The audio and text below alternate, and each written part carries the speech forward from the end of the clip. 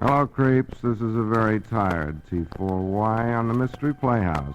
Tonight's story will be told by Dick Powell, who plays Richard Rogue now, in another graphic adventure from Rogue's Gallery.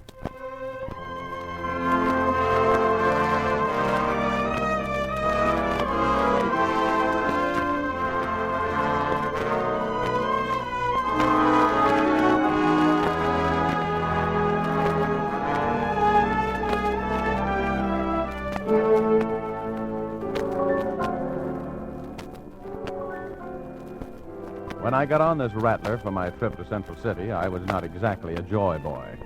I hate riding on trains. But a couple of hours later, I'm a happy chappy. Because who do I run across in the lounge car is a little ambition of mine with the name of Betty Callahan, a newspaper woman who is cheating the movies. She's a pocket-sized brunette with cornflower blue eyes and a complexion which wouldn't come off on the shoulder of my blue gabardine suit. I rescued her from the wolves in Uncle Sam's clothing, who were making life too interesting for her in the club car, and we retired to my compartment for to talk about old times.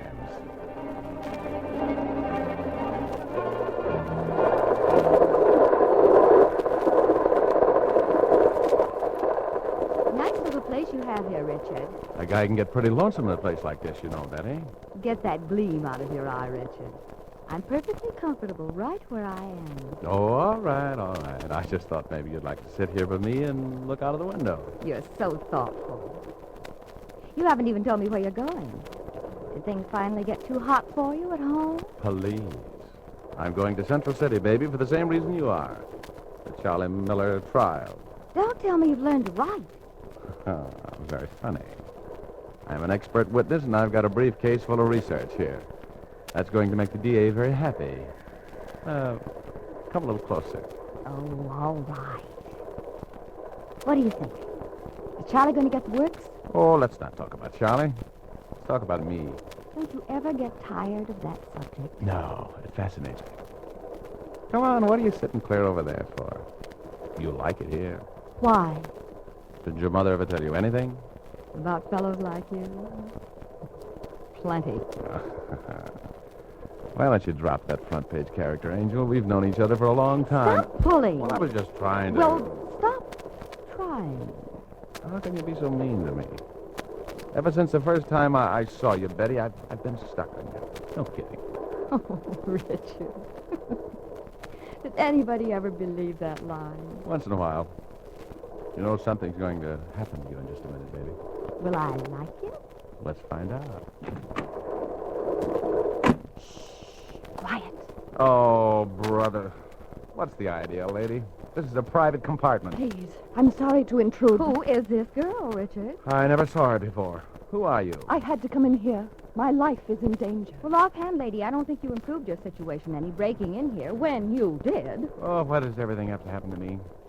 Why don't you buy a ticket, Latin type, and then you wouldn't have to play hide and seek with the conductor? I had to come in here. I'm hiding. There's a man on this train who has designs on my life. Gad, what Bernhardt could have done with that line. You don't believe me? That's right. Now scram. Oh, don't answer it. Please. It's him. The guy with the design?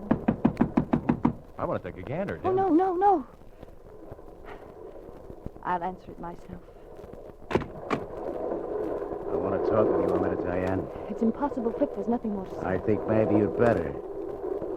I know where you're going, Diane, and I know what you've got. Now, do you want to come out here? All right.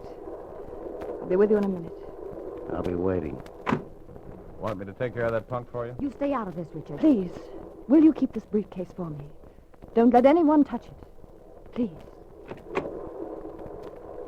Well, next time, why don't you get a drawing room with a revolving door, Richard? Oh, shut up. You know, I'm kind of worried about that girl. I'm going to feel pretty silly if she comes up dead.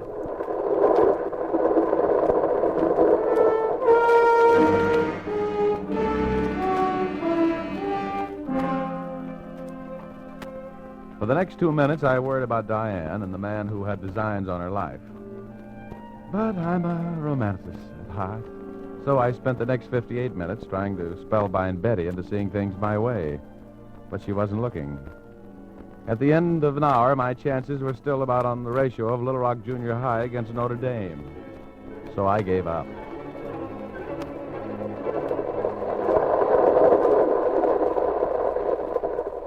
Well, it's been an hour since our visitor checked out. What do you think, Richard? The dame's either as goofy as a cub outfielder or she's really in a jam. If you're pulling me, I'll put my X on the first stanza. Let's take a look in that briefcase she left behind. Hey, wait a minute, honey. That's my briefcase. Oh, I'm sorry. Don't get huffy, Richard. Those two briefcases are practically identical. Yeah, I guess they aren't that. Well, give me mine. I'm going to put it up here on the rack. Hey, what is this? Pipe down, pretty boy. Turn the lights back on, Richard. Shut up, lady. All right, give me that briefcase, pretty boy. Get that flashlight out of my eyes. Keep your hands where they are. Give me that flashlight. Sorry, lady, but you asked for it. Now, pretty boy, give me that bag. Hey, what's the gimmick? What are you pulling that emergency cord for? I don't want to have to shoot you. Keep your hands out of your coat. So long, pretty boy.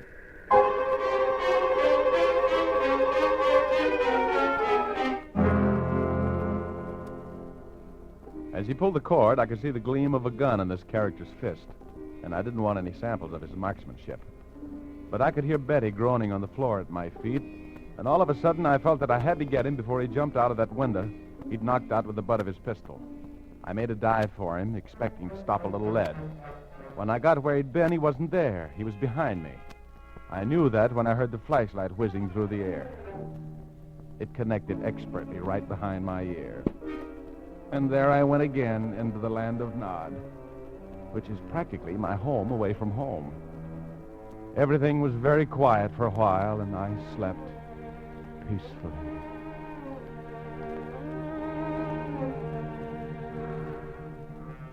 Come on, Rogie. Come on. Get up, Rogue. Get up. Huh? Snap out of it. Betty's been hurt. Betty? The man got away. You've got to get up. Oh, I can't. Oh, my head. Get up. Get up. Wake up. Get up. What's that noise? It's at the door. Someone wants in. Oh, they'll go away. Snap out of it, Rogie. Let him in. Betty's been hurt. What happened? I can't remember. Remember the man? Remember the girl? He came back and... Yeah. Oh, cut it out. Stop that pounding. Ooh, my head. You're in a jam, Rogie. Betty's been hurt. Wake up. Get up. I can't. What's that pounding? Pounding. Cut it out. Stop it, do you hear? Stop it.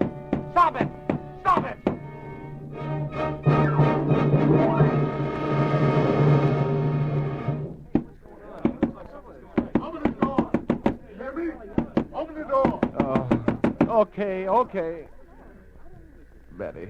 Oh, Betty, you poor kid. Hello there. Hello. I'm coming. Just keep your shirt on. I demand an explanation of what's been going on in here. Come on. Help me bring this girl out of it. The window broken. Do you know what that does to the air conditioning in this car? Well, a man got out of that window while the train was stopped. Who pulled the emergency cord? This guy. He came in here waving a gun around, took a briefcase that some dame had left here, stopped the train, and knocked our brains out. I just came to, and he's gone. So let's face it, conductor, he must have jumped out the window. Yes. And what happened to the young lady who left the briefcase here in your compartment? I don't know. Who was she? I never saw her before. Oh, are you okay, baby? Oh, sure. It takes a bump like that to clear up my mind. Who was that fellow? I don't know. I'm holding you responsible for the damage that's been done to this compartment. What's your name? The name's Richard Rogue. Now get out of here. I'll give you some more things to hold me responsible for. Personal things. I'm the conductor on this train, and I'm not... Okay. We'll still be on your train when you pull into Central City. Goodbye now. Now, everything's all right, folks. Just get back to your seats, please. We're going ahead immediately. Please return to your seats. I've heard you were dynamic when you got started, Richard. Yeah, look. That daffy dame that came charging in here wasn't kidding. That briefcase of hers is full of dynamite. Was, you mean? It's gone. Out the window. Oh, no, it isn't. That window jumper took mine, remember? I had it in my hand, ready to put it up on the luggage rack when he came in. Give me hers. It's right over there behind you. Oh, sure. It's locked. I want to know what's in it, don't you? I love life. I just wish I'd never seen it. Well, comb the hair over that lump on your head, baby. We're going to find and confer with the young lady who spark-plugged this carnival of mayhem. Okay, I'm in. I owe that brunette a little something. Let's go talk to her.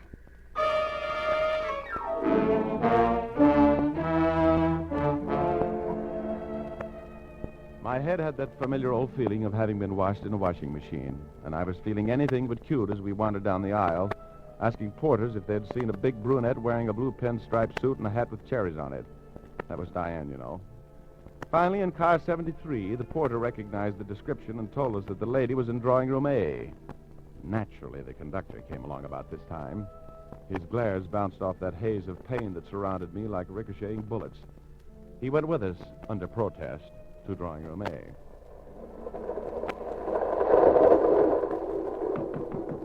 Oh, no answer. She isn't in. Why don't you look in the club car? I did. Knock again. Why don't you try the door, Richard? Okay.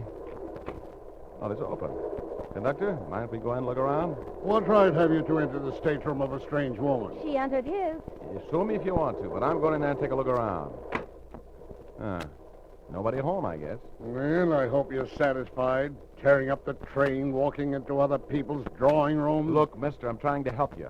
I've been all over this train. This dame has to be someplace. All right. She's not here. And I can't stand around all night. Look, over there, under the berth. I don't see anything. You don't? Come here, conductor. What do you think that is? Red ink? Why? That's blood. Wait, I'll pull these blankets back. Oh, I'm getting out of here. Are you convinced now that something's happened to that girl? Yes, I suppose so. Well, she must be in here someplace. Open the door to that wardrobe. Oh, Richard. Steady, Betty. Here. Help me move her up on the berth. No.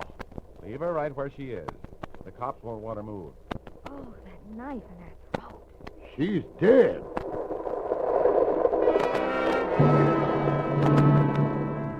Yes, she was dead. And all we knew about her was that her name was Diane, and that I had the briefcase which must contain the reason for her murder. A pleasant thought. I took one more look at the dead girl, shuddered, and pulled Betty out of that room. I wondered what was going to happen next, and who was going to be the main attraction.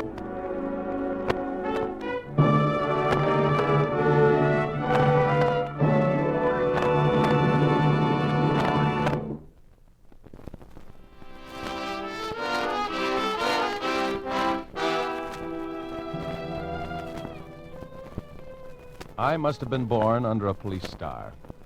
No matter what I start out to do, I end up in more trouble than a jitterbug at a square dance. Me? I start out to be an expert witness, and I wind up in the sheriff's office in Central City trying to explain a murder. Betty was enjoying every minute of this comedy of terrors, being a news hawk. She was jumping with enthusiasm and theories. The sheriff was jumping with importance, and I was just jumping. I don't like murder unless there's a profit in it for me. Sit down, Rogue. You shouldn't be so nervous. Well, we should be getting a report of that murdered woman, shouldn't we, Sheriff? We're not going to get any place until we find out who she was. Oh, my men are working on it, Rogue. Now, just take it easy. We know our business here in Central City. Uh-huh. Well, it's your business. It isn't mine. So if you don't mind, I think I'll shove off. I've got a little business to take care of myself. Just a moment. I'll, But we got a positive identification on that lady who was stabbed on the train, Sheriff. And who do you think she was? Well, who was she? Get to it, Hennessy. She was Diane Miller, wife of Charlie Miller, who was on trial for murdering Big Joel and Bertie. No kidding. You can go, Hennessy. Sheriff Mills. Yeah? All over the place, huh? Great work, Sergeant. Okay. I'll have a pick out on him in 10 minutes. Thanks. Well, what's the good news? Have anything to do with the case? Well, Rogue, the man who stabbed Mrs. Charlie Miller was Flip Stone, Miller's best friend, and his first lieutenant in the slot machine racket. His fingerprints were all over the knife. How do you like that? I don't like it. Doesn't make sense yet. Richard, I'm going to go call this into my city desk. Will you meet me at the hotel and bring me up to date on what has happened? Sure, I'll take care of it, baby. You run along, keep your readers informed. You might as well go along with her, Rogue. We don't need your help to solve this case. We're perfectly capable of taking care of it ourselves. Well, swell. Lots of luck. I've heard all about you, Rogue. Just keep your hands in your pockets while you're in Central City. We don't like smart private detectives very well. Remember that.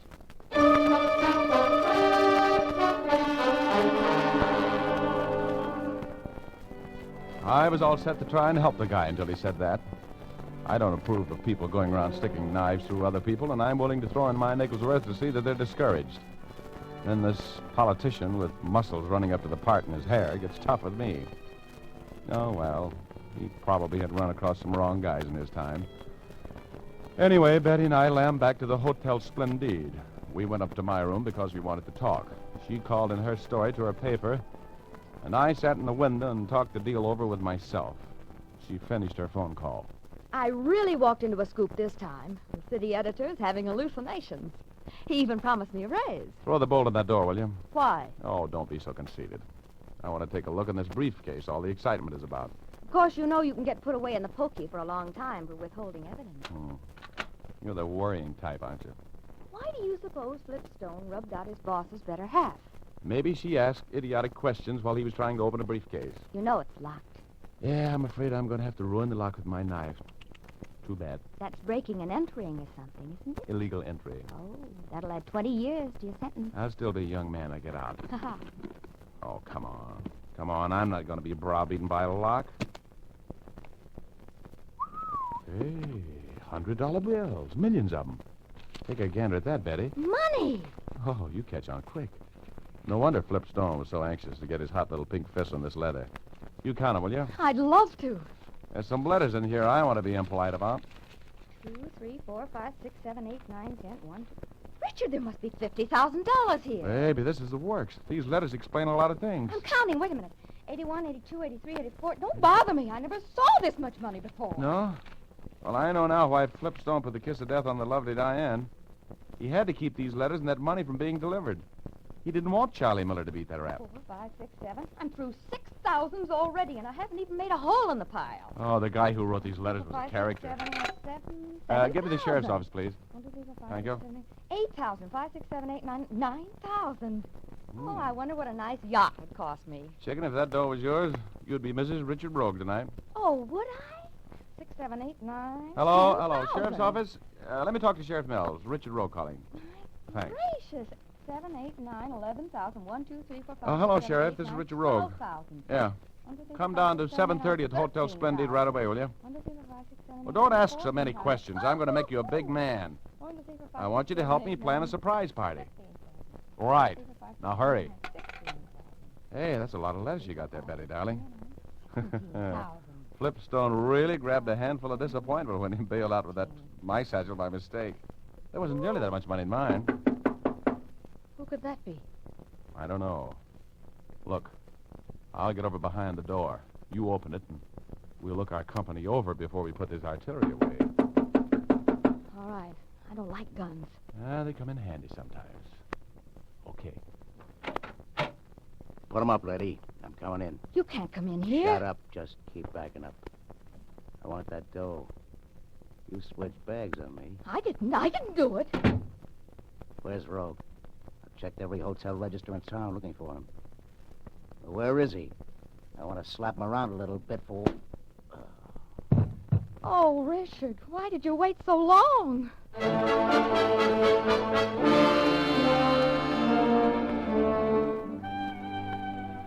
I administered that pistol anesthesia with masterful precision. Flip was going to have a long ride on the dream train. Betty and I took a sheet off the bed, tore it into strips, and tied Flip up like traffic at Hollywood and Vine. Then we looked around for some place to hide him.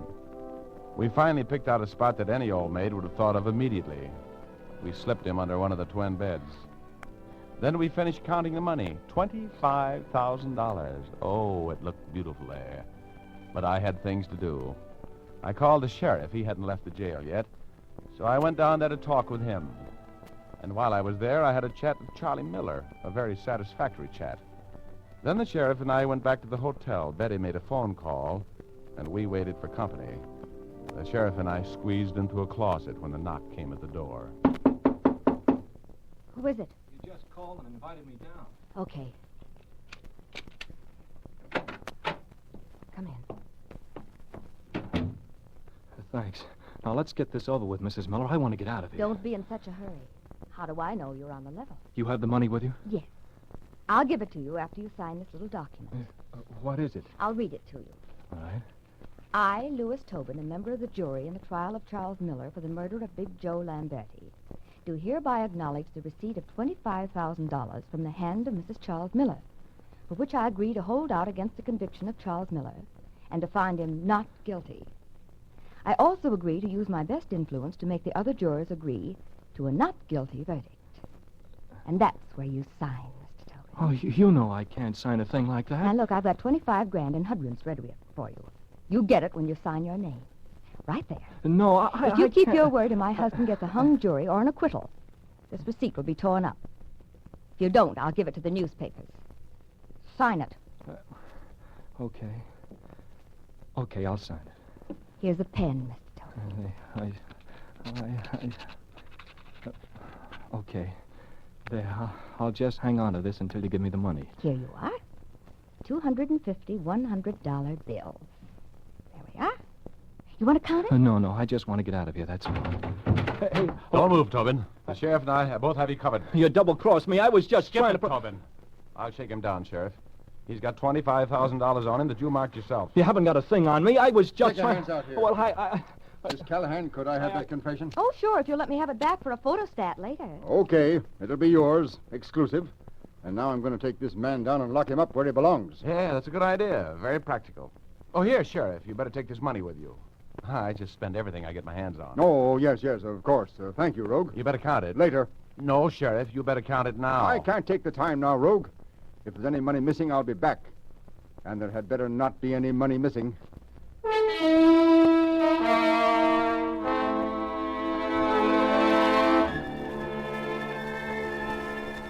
I had news for the sheriff, but he was so impressed with his pinch that he couldn't see me. Oh, well, I knew he'd be back. You see, I'm a practical guy. I had palmed and pocketed $5,000 out of that wad of dough I took off Tobin. I showed it to Betty, and she was horrified, but I knew what I was doing.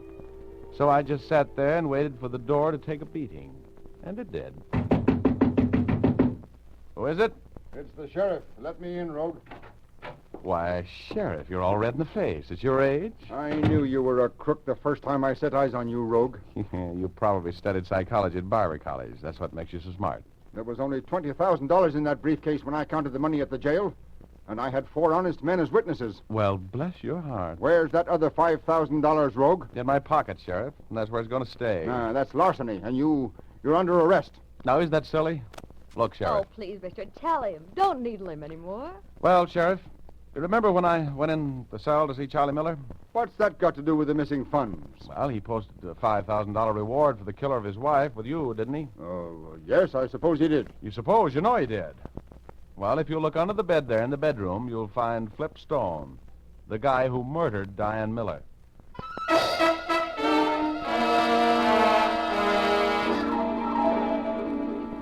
It was very simple. I just collected my reward in advance, that's all. My friend the sheriff was a little upset for a while, but he calmed down when Betty brought in a photographer to take his picture for the papers. Isn't it funny what some people will do to get their pictures in the papers? I had to practically wrestle him to keep him out profiling me, the big ham. Well, I split the reward with Betty, of course. Well, I didn't just exactly split it with her. I gave her $2,000. But she didn't want to take anything. Isn't that just like a woman, though? Or is it?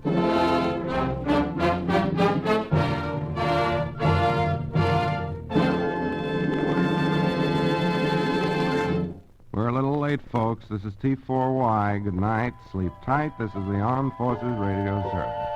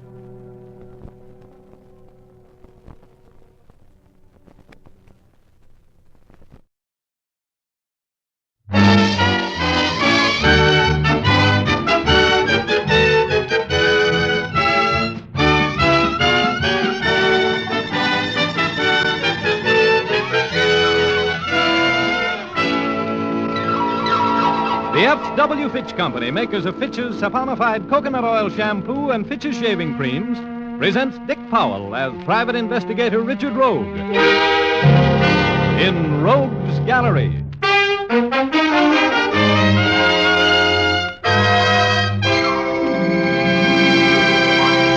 Rogue speaking. As I walked down the corridor of the death house, the butterflies in my stomach were doing a soft shoe dance to the beat of a dirge. In a half hour, Mike Royal, the man I was about to see, would die of sitting in a chair. An occupational disease common to the business of murdering. This was not my idea of a pleasant way to start an evening, but that's the way it was. I was there by special request of the condemned man, and completely in the dark as to why. When the guard and I reached the cage, Mike Royal was standing there with his face squeezed into the bars. Already they had slit his trouser leg and shaved his head, so 50,000 volts could enter quickly without knocking. Here we are, Rogue. Thanks, Ensign. Hello, Mike. Oh, thank God you're here, Rogue. I didn't know if they'd let you come. I got here as fast as I could. Go on in, Rogue. But you've only got 5 minutes. Orders. Okay, that's all we need.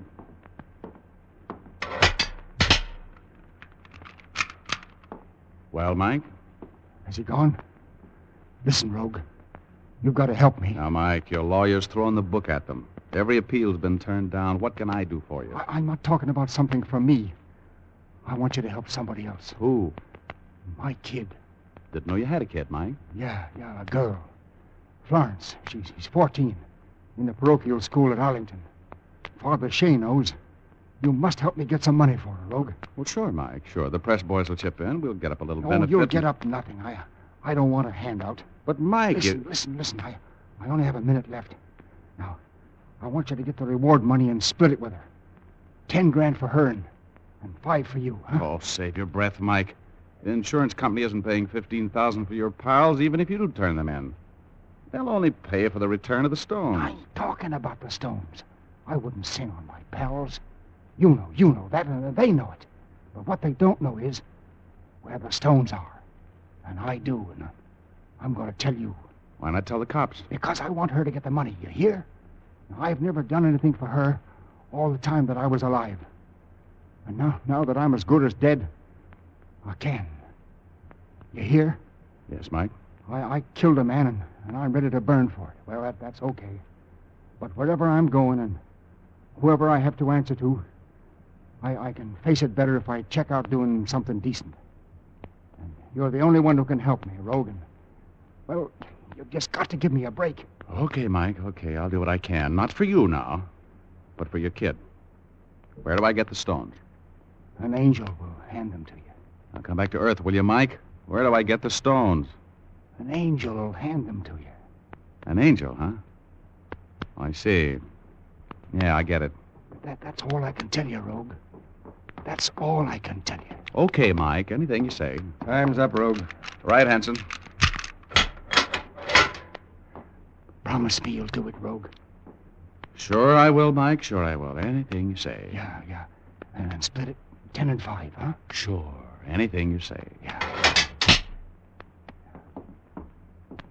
Rogue. Yeah?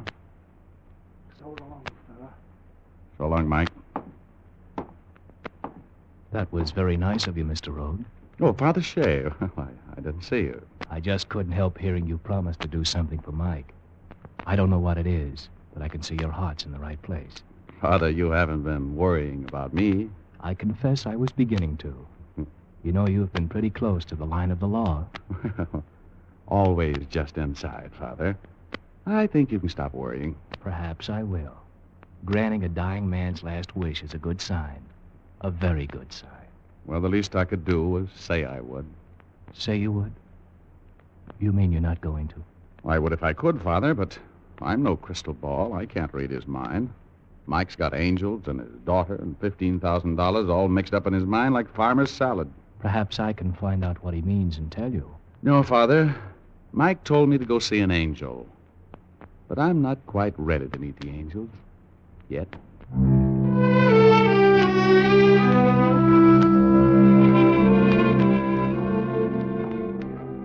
Father Shea turned and walked back to Mike's cell.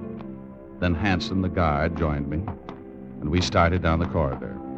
Our Father, who art in heaven, hallowed be thy name. be thy name. Thy kingdom come. Thy kingdom come. Thy will be done. Thy will be done. I could hear Father Shea and Mike praying together. Oh, I wished I could help Mike's kid. But I couldn't see myself getting mixed up in this thing, even if it did have a payoff. No, sir. I couldn't see it. The prison gates clanged behind me, and I grabbed a cab. Told the driver where to go and leaned back with my thoughts.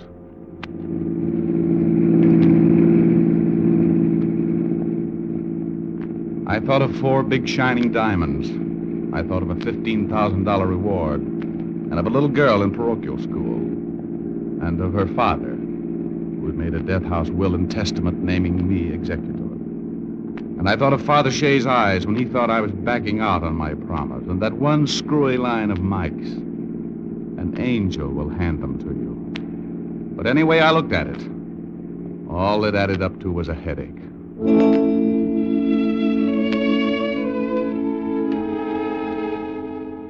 By the time I got home, I was plenty tired. Maybe in the morning it would make sense. What I needed now was sleep. I went up to my apartment, walked in, and speaking of angels, there in my favorite armchair sat what appeared to be at least a very reasonable facsimile. A dark-eyed, red-headed dame who smiled and said, "Hello. The manager let me in. I said I was an old friend. You're not seeing things." That's what you think. Who poured you into that gown? Won't you come in? I won't bite you. Oh, thanks. I'm a barking dog myself. Won't you sit down? Thank you. Oh, here's your purse. Thank you. I make it a point never to sit on ladies' purses, especially when there's a gun in them. Might go off.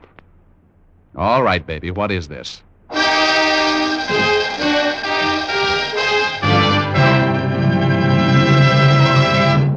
We'll continue our story in just a moment.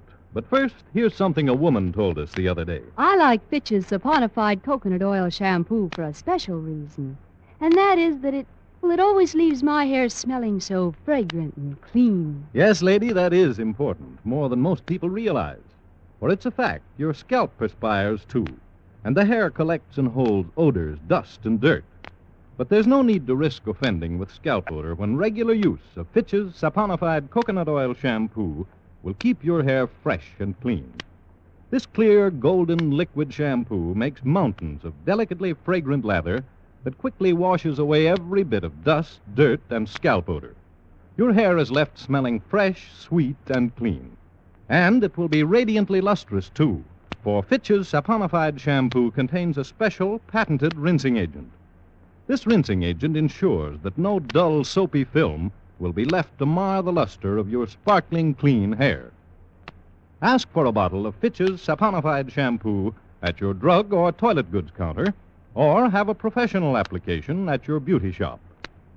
Now back to Dick Powell as Private Investigator Richard Rogue in Rogue's Gallery.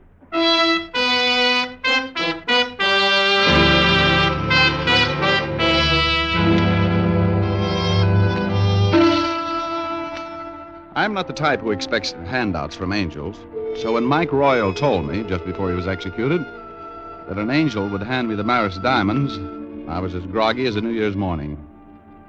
But when I reached my apartment, there sat something that looked very much like an angel. Until I found a gun in her purse. You're very clever, aren't you? Well, the doctors at Yale and Harvard are both bidding for my head when I die. I might give one to each. Anything else you'd like to know? Yes. What did Mike Royal tell you? Mike Royal? I didn't come here to play games. Oh, what a pity. What did he tell you? Now listen, baby. I don't know who you are or what you want, but I haven't got it. You're poison, and I don't want any part of you. Now beat it before my fists get out of control. And take your water gun with you. As soon as I empty the water. Here you are. Now crawl back under your rock. Now, listen. Mike Royal told you something. And you're in this whether you like it or not. I don't work alone, and my friends play rough. Baby, I don't care how rough your friends play. We knew Mike would talk before he died. We tailed every visitor and tapped his lawyer's phone. We knew when he sent for you.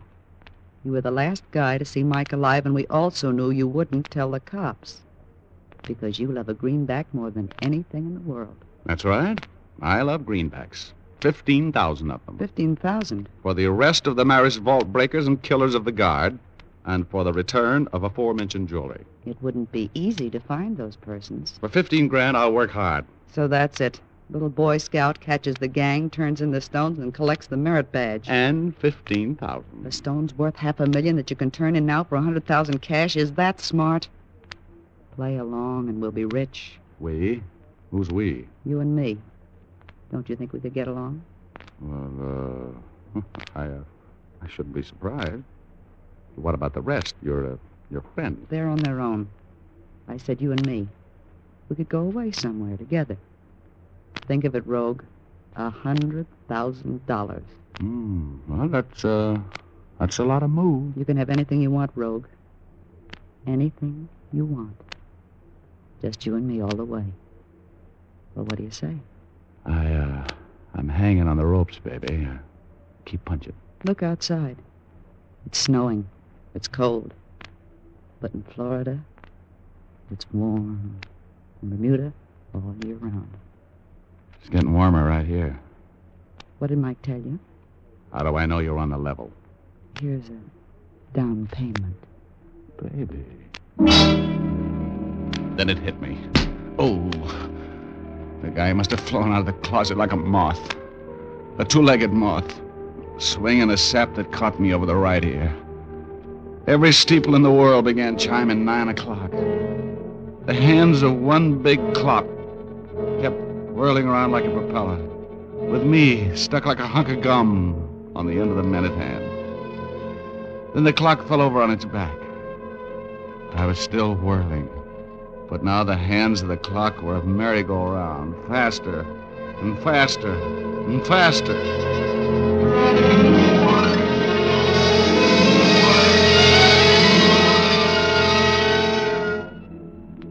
And there I was, on Cloud 8. My home away from home, where my old friend, my alter ego, Ugor, was waiting for me. Hello, Rogie. Say, where have you been for the last couple of weeks? Oh, hello, Ugor. Say, Ugor, do you know any angels? What's the matter, Rogie? Don't you like the company you've been keeping? An angel with a handful of diamonds? Hey, Rogie, you'd better get back downstairs. You're in trouble. But what did Mike mean? I can't figure it out. Oh, use your head, Rogie. No, I did. For a baseball. Somebody batted it for the circuit. That's why I'm here. Go on back, Rogie. All they want is what you know. Tell them, Rogie. It won't mean any more to them than it does to you. But Ugor... Over the side you go, Rogie. So long, Ugor. So long, Rogie.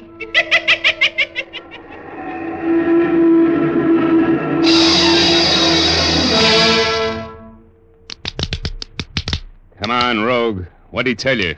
Come on or I'll beat it out of you. Did you see Mike Royal tonight? Yes, I saw him. Did he say anything about the jewels? Did he say they were in a vault? Did he say they were in a safety deposit box? Did he say he gave them to a fence? Who did he say you'd get them from?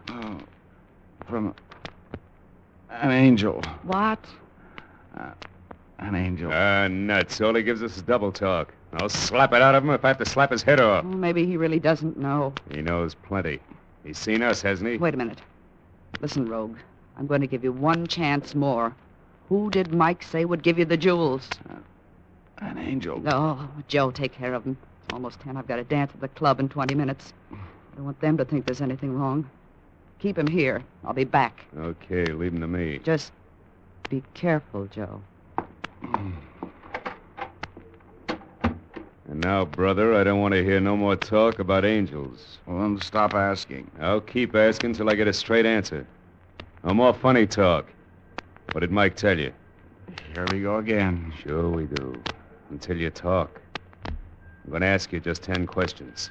One with each knuckle. What did Mike tell you? What did Mike tell you? Come on, talk!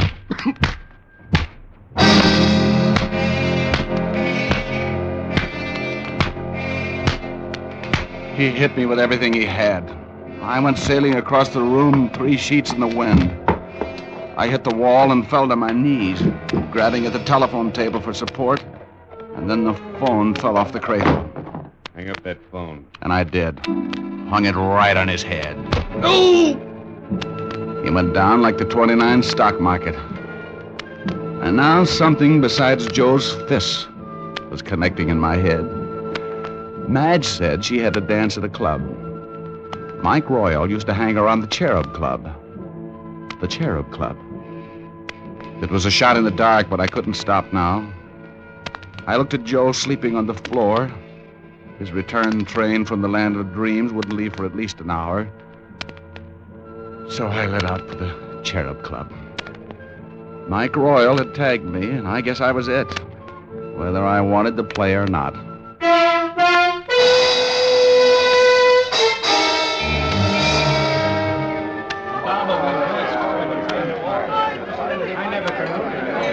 Throw him again, Mr. Rogue. Yeah, throw him again. Four's your point again. You're kind of fond of that number, ain't you? Yeah, I don't know why.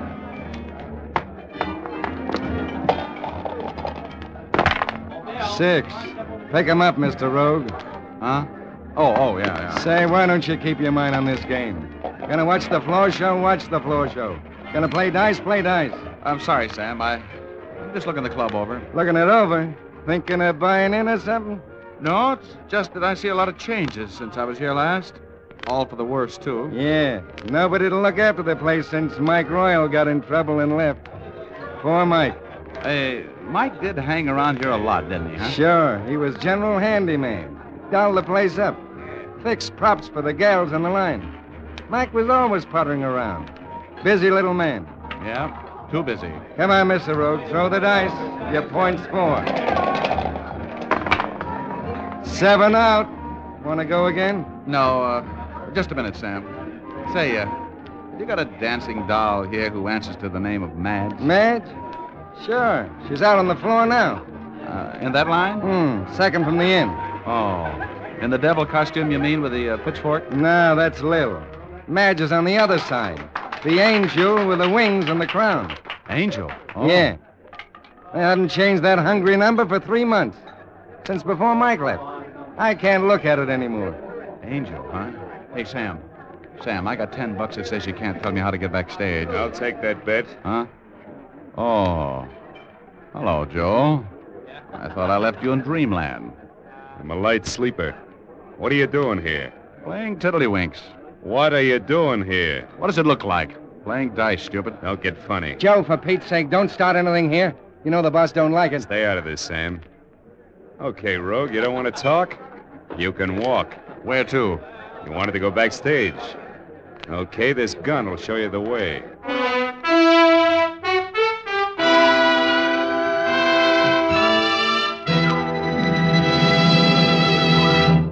We'll return to Rogue's Gallery in a moment. But now, a word to the men. Your face is something that accompanies you wherever you go. So every man wants a face that's smooth-shaven, without nicks and scars. If you're the type whose super-sensitive skin makes shaving a chore, try Fitch's No-Brush Shaving Cream next time.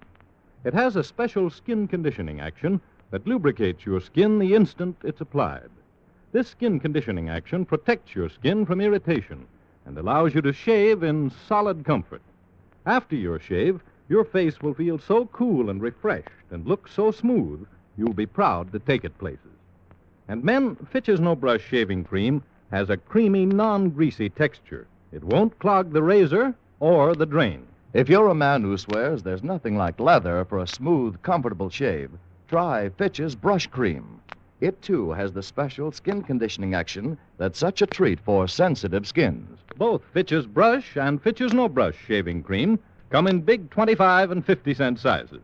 For solid comfort shaving, switch to Fitch.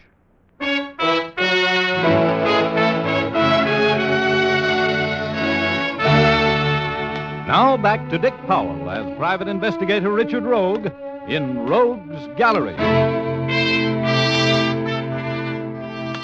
I was looking for an angel, and just when it turned out Madge really was one, with wings and crown and all, a gun poked me in the stomach. I looked up and saw Joe on the other end of it. Seems my phone call to his skull must have been a bum connection, because there he was, walking around again, friendly as a toothache.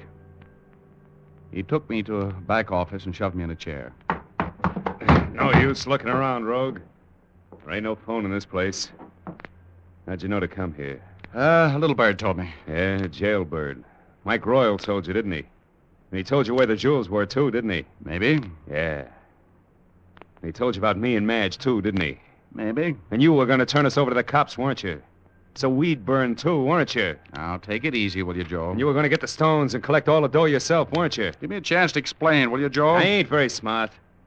You can out-talk me, but you can't out-talk this hunk of lead. Relax, Joe. Maybe I know something that'll do you some good. Oh, sure. You know too much. That's why I'm going to kill you. Joe, you fool. Why did you bring him here? Who brought him? He hits me over the head with a telephone. When I come to, he's gone. I ran over to tell you and found him nosing around shooting dice. Now I'm going to kill the rat. Don't do it, Joe. I'm going to kill the rat. Don't do it. Not here. What if he tipped the police? Get out of my way. What do you want, the chair? Give me one more chance with him, Joe. Rogue, where are the diamonds? Are you going to talk or not? I'll talk. Go ahead. But not with this ape in the room. Get out, Joe. No, you don't. I don't sit still for no double cross between you two. I'm staying here. If you're going to talk, talk. I don't talk with a gun crowding my tonsils. Tell this mug to put it away. Put it away, Joe. I'll put a slug into him. Put it away, I said. All right, Rogue. Where are we going to get the diamonds? From an angel. Angels again. You know what I mean, don't you, Angel? No. I'm telling you, that's all I know. All right, Joe. Do it your way, but not with a gun. Slug him. We'll drag him out to the car like we were walking a drunk. Then we'll finish him. Wait. Can't we, Go ahead. I got him covered. Look, I'm telling you the truth. All right, George Washington. Here's a little phone bill I owe you. No, wait. Joe, there are the diamonds. What? There they are. Madge is wearing them. What are you talking about? Mike told me an angel would hand them to me. Madge is the angel, Joe. Look at the way she's dressed. Those are the jewels in her crown. 4 of them, see? You're crazy. These jewels are paste. No, they're not. Listen, Joe. Mike worked here, didn't he? Gave the girls their props. They've been doing this number at the club since before Mike was put away. There were 4 stones, weren't there? And there are 4 in that crown. Look at those stones, Joe. They're real. Madge, give me that crown. Don't fall for that, Joe. Finish him off. Didn't I tell you before an angel had them? Yeah, you said it before. You dim boob. Can't you see he's stalling? She knows it's true, Joe. She's going to try to pull a double cross. Give me that crown. Wait a minute, Joe. Don't let her get out of this room with those stones, Joe. She'll double cross us both. Cut it out, Rogue. You're getting Joe excited. He doesn't know what he's doing half the time anyway. Give me that crown. Listen to me. I'm still running the show, and you're going to take my orders. You'd have burned with Mike tonight if it weren't for me. Shut up. You just watch this monkey until I get back. Keep your gun on him. You ain't leaving this room with that crown. Don't be nuts. Madge. Let go of me. Look out, Joe! Too late, baby. I've got him. Hey, you're breaking my arm. I will if you don't drop that gun. Madge, get this guy off me. Okay, let go of him, Rogue. Oh, no, you don't, baby. Oh, claws, huh? Okay, break it up. Break it up. I've got you covered, all of you. Hey, cops. Urban. Urban. Where did you come from? Well, the switchboard girl at your hotel called me when you didn't answer after your phone fell off the hook. I got to your room in time to see this lug stagger out, and I tailed him here. But I didn't know where you were until I heard the scuffle. Now, what the devil is going on anyway? Well, I'll explain in a minute, Urban. First, there's a little unfinished business to attend to. Yeah, what's that?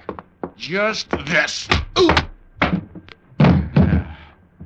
Little Joey boy's been asking for that all night. I'm sorry I can't oblige you too, Madge, but I'm a gentleman. Darn it. Hey, Rogue, what gives? Well, Urban, you'll probably be pleased to know that my little playmates here are the Marist jewel thieves. Yeah? Yeah.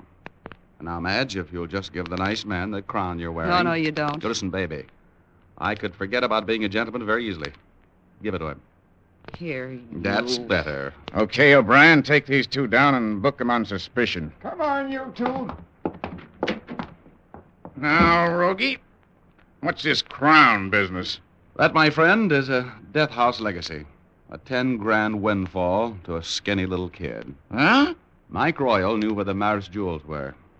He wanted to tell me so I could turn them in and split the reward with his kid. But he knew his pals would be laying for me, and he knew they'd try to beat out of me whatever he told me. But what I didn't know, I couldn't tell.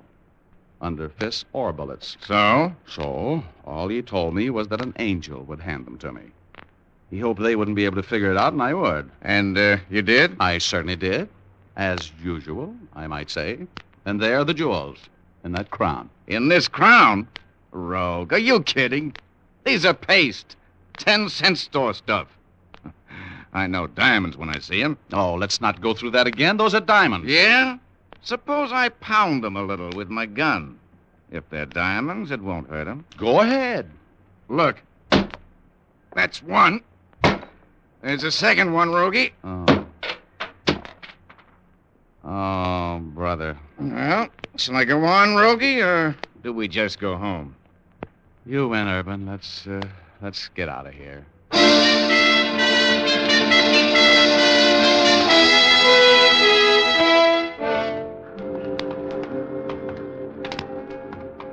The Cherub Club. Well, I'm glad to see the outside of this place. The Maris jewels. Oh, brother, telling me about diamonds. Thanks for the lumps, lady. Hey, Rogie, who are you talking to? The angel on that sign up there. That sign... Hey, Urban. You say you know costume jewelry when you see it? A mile away. Huh? Well, take a look at that sign up there.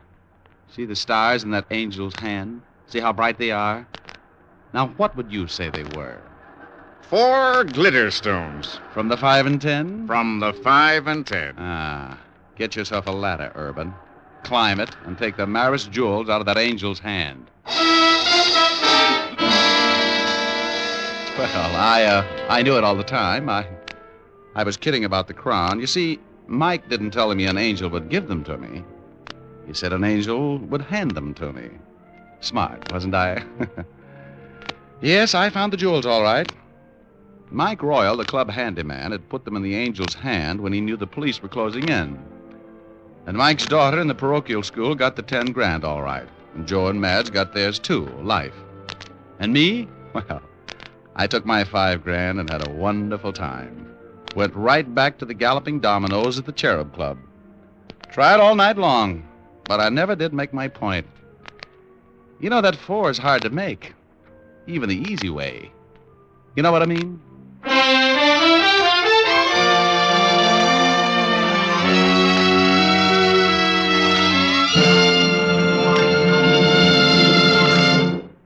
This is Dick Powell again, ladies and gentlemen. I hope you liked our story tonight. Thanks for listening, and now, once again, here's Jim Doyle. Be with us again at the same time next week. And be sure to see Dick Powell in his latest RKO picture, Cornered, at your local theater. Remember, tune in next Thursday, same time, same station, when you will again hear Dick Powell as Private Investigator Richard Rogue in Rogue's Gallery.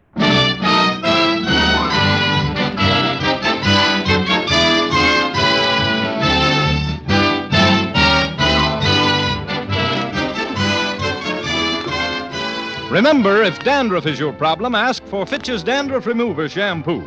It's the only shampoo made whose guarantee to remove dandruff is backed by one of the world's largest insurance firms. No other shampoo can make this statement. Ask for Fitch's Dandruff Remover Shampoo at your drug or toilet goods counter, beauty or barber shop. Fitch is spelled F-I-T-C-H.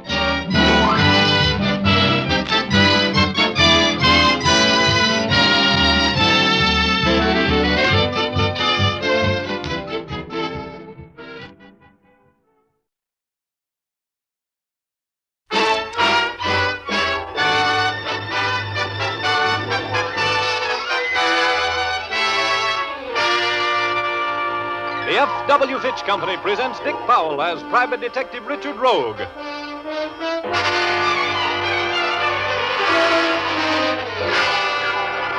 In Rogue's Gallery.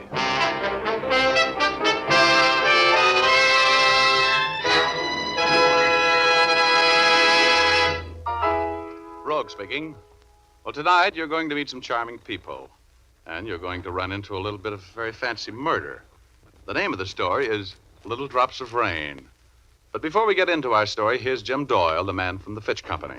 Did you know that there are over 50 million men in the United States who shave? Yes, that's a lot of men. It was in the interest of these 50 million shavers that Fitch Company chemists and technicians went to work in their laboratories and came up with Fitch's No Brush, a shaving cream especially designed to give a solid comfort shave. You see, Fitch's No Brush shaving cream contains not one, but 3 important shaving ingredients that work together to give you a smoother, faster shave. It also contains a special skin conditioner ingredient. Men appreciate this ingredient because it has a soothing effect on the skin the instant it's applied, and it keeps the skin feeling smooth and refreshed long after the shave is finished. Men also like the just right consistency of Fitch's No Brush. It's neither too thick nor too thin. It's not greasy and won't clog the razor. If you're among those who prefer a lather cream, try Fitch's Brush Cream. It gives a rich, dense lather that wilts whiskers completely soft for clean, fast shaves. Both Fitch's Brush and Fitch's No Brush shaving cream come in big 25 and 50-cent sizes. Try a jar. You'll find it easier on your razor and easier on you. Thank you, Jim. And now I'd like to tell my story. Okay, here's Dick Powell as Private Detective Richard Rogue in another personally conducted tour through Rogue's Gallery.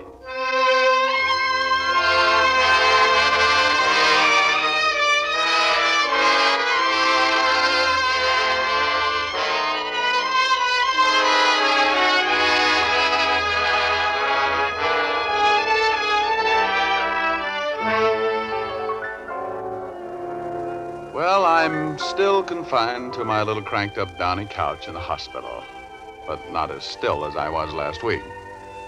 I am now allowed to get up and totter around a little, and I use the word totter advisedly. My legs act like strangers who have different political beliefs, and my knees have suddenly developed sideways hinges. But my nurses, my nurses. Yes, they're beautiful and tender and resistant. And speaking of nurses, nurses are girls, and girls are my favorite pastime. And that brings me up to the girl who has done the most to confuse my life. Liza, the girl I was so sincerely in love with a couple of months ago. Liza was in to see me. She just left, and we were talking about the time when I showed up at her apartment for a date. It was raining out, and I was sitting at the piano doodling around a little bit.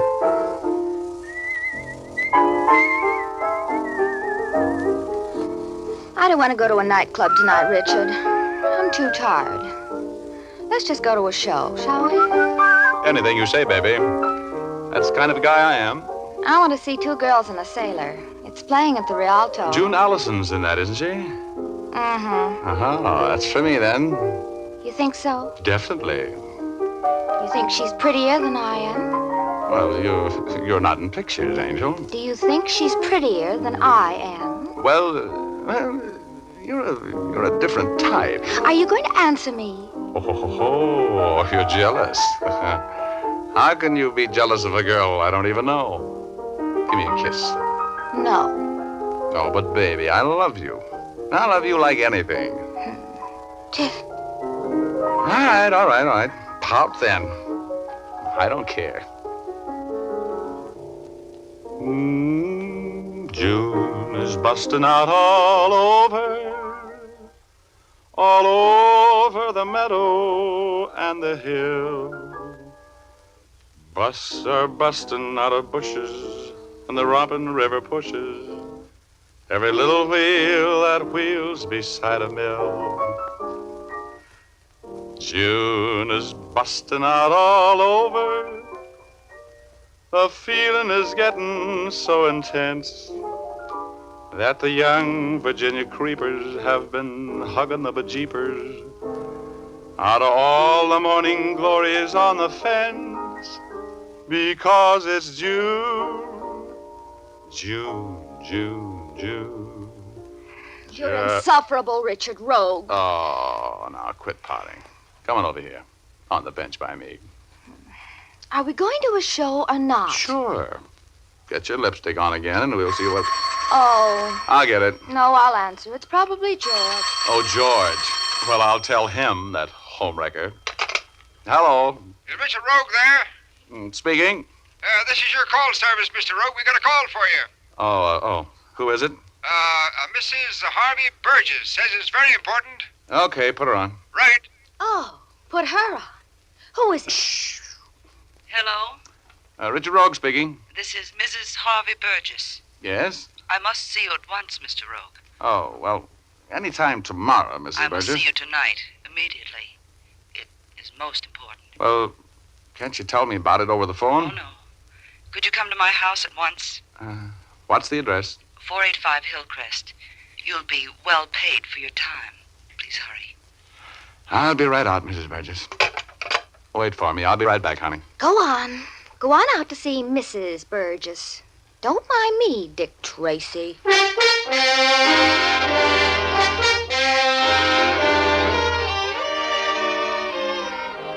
Well, what could I do? Mrs. Harvey Burgess was the wife of a tycoon with $1 for every Democrat in Georgia. I tried to explain to Liza, but I was talking to myself, and I left for the Burgess residence. I left Liza burning like Mrs. O'Leary's barn. The Burgess mansion was a huge colonial affair. George Washington could have slept there every night. He was at Valley Forge and never seen the same room twice. A butler who talked like he was choking to death on an olive pit conducted me into the library and into the presence of Mrs. Harvey Burgess. Oh, my. What a presence. She was sitting in front of the open fire, filling out a hostess gown that didn't straighten out any of the curves she featured. I pulled my eyes back into my head and tried not to look too interested. Sit down, Mr. Rogue. Oh, thank you. I'm in a bit of a hurry tonight, Mrs. Burgess.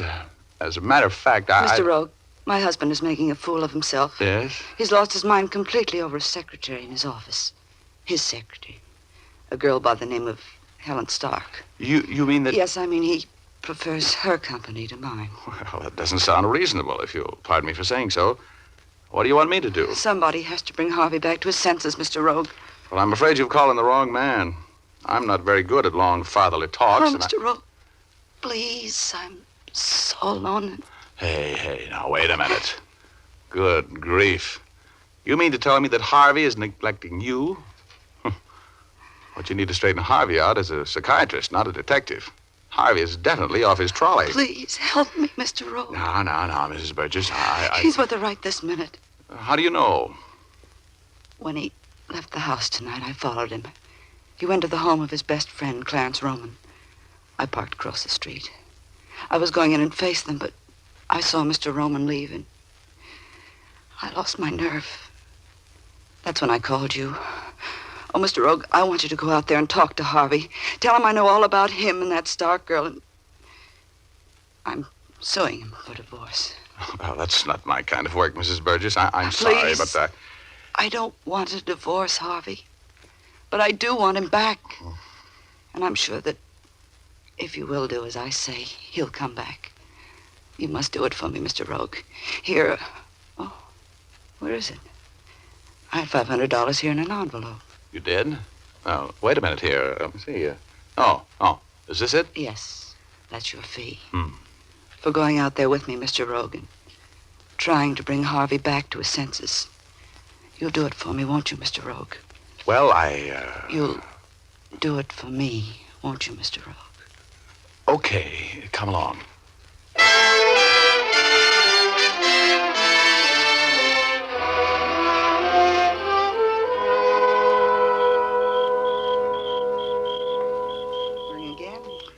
All right.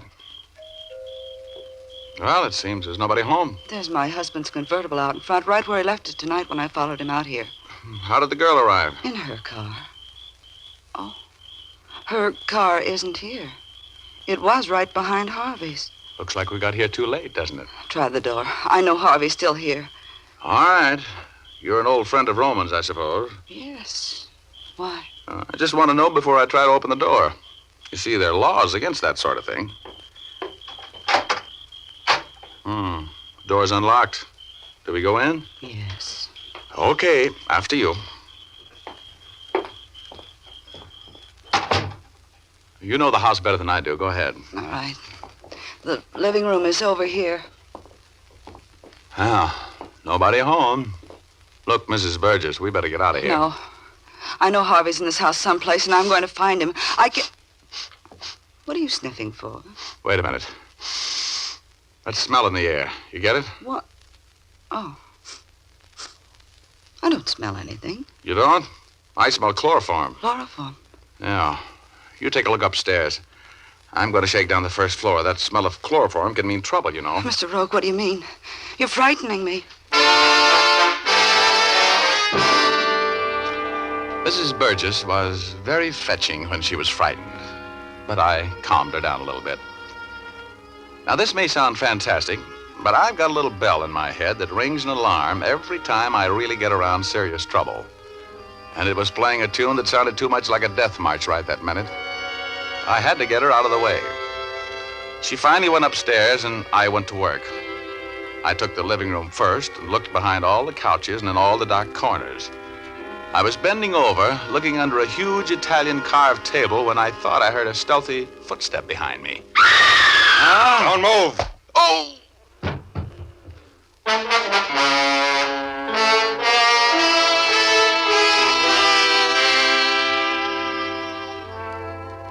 Oh, my ears were still full of that ringing scream Mrs. Burgess had let out as I caught that sock behind the ear and drifted gently through space toward cloud number 8 and my alter ego, Hugo.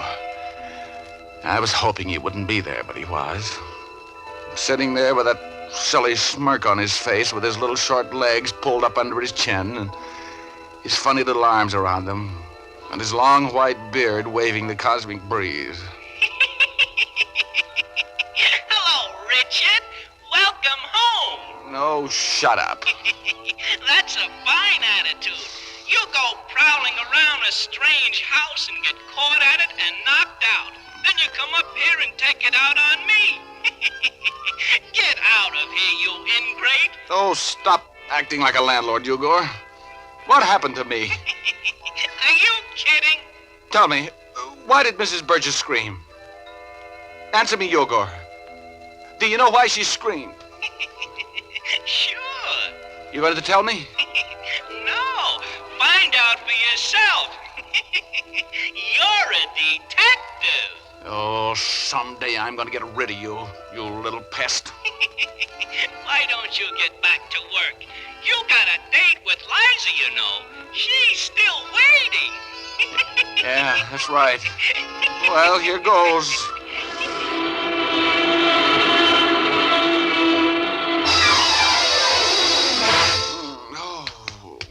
Come on, Rogue. Please, come on. You didn't have to hit him so hard, Clarence. Oh, who hit me? I'm Clarence Roman, Rogue. I came home, I found the front door unlocked, I walked in, I saw a strange man prowling around my parlor. A woman screamed, and I hit you with my cane. Oh, well, what do you carry for a cane? A ball bat? Why did you scream, Mrs. Burgess? I found my husband upstairs. He's dead, murdered!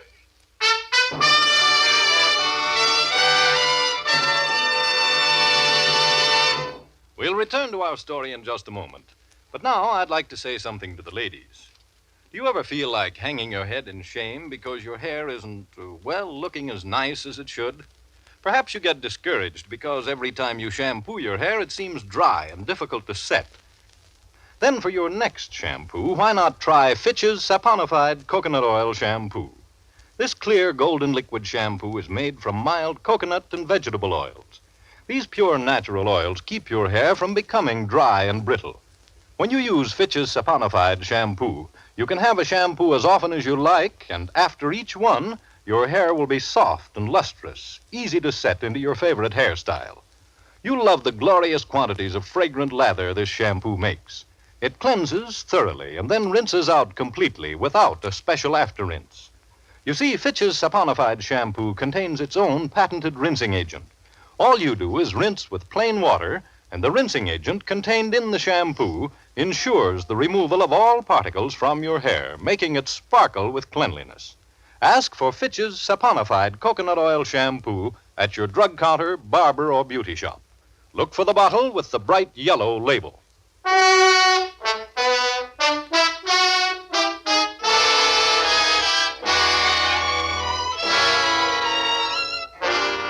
Now, back to Rogue's Gallery. Richard Rogue is telling our story. Well, I had accepted a case for Mrs. Harvey Burgess, a suspicious wife. Yes, that's the Mrs. Harvey Burgess of the Burgess Millions. She suspected her husband of having a rendezvous with Helen Stark, his secretary, at the home of Clarence Roman, Burgess's best friend, and we went out there together. Nobody answered the door, so we went in. My suspicions were aroused when I smelled the unmistakable odor of chloroform. Mrs. Burgess was looking around upstairs while I searched the downstairs. Suddenly, I heard Mrs. Burgess scream. My husband! Upstairs, he's dead!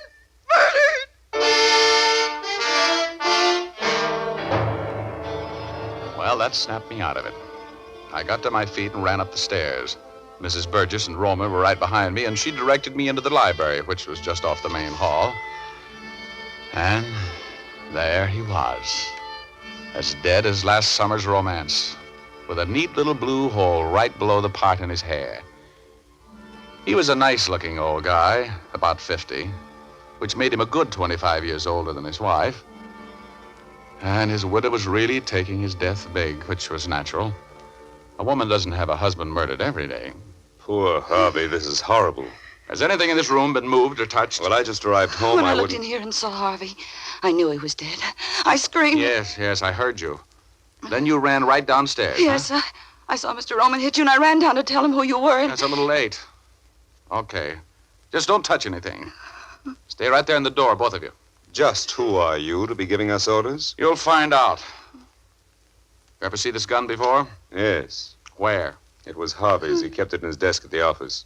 Oh, you recognized it mighty quickly. How? It has his initials on it. I can see them from here, inset in the butt of the gun. Oh, his gun, huh? Yeah. Well, it wasn't suicide. Not with the gun clear over here on the opposite side of the room. This is murder. Hey. What's the matter? Well, this ought to do it. What is it? What's a handkerchief? A very nice linen handkerchief with initials in the corner. And blood on it. What initials? H.S. Helen Stark. That's her handkerchief. She killed Harvey. She killed my Harvey. Is there a phone upstairs here? Yes. You'll find an extension in the hall. Thanks. Come on out of this room. I don't want anything touched or moved. Now. Dear, please. You two wait for me downstairs. I'll be down just a minute. As soon as I call the police.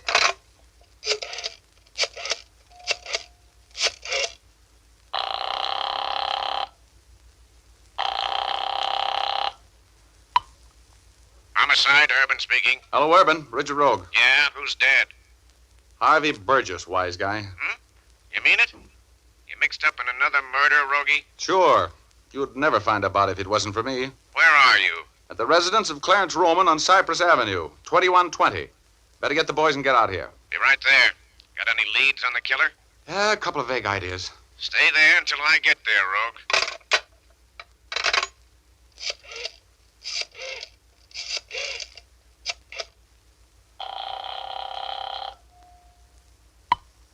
Hello? Oh, hello, Liza, Dolly. This is Rogie. Oh, you know what time it is. Oh, sure, honey, I'll but... give you 10 minutes to get back here and take me to that show. What? Oh. Now, look, Roman. Roman, the cops will be here in a minute. Tell Urban, that's Lieutenant Urban. He'll be in charge for the police, that I'll be right back, will you? Tell him I went out to get a murderess for him. Of course. And I hope you managed to catch her, Rogue.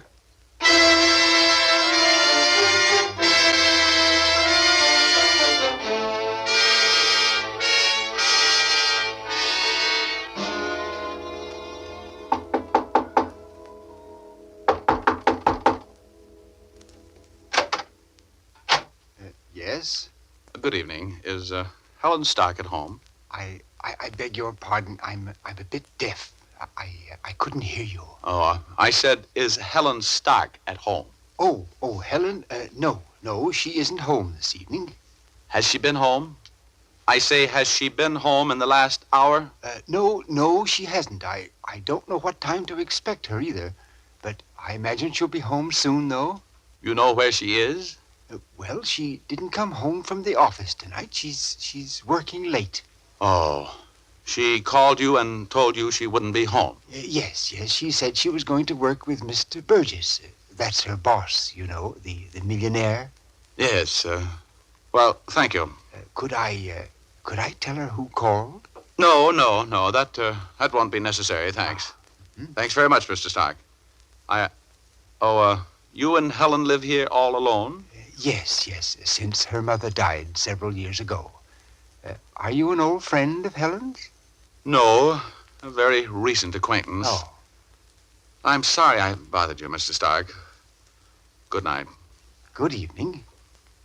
Nice out after the rain, isn't it? Yeah, sure is. Good night. Good night.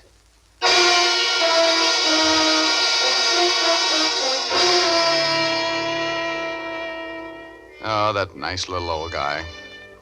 It was going to be tough for him to realize that his daughter was a killer. I hated the world as I walked down the steps from that porch and started for my car. I don't like murder. It upsets so many people who aren't involved in the act, or the reasons for it. Yeah, I guess I'm a chicken-hearted patsy. But if I am, I'm glad. Anyway, I was walking down the walk when that little bell rang in my massive intellect again. I noticed something peculiar. There were tire tracks running into the Stark garage. It had only stopped raining about 45 minutes before, and if that car had been driven into the garage while it was still raining, there would be no tracks. They would have been washed away. Now, very peculiar. I ran up the driveway and opened the overhead garage door.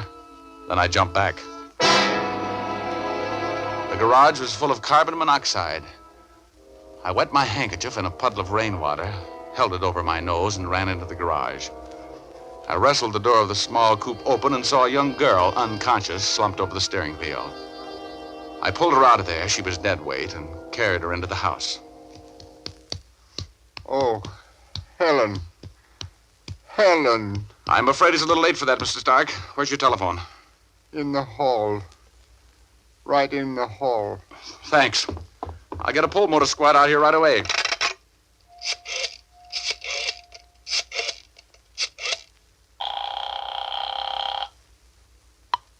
Fire department. Get a pull motor squad to 640 Inglewood Drive. Attempted suicide. Bad shape. Rush it. Right.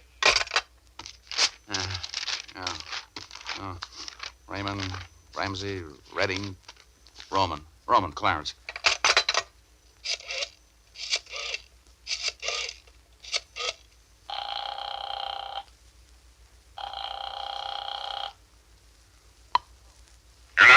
Hello, Lieutenant Urban, please. This is Richard Rogan. It's important. This is Urban speaking, Rogue. I thought I told you to stay here. Look, never mind the argument. Get out here to 640 Inglewood Drive. I've got Helen Stark for you. You have? Nice work. I want to talk to that young lady. Well, you missed the boat. I think she's dead. Suicide. Carbon monoxide poisoning. Step on it. Okay, Rogie, I'll be there in 10 minutes. Don't go away.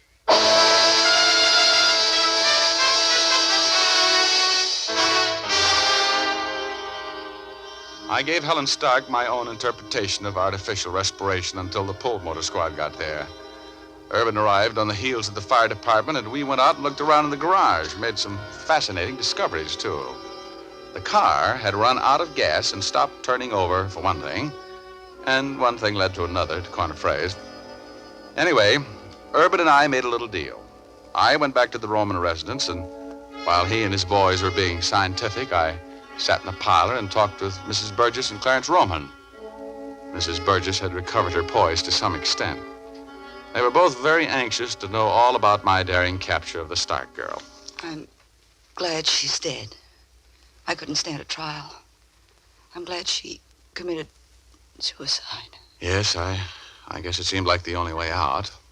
She wasn't very smart about murder, leaving clues all over the place the way she did.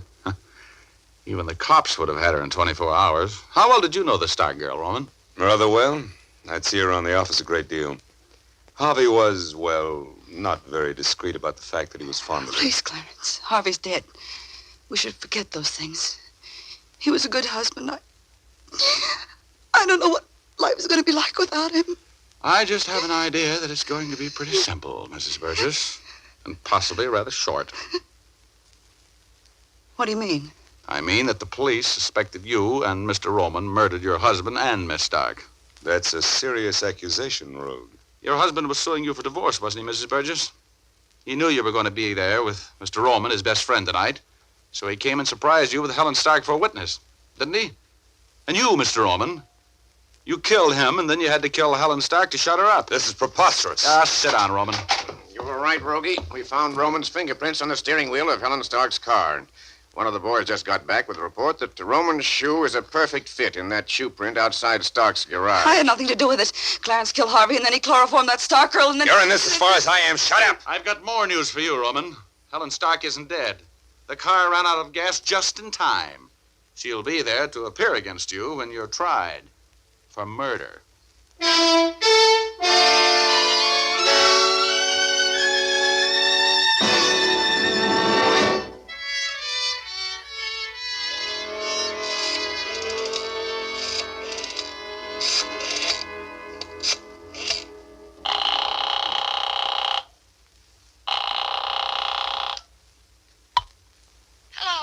Hello, Liza, honey. I don't want to talk to you, Richard Rogue.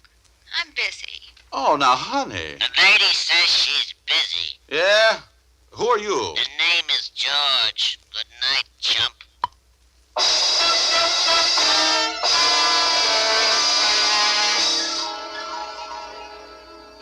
Little drops of rain. The stuff we're getting so much of out here in California right now saved Helen Stark's life.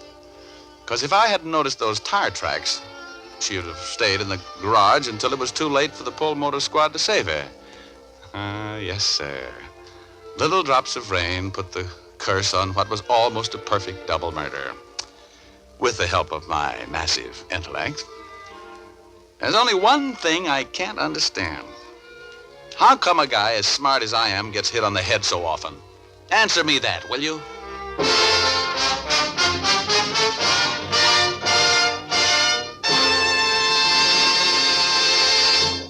This is Dick Powell again, ladies and gentlemen.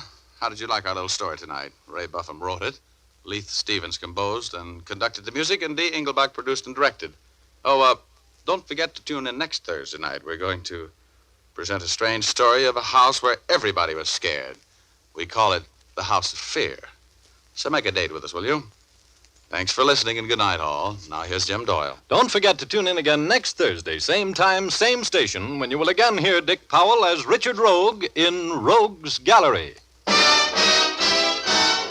Remember, if dandruff is your problem, ask for Fitch's Dandruff Remover Shampoo. Removes dandruff the first time it is used. Fitch's Dandruff Remover Shampoo is the only shampoo whose guarantee to remove dandruff is backed by one of the world's largest insurance companies. This statement can be made by no other shampoo. Ask for Fitch's Dandruff Remover Shampoo at your drug counter, barber, or beauty shop.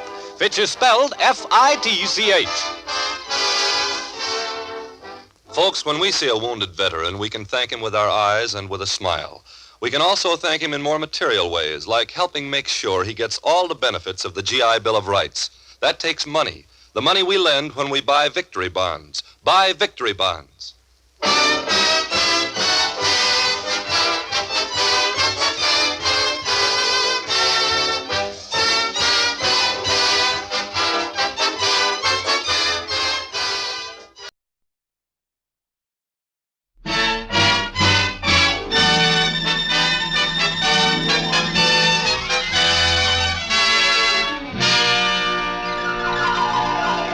The F.W. Fitch Company presents Dick Powell as Private Detective Richard Rogue in Rogue's Gallery.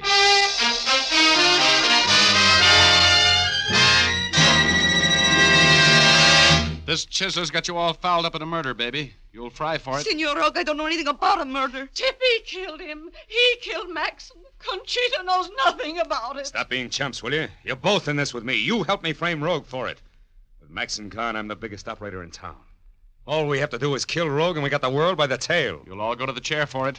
You can't get away with killing me. I'm going to kill you, Rogue, right now. If you've got anything to say, say it, because here it comes, fall guy.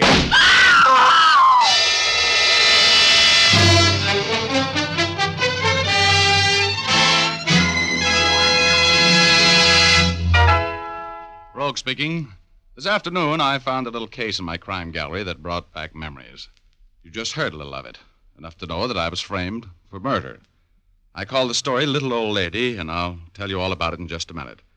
But first, here's Jim Doyle, who's going to tell you men how to get a fast, clean shave without having to scrape and slave. You bet I am, Dick. Men, the simple, sure way to a comfortable shave is Fitch's No Brush Shaving Cream. The instant you apply this grand cream to your face, the 3 important shaving ingredients contained in it go to work. They smooth down the flaky top layer of skin and soften up the beard. This makes it easy for your razor to cut whiskers close and clean without nicking or scraping. Among the important ingredients in Fitch's No Brush is a special skin conditioner. This conditioner gently lubricates your skin, protecting it from irritation and burning. After your shave, it gives your skin a cool, refreshed feeling that will linger for hours. For those who prefer a lather cream, there's Fitch's Brush Cream. It gives a swell, hurry-up lather that stays moist and washes off quickly and easily. It, too, contains the special skin conditioner for sensitive skin. Ask for either Fitch's Brush or No Brush Shaving Cream. But for a solid comfort shave, be sure it's Fitch, spelled F-I-T-C-H. Thank you, Jim. And now I'd like to go on with my story. Okay, here's Dick Powell as Private Detective Richard Rogue in another personally conducted tour through Rogue's Gallery.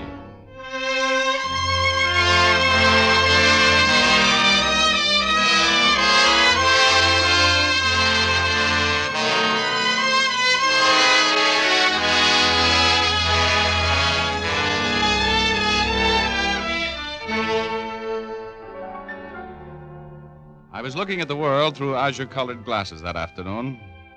I was as low as a centipede's hangnail and just about as irritated. A couple of lush cases I'd been working on had blown up without paying off, and the girl I was madly in love with that week was madly in love with some other guy. I needed some money, I needed a vacation, and I needed a new love interest.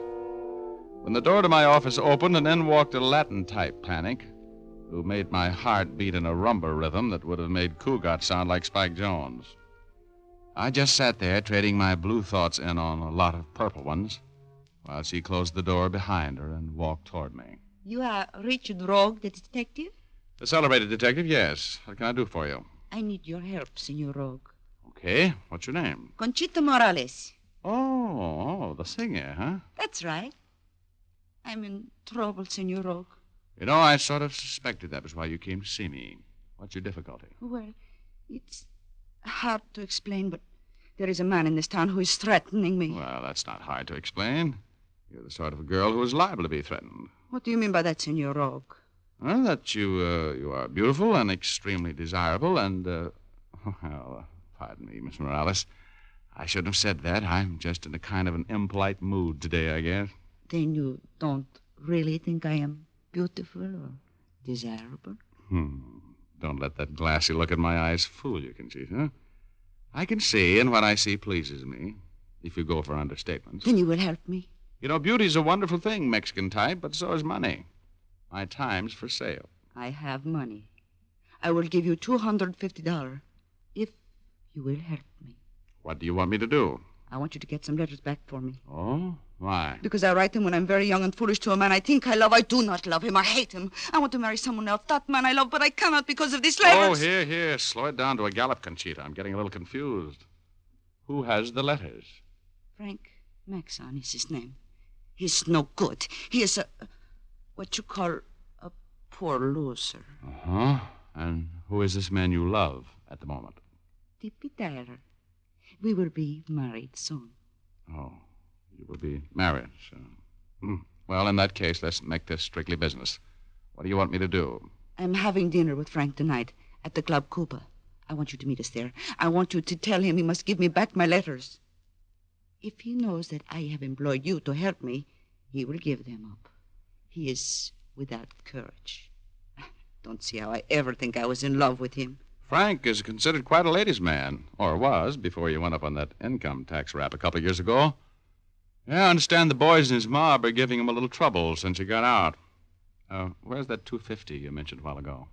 It is here. Just a moment. That's a retainer.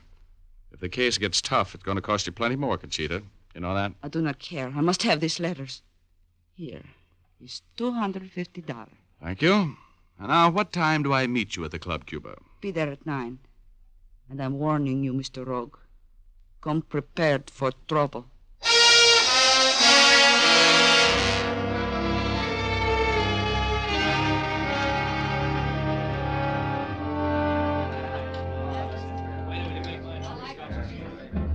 Oh, hello, Senor Rogue. You are late. Sorry, I was held up in traffic. Oh, hello, Frank. Well, what are you doing here, Rogue? Conchita invited me. Sit down, please. Thank you. What is this, a surprise party on me, Conchita? Mr. Rogue is working for me, Frank. Yep. I came down to help Conchita recover some letters from you. How about it? Nice of you to be interested, Rogue, but Conchita and I can take care of our own affairs without any outside assistance. Goodbye, Rogue. No, I like it here. Where are the letters, Frank? You bore me, Mr. Rogue. I wish you'd leave. Make him give them to you, Richard Rogue. I want those letters, Frank. You ever hear of blackmail? I'm not blackmailing anybody. Those letters are mine. They came to me through the mail. If I want to keep them, I will. But you're threatening me with them. That is illegal, isn't it, Mr. Rogue? Sure. It's especially illegal for a guy who's out on parole. Who's going to call the cops in on this deal? You, Conchita? Mr. Rogue will handle it for me. Look, sweetheart, it's no go. See? You and I'll just have to work this out our own way. Hit him, Mr. Rogue. Kill him. No. Now, there are ways of handling petty larceny pasties like Frank that you never heard of, Conchita. Look, Frank, you know you've got 2 strikes against you. Are you going to play ball with me? Conchita's mine, and she's going to stay that way, Rogue. She's not getting away from me with your help or any other way. Well, I've asked you 2 or 3 times to get out of here, Rogue. Are you leaving? No. I'm sorry about this. I always liked you, Rogue.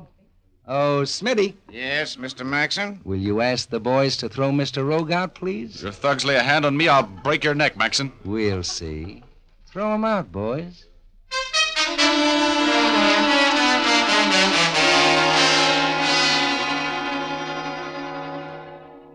It occurred to me as I hit the sidewalk with the back of my head, among other things, that Frank owned a piece of the Club Cuba and that it was a bad place to start a beef with him. I got up piece by piece, counted my arms and legs, and waited a while for Conchita to come out. She didn't. So I felt in my pocket for that $250. It was there. I went home. The next morning, I went to the office and tried all forenoon to get in touch with my Latin-type client at her swank apartment hotel. The Mayflower couldn't locate her. I had a late lunch, and when I got back to the office about 3, there was a little old lady waiting there for me. A lovely little old lady with rosy cheeks and twinkling eyes with a lot of laugh crinkles in the corners of them. Mr. Rogue? That's right. You waiting to see me? Oh, yes, I was. I've been waiting for quite a while, Mr. Rogue. I just had to see you. Oh, I'll have a chair. Don't tell me you're in trouble. No. Oh, yes, Mr. Rogue, I am. I'm in trouble because my son is... Oh? Tell me about it. Well, there isn't really very much to tell, Mr. Rogue. I know so little about what Norman has been doing. He's always been a little wild, but a few weeks ago he quit his job. And he's had much more money than he ever had before. I know that he's been doing something wrong, Mr. Rogue. Well, now, Mrs. Stam. Mrs. Stam, have you tried talking with him? And, I haven't told you the worst yet, Mr. Rogue. No? Last night he came home for the first time in 10 days. Oh, I've just been worried to death about him. And when he came in last night, he was so pale. And I tried to talk with him, but he went right to his room. Yeah? He called me after a while, and I went in to see him. And, oh, Mr. Rogue, he'd been shot through the shoulder. He was bleeding badly. Oh, I see. I asked him to let me call a doctor, and he wouldn't. I know that he'd been shot while he was breaking some law. I took care of him as well as I could, and I think he's going to be all right. I want you to come and talk with Norman tonight, Mr. Rogue. Well, Mrs. Stam, I'm working on another case right if you now. just come out and talk with him, you could advise him what to do. He won't pay any attention to me, and I have to get him straightened out, Mr. Rogue. I have a little money and... Where do you live? In the southwest part of town at 2673 Spring Lane. Would you come out with me and talk with Norman? I'll pay you for your time, Mr. Rogue. I'll go with you, Mrs. Stam. Oh, thank you. Oh, that's perfectly all right, but please don't plan on me performing any miracles. If your son was shot during a robbery, he's going to have to go to jail. You know that, don't you? Oh, yes, I know. I only want him to do what's right, Mr. Rogue. I don't want him to do anything foolish. No, of course you don't. You have a car? No, Well, we'll take mine. Come on.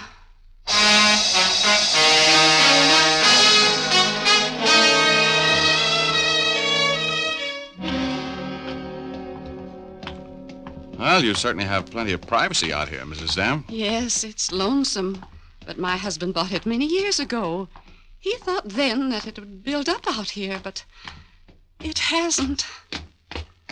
Did your son know you were coming in to see me? Oh, no, I didn't tell him. He's right here in the front bedroom, Mr. Rogue. Oh, please try to understand Norman, Mr. Rogue. He's a very sensitive boy. Oh, all right. I'll take it easy with him. He's gone!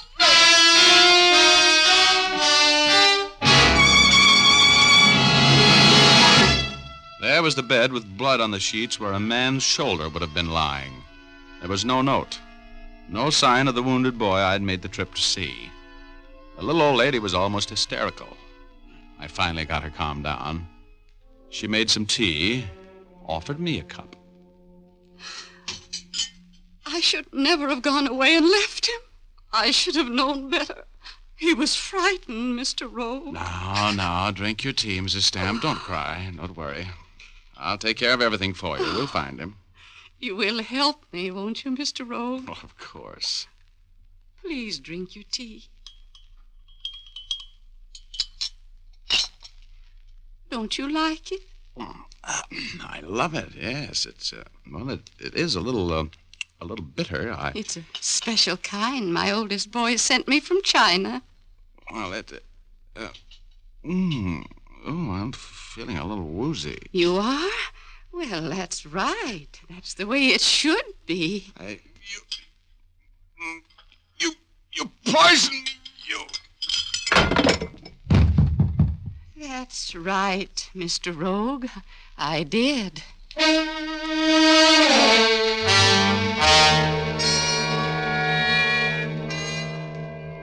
My body dissolved before it hit the floor, and a warm breeze wafted me upwards, gently, like a spark out of a chimney. I was drowsy and happy when I hit cloud number 8. I was at peace with the world until I heard that nail-file laugh of my alter ego. Well, Rogie, that little old lady kind of put you away, didn't she? Oh, shut up. Let me sleep, midget. Don't you think you better get downstairs and see what's going on? Why? Oh, there must be some reason why Mrs. Stam, if that's her name, gave you those knockout drops. Look at you, knocked out by Lavender and old Mickey's. Bright boy. Why do you suppose she did it, Pest? Oh, I don't know, but you'd better find out. You're in a jam, Rogie. Oh, I'll bet that Conchita dame fits in here someplace. Get out of here, Rogie. Okay. Don't push, Ugor. You're my friend. Going down. Going down. Next stop, planet Earth. Last car just leaving. Cut it out. Oh, look out. Oh, here I go again. Goodbye, Rogie.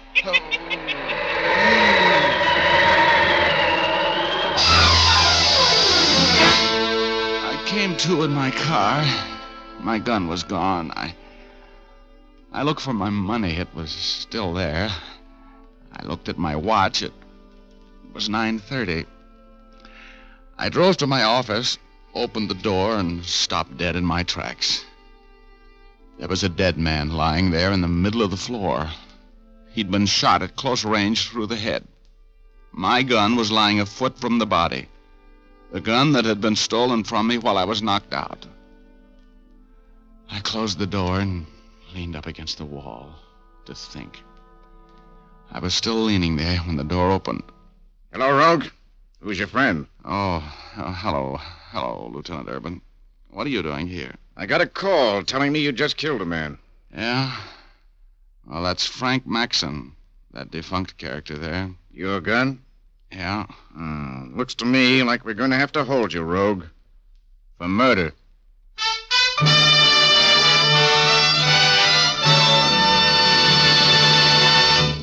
We'll return to our story in just a moment. But first, we'd like to remind you that in Marie Antoinette's time, hairdressers stood on ladders in order to dress towering hairstyles. Today, the trend in hair fashions is simplicity, a style that requires shining, immaculately clean hair. Fitch's saponified coconut oil shampoo is ideal to keep your hair looking its loveliest at all times. Made from pure vegetable and coconut oils, it protects the hair from drying and becoming harsh no matter how often you shampoo it. Just a little Fitch's saponified shampoo makes swirls of cleansing, fragrant lather that whisk away every bit of dust and dirt. And the special patented rinsing agent contained in the shampoo ensures the removal of all lather and other particles from the hair, so you won't have to bother with additional after rinses. For a shampoo that assures praise-winning results every time, use Fitch's saponified shampoo. You can have a professional application at your beauty or barber shop, or ask for an economical bottle at your drug or toilet goods counter. Fitch's saponified coconut oil shampoo, 6 full ounces, 50 cents.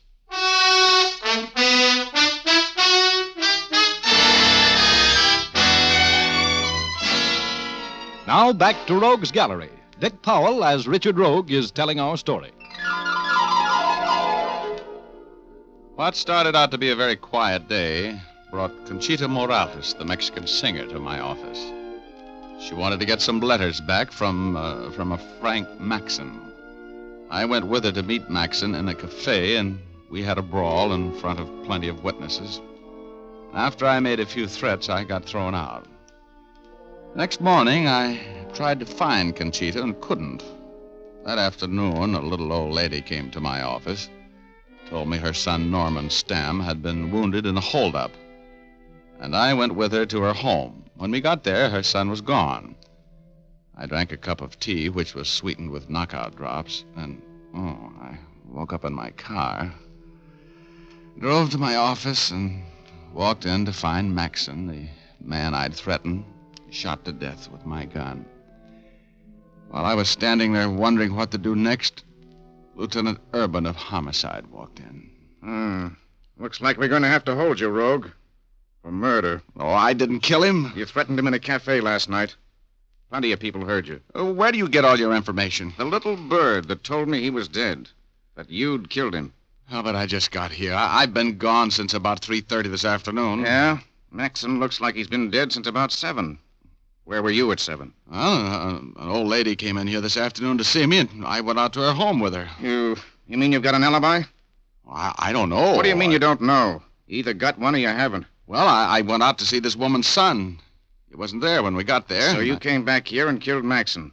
Look, Rogue, somebody phoned Maxon at 6 o'clock and told him to be here at your office at 7. How do you know so much? We've been on the case since 7:30, Rogie. Looks like you went a little too far this time. Look, Urban, I was doped. I've been out of the picture since about 5:30. And while I was out, somebody lifted my gun. Rogie, just put yourself in my place. I find a guy you've threatened to kill dead in your office, shot with your gun. Yeah. Then instead of an alibi, you give me a fairy story about wicked old witches and knockout drops. Where does this old lady live? This one that kidnapped you? Out southwest on Spring Lane. Let's go out there and talk to her, Urban. Okay? Okay, Rogie. We'll just ride in the squad car, just in case, eh?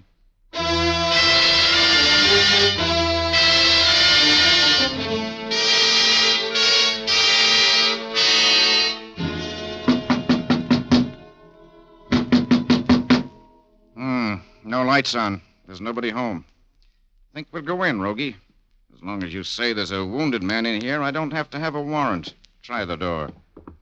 Oh, It's unlocked. Come on. Turn on the lights. Well, they don't go on. You got your flashlight? Yeah. Look, Rogie. The furniture's all covered. There's nobody living in this house. Urban, come over this way. Let's look in this bedroom. Are you sure you're all right, Rogie? Sure. Come on, over here. Well, there's not even any furniture in this room. That's right. But there was a bed with blood-stained sheets. I'm sorry, Rogie. They seem to have disappeared with the old lady and your alibi. This house hasn't been lived in for months. Why'd you kill him, Rogie?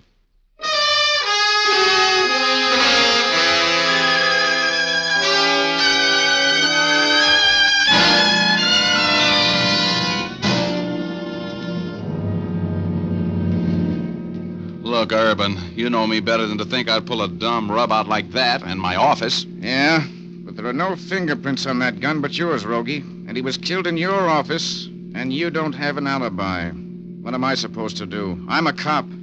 I've got to believe the evidence. Oh, sure, I can see it that way. Well, I've been framed by an expert.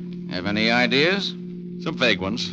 Well, I'm gonna pull up here and get some cigars in that cigar store. If you're not here when I get back, I'll expect you at headquarters in an hour. Thanks, Urban. Good luck, Rogie.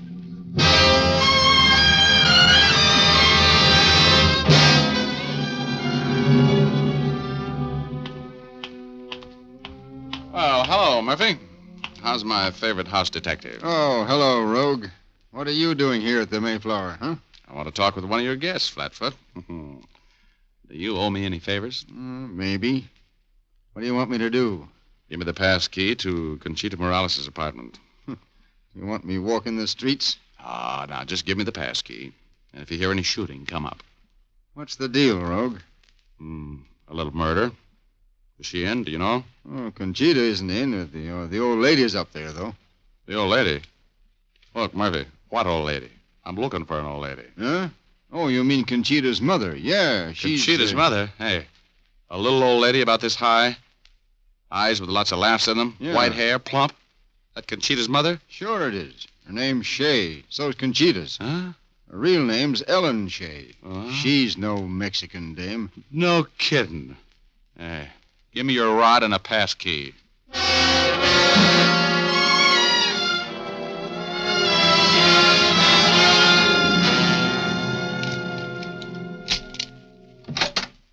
No, don't get up. Please, Mrs. Shea. Just keep your seat. Oh, Mr. Rogue. Yeah, surprised to see me? Yes, I am. A little. I can understand that, Mrs. Shea. You figured me for a murder rap, didn't you? Please don't point that gun at me. For some reason or the other, Mrs. Shea, I don't trust you. No. Where's Conchita, or whatever your daughter's name is, that Latin from Manhattan, that phony Mexican... I won't have you talking that way about my daughter. What do you expect me to call her? After the two of you framed me for murder. Murder? You said that before. What do you mean? Are you going to drop that act? Murder, I said. And murder's what you framed me for. Now, sit down. Where's Conchita? I'm expecting her any moment. Drop that gun, Rogue. Oh, Tippy, where have you been? I've been waiting for you to come in. He keeps talking about a murder. I said drop that gun, Rogue. And why should I drop the gun? Because if you don't, I'm going to pull the trigger on this one. And it's resting at the back of your neck. Come on, drop it. Well,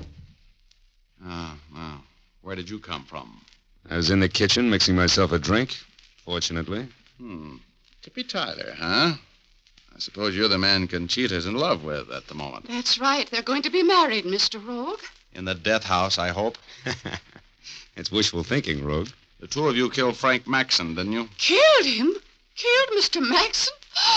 Oh. No, Rogue. You did, according to the cops and all the evidence. You were Frank's right-hand man before he went up, weren't you, Tippy? Mm-hmm.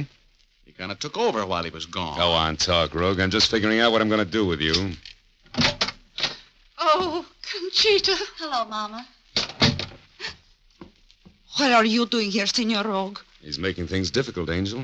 I just dropped in for a little chat about a house out on Spring Lane and a wounded man who wasn't there and a murdered man in my office. That's all. It was a very nice job of framing me, Conchita, Ellen Shea. And you can drop that broken-down accent. Okay, Mr. Rogue, smart guy. What happened? Who was murdered? Well, you ought to know. You helped to plan it. I did not. I don't know what you're talking about. I've been arranging things for us, Conchita. Frank Maxon is dead. Your mother helped arrange it. I didn't know what I was doing, Conchita. Honest, I didn't know. That's a lie, and you know it. You and your daughter are in this thing too far to get out now unless you smart up fast. There's too much talk going on in here. Maxon's dead. He was found dead in Rogue's office, shot with Rogue's gun. Rogue's as good as burned for it. Mama, did you kill him? No, I didn't, Conchita. Look, sweetheart, everybody heard Rogue threaten Maxon last night. It was our chance to get rid of him. Conchita, listen to me. This Chisler's got you all fouled up in a murder, baby. You'll fry for it. I don't know anything about a murder. Tippy killed him. He killed Max. My Conchita knows nothing about it. Stop being chumps, will you? You're both in this with me. You helped me frame Rogue for it. Maxon gone, I'm the biggest operator in town. All we have to do is kill Rogue, and we've got the world by the tail. You'll all go to the chair for it. You can't get away with killing me. I'm going to kill you, Rogue, right now. If you've got anything to say, say it. Because here it comes, fall guy.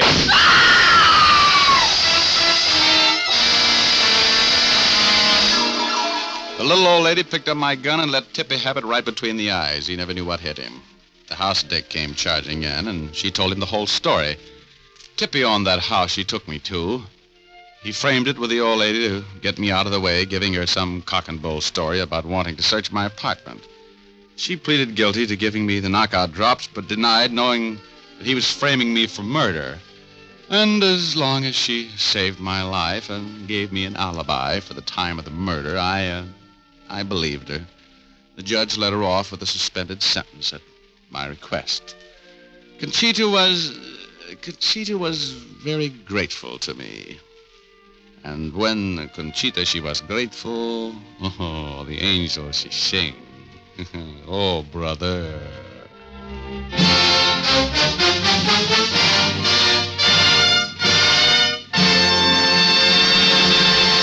This is Dick Powell again, ladies and gentlemen.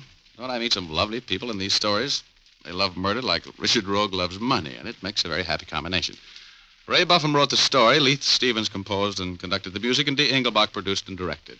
But don't forget, you've got a date with us all next Thursday night. We've got a story for you about blackmail, intrigue, and sudden death. We call it Eve and the Apple. So make a date with us, will you? Thanks for listening, and good night, all. Now here's Jim Doyle. Don't forget to tune in again next Thursday, same time. Oh, and by the way, be sure to see Dick Powell in his newest RKO picture, Cornered, at your local theater soon. And as I was saying, don't forget to tune in again next Thursday, same time, same station, when you will again hear Dick Powell as Richard Rogue in Rogue's Gallery. Remember, if dandruff is your problem, ask for Fitch's Dandruff Remover Shampoo. Removes dandruff the first time it is used. Fitch's Dandruff Remover Shampoo is the only shampoo whose guarantee to remove dandruff is backed by one of the world's largest insurance companies. This statement can be made by no other shampoo. Ask for Fitch's Dandruff Remover Shampoo at your drug or toilet's good counter, barber, or beauty shop. Fitch is spelled F-I-T-C-H.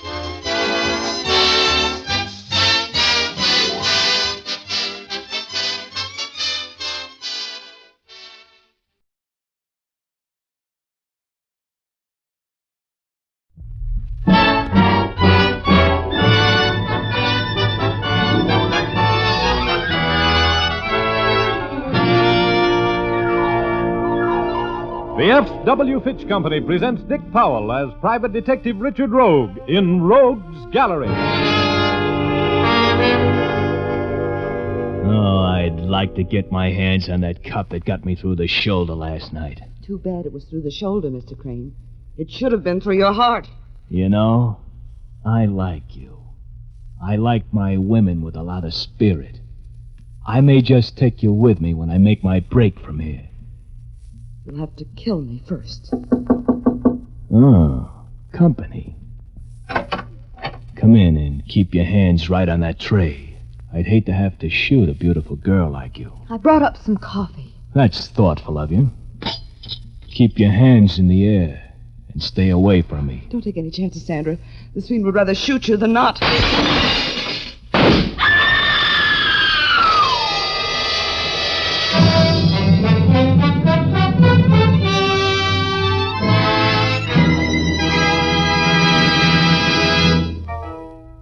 Rogue speaking. That little scene takes me back to a night a couple of months ago. The night I met some scared people in a seaside mansion. In just a minute, I'm going to tell you the story of the House of Fear. But first, here's Jim Doyle. Just talking about a grand product like Fitch's No Brush Shaving Cream isn't really enough. We can tell you what a cool, solid comfort shave it gives, but you won't really know what this comfort is until you use Fitch's No Brush. The very instant you spread this rich, smooth cream on your face, you can tell the difference. You see, it contains a special skin conditioner ingredient that immediately lubricates your skin. Even men with supersensitive skin find that the skin conditioner ingredient keeps their faces from feeling irritated. Then, when you start to shave, you'll find how easily your razor glides along, even against the grain of a tough beard. After you've finished, your face will feel cool and refreshed, and you'll know what we mean when we say Fitch's No Brush gives a solid comfort shave. You men who prefer a lather cream will like Fitch's Brush Cream. It gives an abundant, dense lather that stays moist all during the shave. It doesn't become dry and make your face feel parched and uncomfortable. Fitch's Brush and Fitch's No Brush Shaving Cream come in generous 25 and 50-cent sizes. Try it for real shaving comfort. Thank you, Jim. And now I'd like to go on with my story. Okay, here's Dick Powell as Private Detective Richard Rogue in another personally conducted tour through Rogue's Gallery.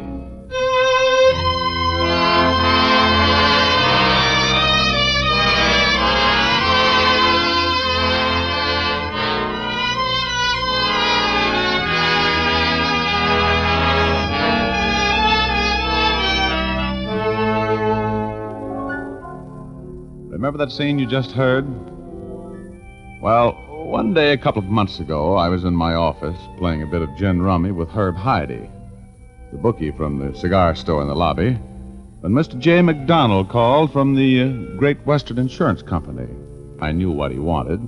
I'd read the morning papers. I hated to leave the game because I was winning for some reason known only to Herb Heide, who plays cards with all the warm human abandon of an adding machine. But I have learned to love a cash case like a bookie loves a losing horse, and Great Western Insurance is a good client. So I picked up my $2.35 winnings and made tracks for the plush offices of Mr. J. McDonald. Sit down, Mr. Rogue. I have a case I want to discuss with you. Well, thank you. What's on the fire, Mr. McDonald? I suppose you read of the theft of the Somaliland diamond from the home of James E. Lee? Oh, sure. Last night during a party given by his granddaughter, Sandra Lee. That much I know. The Great Western had that diamond covered, Mr. Rogue. It was insured for $50,000. $50,000. No kidding. Well, that's a lot of money. Must have been some diamond. We're offering $5,000 reward for the recovery of the stone. It's one of the largest in existence. Well, bring me up to date a little, will you?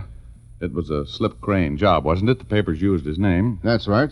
3 members of the family identified him from Rogue's Gallery pictures. There's no doubt that he was the man. He had an accomplice, but we have no line on him at all. And all you want me to do is pinch Crane and get the Somaliland diamond back, right? Yes. Crane left the Lee mansion in a yellow convertible sedan, which the police found wrecked between the Lee estate and Los Angeles. There was blood on the seat, and it's thought that either Crane or his accomplice was wounded. They're believed to be here in the Los Angeles area. Huh? They haven't made any attempt to run the police blockade. Okay, Mr. McDonald, if he's here in this town, I'll have him. And that's all the information I have for you, Rogue.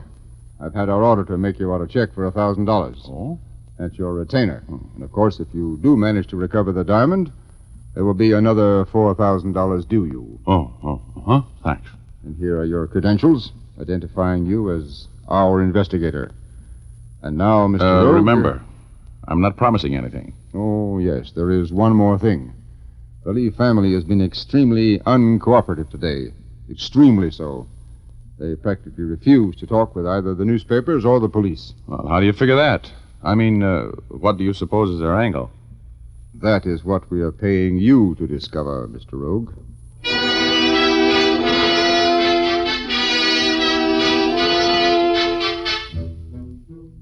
It was about 5 in the afternoon when I took off for the Lee Mansion, which was a show place up the coast about 20 miles. Old man Lee is an eccentric millionaire. His picture is always in the rotogravure section with his 2 granddaughters, Sandra and Virginia, who live with him. A heavy fog billowed in about 10 minutes before I reached the Lee house, and I drove the rest of the way by air. By the time I pulled up at the house, my windshield was colored like the side of a battleship and was just about as easy to see through. So I parked in the circular driveway and ran up on the huge front porch. Yes? Richard Rogue, I want to see Mr. Lee, please. I'm sorry. Monsieur Lee is not in. Well, then I'd like to see Miss Sandra Lee, then. I'm sorry. Miss Sandra is not in. Oh? Well, I'll just take a look. Oh, no, you cannot come in. Oh, you could be wrong, dear. There. I'm in. Who is it, Marie? This man is trying to force his way in, Monsieur Lee. Oh, good evening, Mr. Lee. I hope you remember me. Richard Rogue? Oh, the detective. Of course. Thank you very much, Marie. Come into the study, Mr. Rogue. I hope you don't think I'm a heathen walking in here like this, Mr. Lee. It's my business, you know. I had to see you. Oh, I suppose so. It's about that darn Somaliland diamond. I tell you, Mr. Rogue, we've just been pestered to death all day long about that robbery. I finally had to tell the police and the newspaper people to go away and let me alone. Well, I don't like to be a pest, but... we have another guest, Sandra, my dear. The detective, Richard Rogue. Mr. Rogue, I'd like you to meet my granddaughter, Sandra Lee. We've met, Gramps. And, Mr. Rogue, I'd like to introduce you to John Wood. He's a house guest. I'm very happy to know you, Mr. Wood. Thank you. I suppose you're here to question us about the Somaliland diamond. Well, that's it's my job, Miss Lee. I suppose it is. Now, Sandra, please. Oh, my goodness. Oh, Gramps, stop fidgeting. We're terribly tired of talking about the robbery, Mr. Rogue. We've talked with the police and reporters by the dozens, and... well, there's just not anything left to say. You must understand, Rogue, that Mr. Lee has been driven to the verge of a breakdown by this affair. Can't you give your information from the police? No, I can't.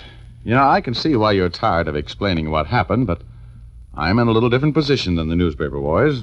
I represent the insurance company, and they had that diamond covered for $50,000, and naturally they're quite interested in knowing the facts of the case. I assure you, Mr. Rogue, that I have no intention of filing a claim against the insurance company. Oh? No intention at all.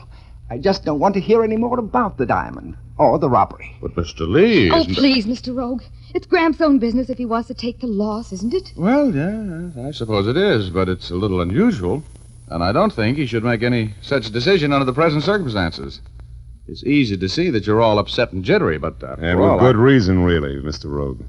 Mr. Lee has not been well. Couldn't you talk with him tomorrow? No. I'm sure you won't mind, Mr. Lee, if I have a chair here in front of the fireplace. No. It's a terrible night out. Had a tough drive the last few miles. Fog is awful. Yes, I have noticed that the fog is in a little heavier than usual tonight. It's depressing, isn't it? Fog on top of everything else. Oh, Mr. Rogue, I'm so upset. Maybe you better start back to town, Mr. Rogue. It'll be slow going in this fog. What's the matter with you, Miss Lee? You're not the hysterical type. Will you please leave, Mr. Rogue? No. I'm an investigator, and I've got a job to do.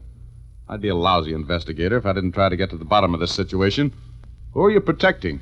What are you afraid of? Are you accusing us of complicity in the disappearance of that diamond? I don't even know you, Mr. Wood. I'm talking to the Lees.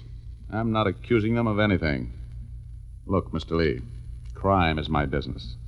I know how to deal with crime and criminals. Why don't you tell me what's on your mind, Mr. Lee? I'm sorry, Mr. Rogue. But as far as I and my family are concerned, the theft of the Somaliland diamond is a closed matter. I have my reasons now. Please go. Yes, you can't do any good staying here. Where's your other granddaughter, Mr. Lee? Where's Virginia? She's returned to her school in the city. Oh, I see. Oh, Gramp, please, make him leave. Now, dear. I'm sure Mr. Rogue will be going. Did you ring, monsieur? Yes, Marie.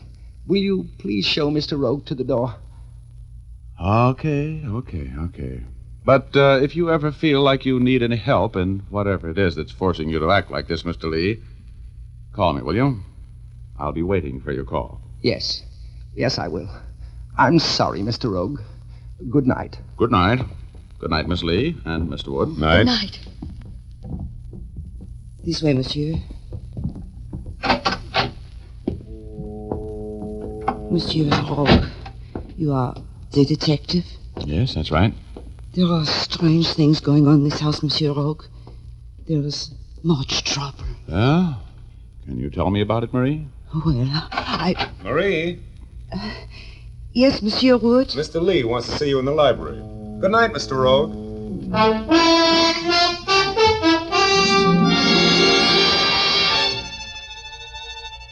As I got in my car and sneaked down the hill through the fog, I told myself I was wasting my time. That I was looking for a man named Slip Crane, the jewel thief. And that I had no business getting mixed up in the family affairs of the Lees. There was a filling station and general store at the spot where the highway joined the private road that led up to the Lee estate. Sam's filling station for you and your car. I stopped in there for a sandwich and a cup of coffee. Great night to be driving around, mister. Yeah, it is. Hey, give me a slice of that pumpkin pie, will you? Why, sure. Here you are. Just came down the hill from the Lee house, didn't you? Yeah, that's right. Well, sir, there was plenty of excitement around here last night. Yep, cops all over the place. Newspaper men. Best business I've done in years. The whole district is still full of cops. They've thrown up a roadblock in every direction. Hey, you a policeman? After a fashion. You working on the case? Yeah. That must have been some diamond. You know, those Lees are nice people. The old man's a little fidgety, but the rest of them are swell people. Well, he's all right, too. Yes, sir, nice guy. You know them? Know him? Why, sure know him. Known them all for years. The kids, Sandra, Virginia, been eating my hamburgers ever since they was old enough to toddle down here. Yeah? You know what school Virginia goes to up in the city? Why, sure. Same one Sandra used to go to. Let me see, Mrs. Whipple's school. Oh, well, thanks. Hey, what's the toll charge to call the city? 2 bits for the first 3 minutes. There's a phone booth right over there. Thank you. Yes, sir, those little Lee girls are the salt of the earth. I've known them for 10 years, I guess. Knew their daddy well, too. Went to school with him. He's a colonel now, an Eagle colonel in Washington. A big shot.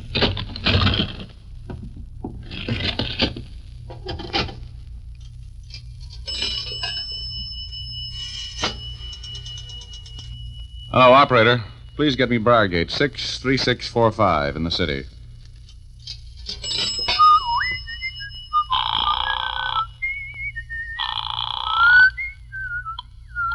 Mrs. Whipple's School for Girls. Hattie Smith on duty. Oh, hello. I would like to speak with Virginia Lee, please. Miss Lee? Why, I'm sure she isn't here. She's at her grandfather's home up the coast. She is? Are you sure? Oh, yes. Just a minute. Miss Lee is home, isn't she? Yes, Miss Lee is not expected back until Monday morning. Thank you. Get your party? Yeah. Hey, give me another cup of coffee, will you, Sam? Why, sure. Oh, tell me, Sam, I know the whole Lee family except Virginia. She's only about 14, isn't she? Jenny? Oh, no. No, she's 19 or 20. 20, I think. She's a wild one, that youngster. She's all for having fun. Nothing at all like her sister, Sandra. Oh. Well, I guess I'll be on my way. Can't sit here all night. I don't envy your drive none. Better take it easy in that fog.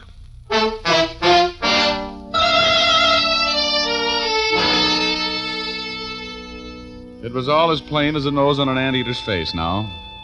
They told me Virginia was back at her school. She wasn't. Sam told me Virginia was a wild one. I knew Slip Crane. He was a smoothie. So 1 and 1 makes 2, and these two were Virginia Lee and Slip Crane. She'd run away with him.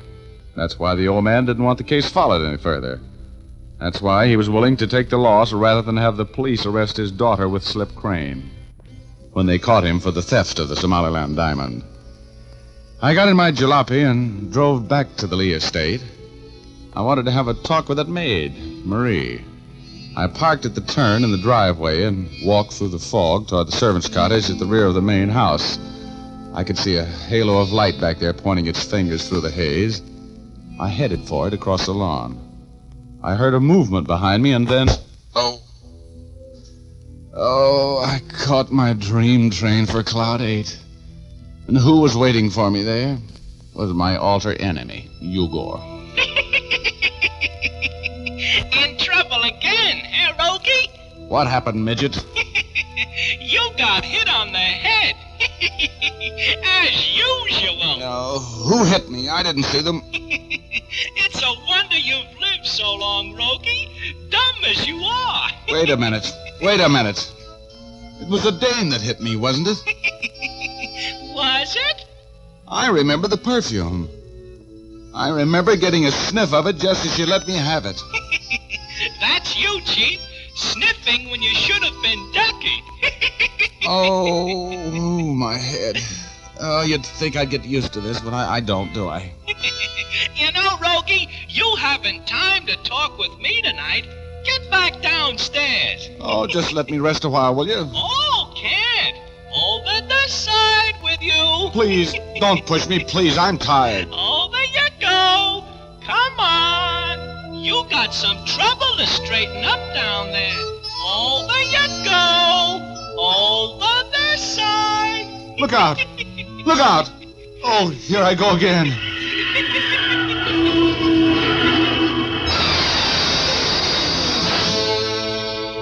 I began to come to. I could hear voices fading in and out. I couldn't focus my mind's eye on them, but I listened without quite knowing what it was all about. Oh, Mr. Rogue.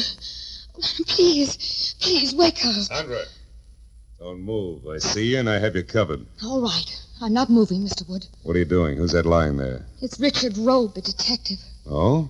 Rogue, huh? What happened to him? I knocked him out with this poker. I thought it was you. You followed me when I left the house, huh? Yes. I was going to try to kill you. Really? How interesting. Instead of that, you fixed it, so I'll have to kill Richard Rogue.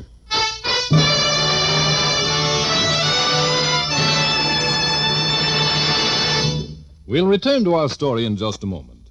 But first, I'd like to tell you that one of Hollywood's foremost hairstylists remarked recently that most women do not shampoo their hair often enough. She pointed out that movie stars' hair is frequently shampooed every day because they know that beautiful hair must be kept sparkling clean at all times.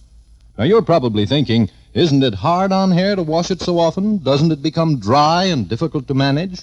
The answer is no. Not if you use Fitch's saponified coconut oil shampoo.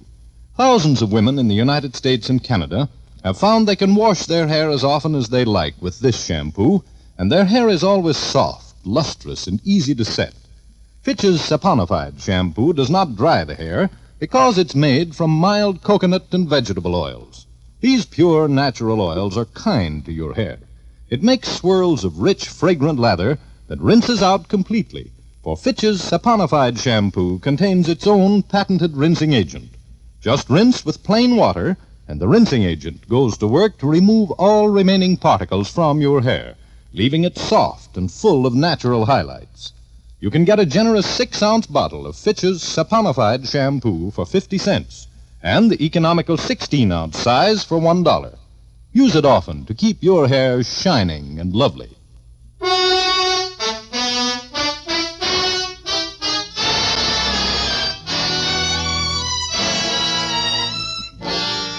Now back to Rogue's Gallery. Richard Rogue is telling our story.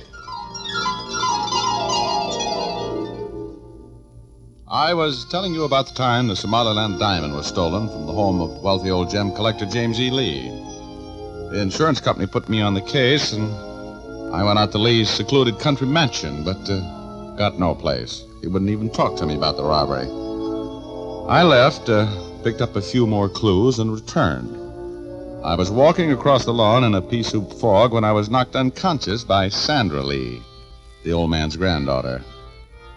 And when I returned to consciousness, I played possum and listened to the conversation between Sandra and John Wood, a mysterious house guest of the Lees. So you followed me when I left the house, huh? Yes. I was going to try to kill you. Instead of that, you fixed it so I have to kill Rogue. Do you think that would be smart? He doesn't know anything. No? Come on, help me carry him into the house.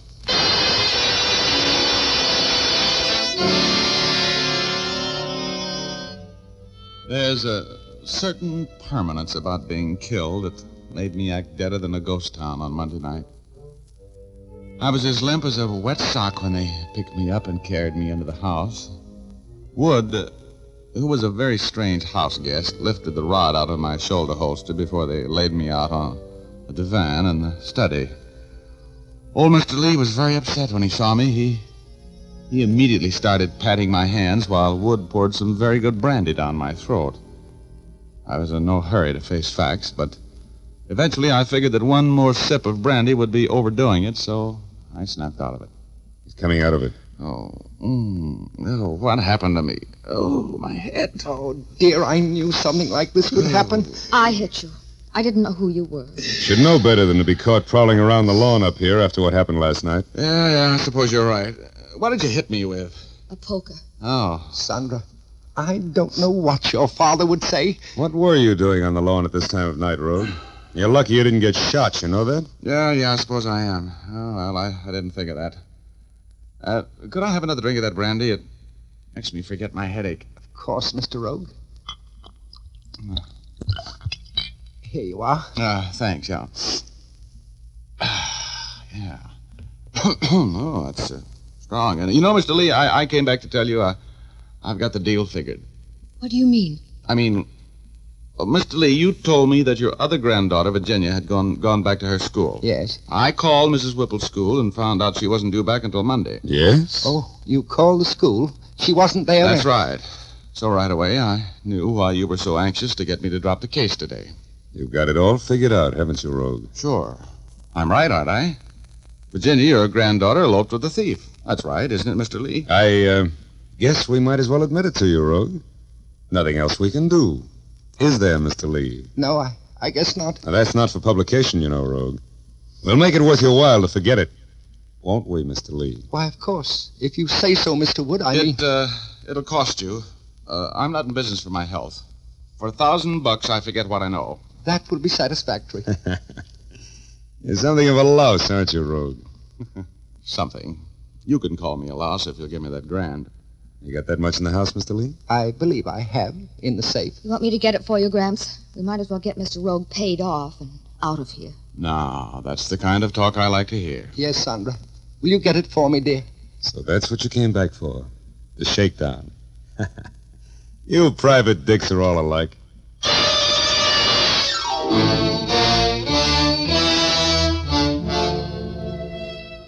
For the first time since I'd been carried into the house, Wood was loosening up.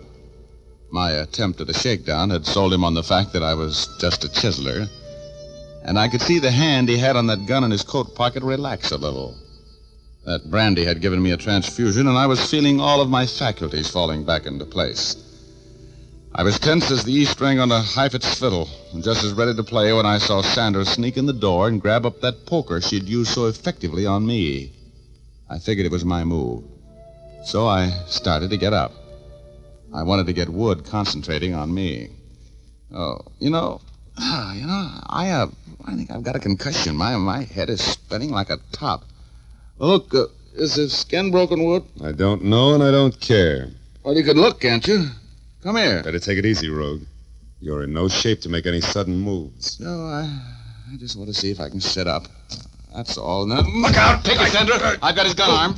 Let go of that. Ooh.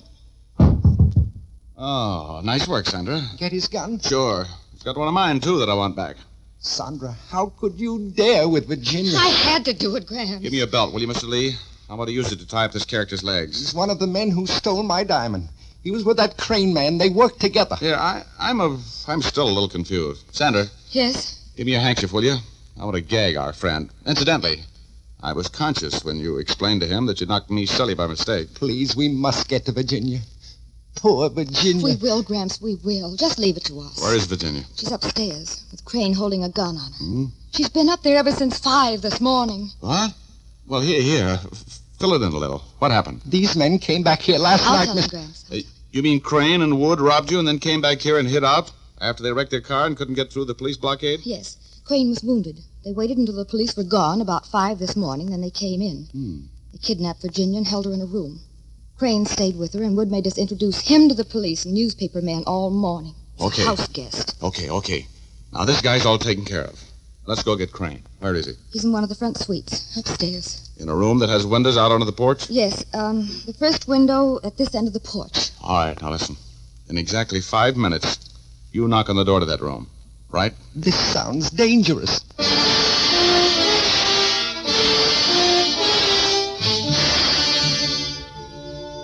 I shinnied up the pillar at the far end of the porch, looked my rod over to see that it was in good working order, and then I inched over to the window of the room where Crane was holding Virginia. Virginia was tied in a chair. Crane was babying a bloody shoulder. I could hear them talking. Oh, I'd like to get my hands on that cop that got me in the shoulder last night. Too bad it was through the shoulder, Mr. Crane. It should have been through your heart. You know, I like you. I like my women with a lot of spirit. I may just take you with me when I make my break from here. You'll have to kill me first. Company. Come in and keep your hands right on that tray. I'd hate to have to shoot a beautiful girl like you. I brought up some coffee. That's thoughtful of you. Keep your hands in the air and stay away from me. Don't take any chances, Sandra. This fiend would rather shoot you than not. Drop that gun, Crane. My next shot goes right through your back collar button.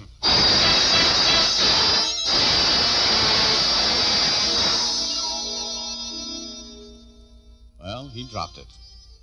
And that's about the end of the story, except that I took the Somaliland diamond from him and won the $5,000 reward, which I spent on Sandra Lee during the next few months. I thought some of asking her to marry me. And believe me, I think she was all in the mood to give me the nod. No, really.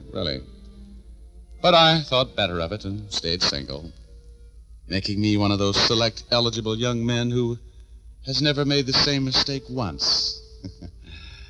You know what I mean?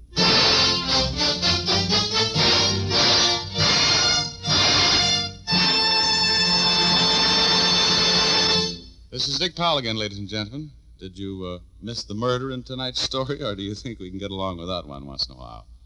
Ray Buffum wrote tonight's yarn. Leith Stevens composed and conducted the music, and Dee Engelbach produced and directed.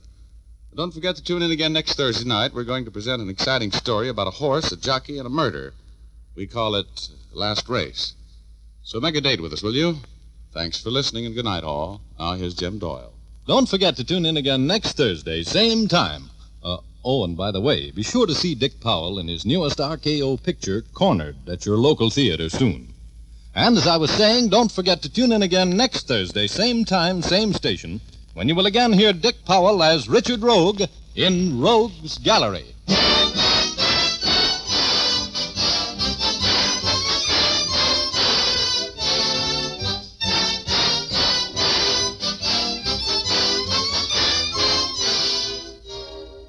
Remember, if dandruff is your problem, ask for Fitch's Dandruff Remover Shampoo. Removes dandruff the first time it is used. Fitch's Dandruff Remover Shampoo is the only shampoo whose guarantee to remove dandruff is backed by one of the world's largest insurance companies. This statement can be made by no other shampoo. Ask for Fitch's Dandruff Remover Shampoo at your drug and toilet goods counter, barber, or beauty shop. Fitch is spelled F-I-T-C-H.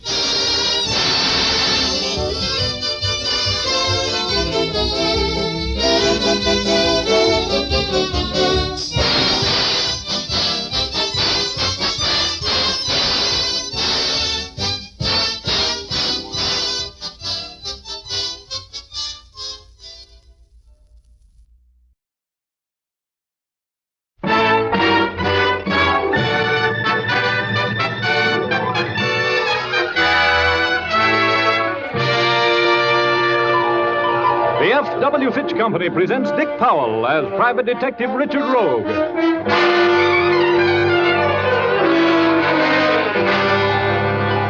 In Rogue's Gallery.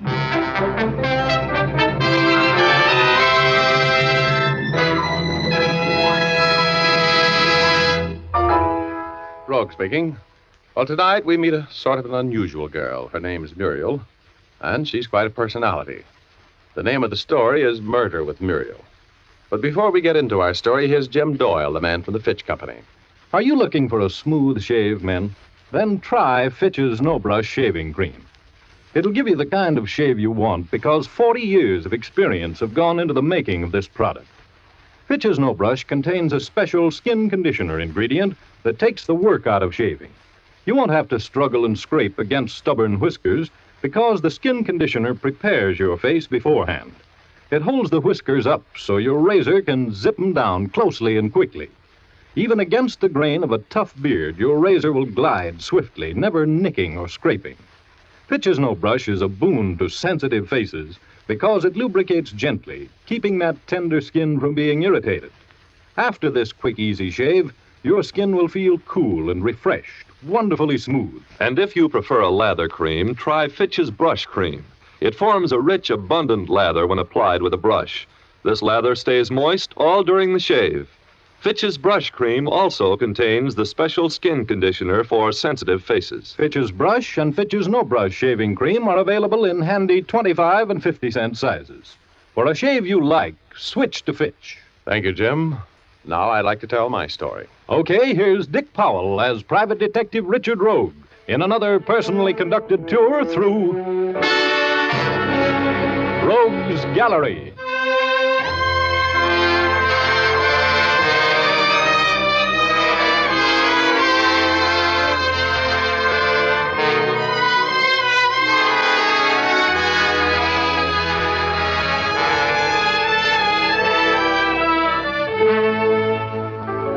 I was sitting at my junior executive type desk one day a few months ago, trying to get a studious gander at the racing form for the next day.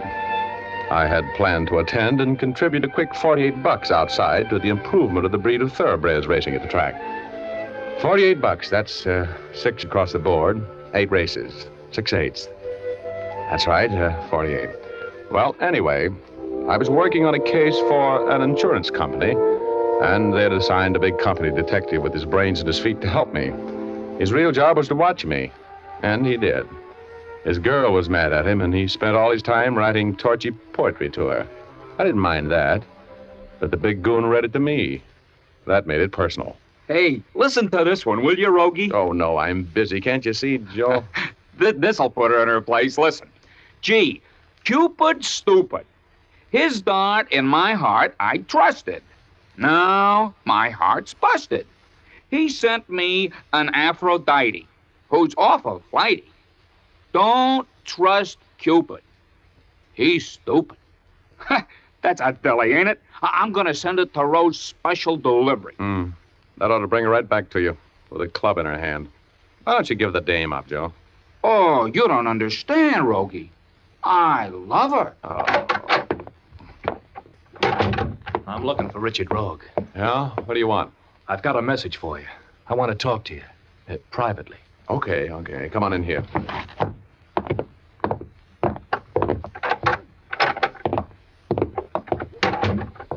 Look, I'm a busy guy today. What do you want? What's your name? I'm Joe Layton. Have you had a letter from Duke Dickerson? Nope. You know him, don't you? Well enough to lend him money. That answer your question? Well, he needs some dough. Tough. He still owes me. He's got some stashed in a tin box out in the valley. He wants it. He wants us to get it for him. Go on. He's planted the dough out in the valley. Yeah? Get to the point. Well, he's mailed half of a map to me and the other half to you. A map showing just where the dough is buried. We're to go get it together. I get the $2,500 he owes me, and you get the $100 he owes you, plus $1,000 for the job. And Duke gets the rest. Okay? Sure. I'll take a drive out into the valley for 1,100 skins anytime. But I haven't got the map yet. Well, he mailed it day before yesterday. It should be here. Well, it isn't. Drop around about noon tomorrow. Maybe it'll come in the morning mail. The Duke needs the dough pretty bad. He's got himself in a bit of a jam in Kansas City. We'll get that dough tomorrow, huh?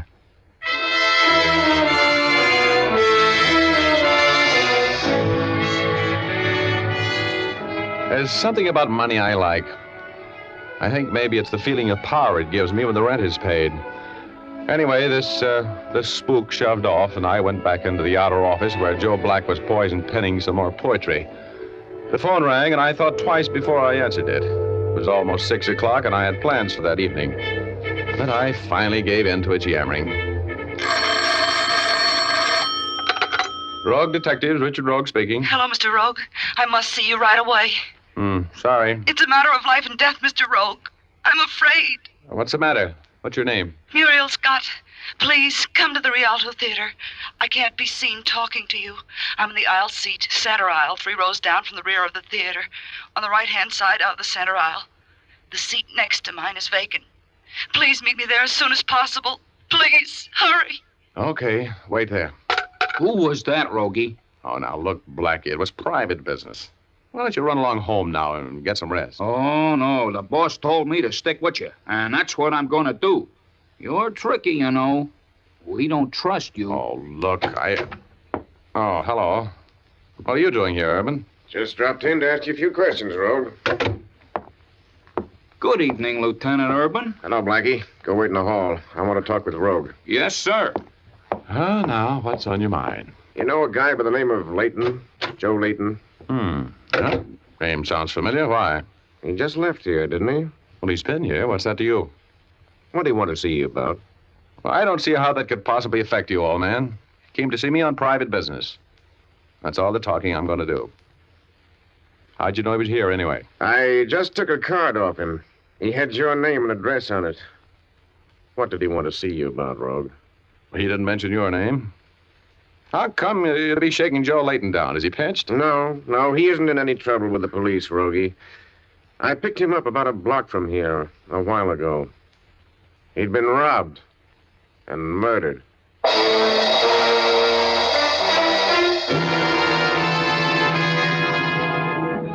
Well, this was a fine time for Joe Layton to get dead. Just when he meant $1,100 to me.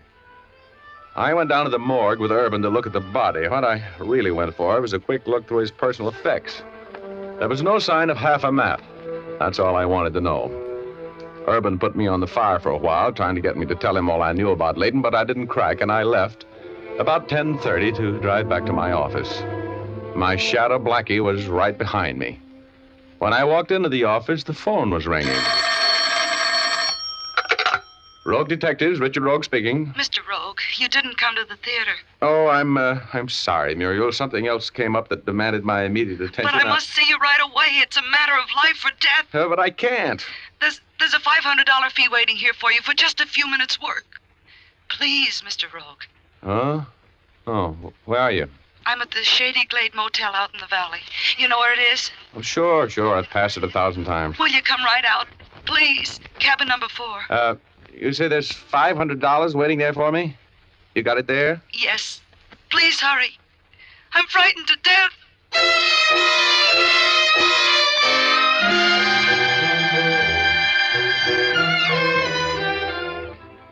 Well, I just had 1,100 skins shot out from under me, and I decided I couldn't afford to be too temperamental about a sure 500. So I ran down the stairs to my car and took off for the Shady Glade Motel and the lady with the seductive voice.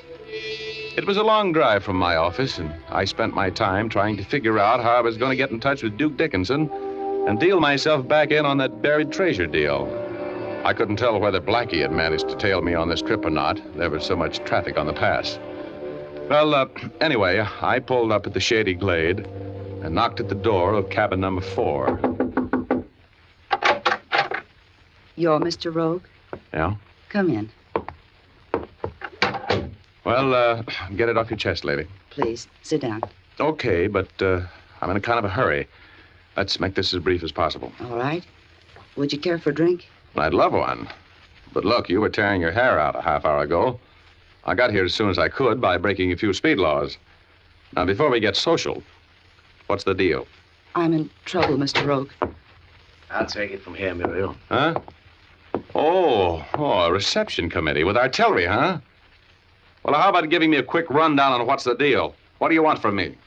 You know a man by the name of Joe Layton? Yeah, I knew him. And I know what happened to him. You wouldn't want it to happen to you, would you? I don't insist on it. Get out of here, Muriel. I'll stay. Get into the other room. Go on. All right, Shep. All right now, Rogue.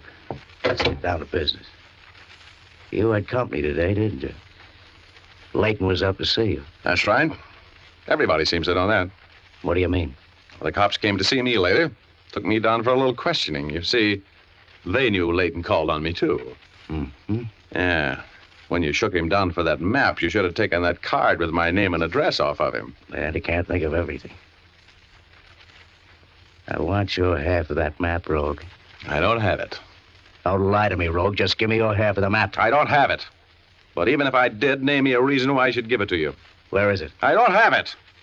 That's all I know. I'll give you $5,000 for it, Rogue. Huh? Why should I sell it to you? I had to kill a man for half that map. I don't want to have to kill you unless it's absolutely necessary, Rogue. Believe me, I hope it won't come to that. Now, look, pretty boy. I don't have the letter, and killing me or keeping me here won't make you much of a score. Where is the letter? Why should I tell you? Let's face it, chum. Is it in your office? I haven't received it yet. It'll probably be in the morning's mail tomorrow. This is not getting anybody someplace. I'll do the worrying about that. Yeah? Well, while you're worrying, take a look behind you. You got company. Oh, no. I'm surprised that you try to run that old bluff like that on me. You think it's a bluff? Hey, Blackie. Drop that gun, mister. I couldn't miss you from here. You better drop it, pretty boy. My friend Joe Black is a very nervous type. Yeah. Drop it. Okay. Oh, that's a nice guy. Look, Blackie, I'll hold the gun on this citizen. There's a girl in the bedroom. Go get her. All right, Rogie. What are you going to do with me, Rogue? I haven't made any plans yet. You'll be taken care of. Don't worry. Why don't we keep this to ourselves, Rogue? There's plenty. Hey, Rogue, there's no dame in here. What? The window's open and she's gone. I heard a car pull away just as I came in here. Oh, that's fine. That's great. Well, it isn't my fault, Rogie. I did what you told me to, and... You got away, huh? That's right. She got away. But we've still got the main attraction. That's you. Look, Rogue, there's no reason why we can't make a deal. I'm perfectly willing to cut you in for half the money. How big of you. You have to watch those generous impulses, Shep. Next thing you know, you'll be giving away the sleeves out of your vest. Hey, Blackie. Yeah? You just declared yourself in on 5 bills, okay? Sure. What do I do? Shake him down. I want half of a hand-drawn map. There's no point in us working against each other, Rogue. Shut up. Yeah. I'll get it for you. Keep your hands away from your pockets. Yeah, just keep them up in the air, and I won't have to break your thick skull. Toss me his wallet, Blackie. Quit squirming, you. Yeah. There you are, Rogie. And a nice wallet it is, too. Maybe you'll let me have it, huh, Rogie? After you've taken the map out, of course. That's what I love about you, Blackie. You have such big ideas. Well, quite a bit of dough here. And a driver's license. Glad to see that you're a law-abiding citizen, Shep. Oh, now, here it is. A little piece of paper worth 25 grand. Now, look, Rogue. Suppose I work with you. Just cut me in for 5 grand. A little late for that, Shep. Blackie. Yeah? I'm afraid our friend Shep might be a burden. You'd better put him to sleep for a while. You mean like this? Oh. You're so enthusiastic, Blackie. Now let's get him tied up and slip him under a bed until we need him again, shall we? Of course. Hey, hadn't we better call in the cops, Rogie?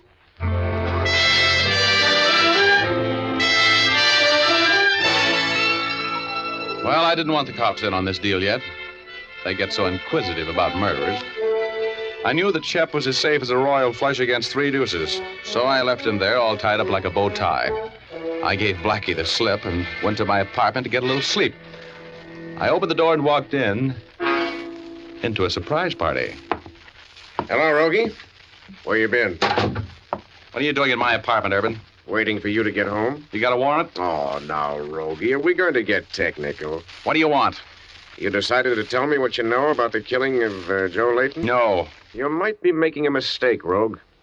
You know, sometimes you need a guy like me. What are you working on? I don't report to you, Urban. Go away. I've known you for a long time, Rogie. You're declaring yourself in on Layton's murder. I don't think you did it, but I think you know more than you're talking. Now, look, I've got a stake in this case. If I crack it, I'll let you know in time to get your picture in the papers. Will you settle for that? You're on the level, aren't you, Rogie? Well, you know I am. I've worked with you this way before, haven't I? Have I ever given you a bump pitch? No. Good night, Lieutenant. Good night, Richard. If you have any ideas of slipping me a double cross, Rogie, forget it. I've got a cell waiting for you, and I'm not above framing you. Remember that.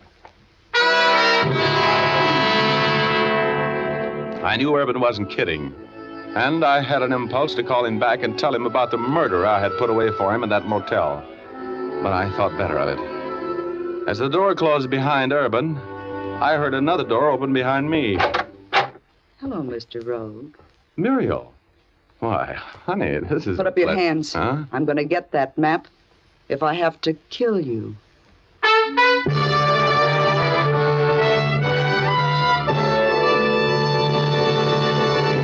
We'll return to our story in just a moment. But first, I'd like to tell you that glamorous women the country over are using Fitch's saponified shampoo for greater hair beauty. Here's what lovely Bess Meyerson, recently awarded the title of Miss America of 1945, told us in an interview. A long time ago, I discovered that part of being beautiful was being clean. So I keep my hair clean by shampooing it as often as I feel it needs it. I use Fitch's saponified shampoo because it does not dry my hair or make it difficult to manage, no matter how often I shampoo it. Yes, beautiful women everywhere use Fitch's saponified shampoo. It does not dry the hair because it's made from mild vegetable and coconut oils. Even in hard water, it gives lots of rich, fragrant lather. It cleanses efficiently and gently. And here's a feature all women will cheer. Fitch's saponified shampoo contains its own patented rinsing agent. This rinsing agent works with the plain rinse water to make your hair sparkling clean. No particles are left to dim the luster and highlights of the hair. Best of all, you won't need to bother with a special after rinse. Give your hair a treat. Use Fitch's saponified shampoo. You can get a professional application at your beauty or barber shop, or ask for an economical bottle at your drug counter.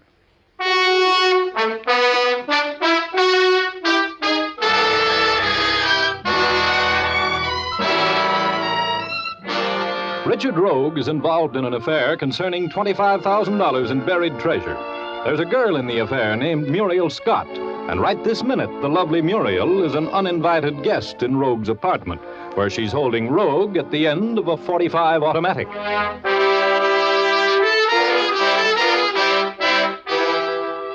I love girls, especially girls with Muriel's gifts. She had the kind of a figure that you'd like to add to your income tax, and a little baby face that made me want to hold her on my lap and tell her a story. But that gun changed everything. It ruined the intimate, romantic atmosphere that I would have preferred. Take your revolver out of the holster and drop it. Come on, I know how to use this gun. Okay. Now back away from it. You know, I have a strange feeling that you've lived through this before. I have. Keep backing. Okay. Now what? Sit down. Thanks. How'd you get in here? Through the window, the one of the fire escape. Now, what time is the first mail delivery at your office in the morning? Oh, it's about 9:30. I heard you tell Shep that the map would be there in that mail. I'm expecting it. Good. I'll get it then. What did you do with Shep? He's okay. Is he in jail? No, he isn't. I want my hands on that dough before I yell for the cops. I want my hands on that dough, too, and I'm going to get them there. Are you, comfortable? Yeah, don't worry about me. Look, baby, I want some coffee. How about you? Just stay where you are. Oh, but look, beautiful, it's only 11:30. It's 10 hours before the mail arrives. I can stay awake 10 hours at $2,500 an hour, easy. It's too bad you're so hard to get along with. You're a very beautiful dame, you know it? Yeah, I know it. Just keep your seat, Mr. Rogue.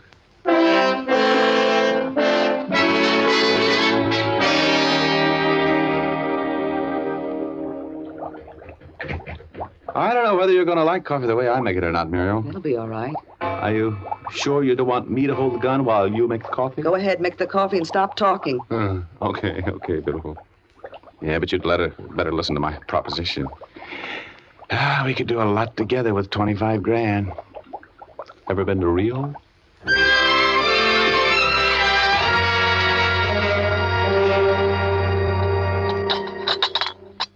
More toast? Thanks, Reggie.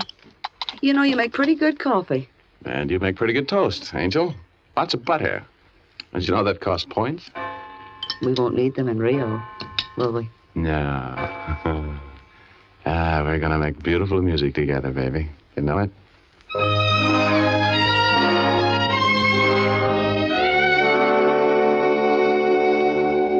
How did you ever get mixed up in a deal like this, anyway? Oh, he came through Pittsburgh. I know the town well. He spent a lot of money on me, and I thought I was living. You're too nice a girl to go around pointing guns at people. What did you do with that cannon, anyway? I left it on the kitchen table. Oh. You comfortable?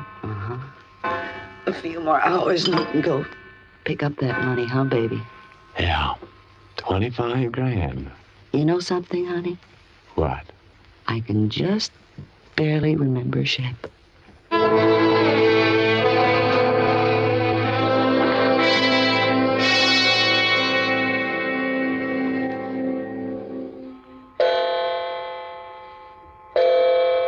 That's 9 o'clock, honey. Let's get going, shall we? We'll just about make it, huh? Yeah. I hope that map's in the morning mail, don't you? Well, it will be, don't worry. Come on, I'll help you with your coat. Hey, where'd you get it? It's a nice mink. Shep stole it. For me. He was a petty larceny guy, wasn't he? Let's not think about him, Angel. Come on. We're on our way to the office and that letter. And Rio? Could be.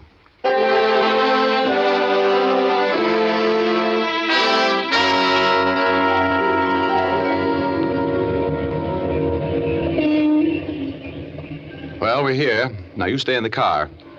I don't know whether there'll be any cops up there or not. And if I'm not back in 5 minutes, shove off. And I'll meet you in the lobby of the Hotel Bellevue in an hour. Oh? You're not going to take me to the office with you? No. Then leave me the half of the map you took from Shep. I want to know you're coming back. Oh, sure, baby. Here you are. Now, you happy? Yes, I'm happy. Hurry, though, will you? I'll be back in a minute, beautiful. If I'm not, remember what I told you to do, huh? I'll be in the lobby of the Bellevue if you aren't back in 5 minutes, right?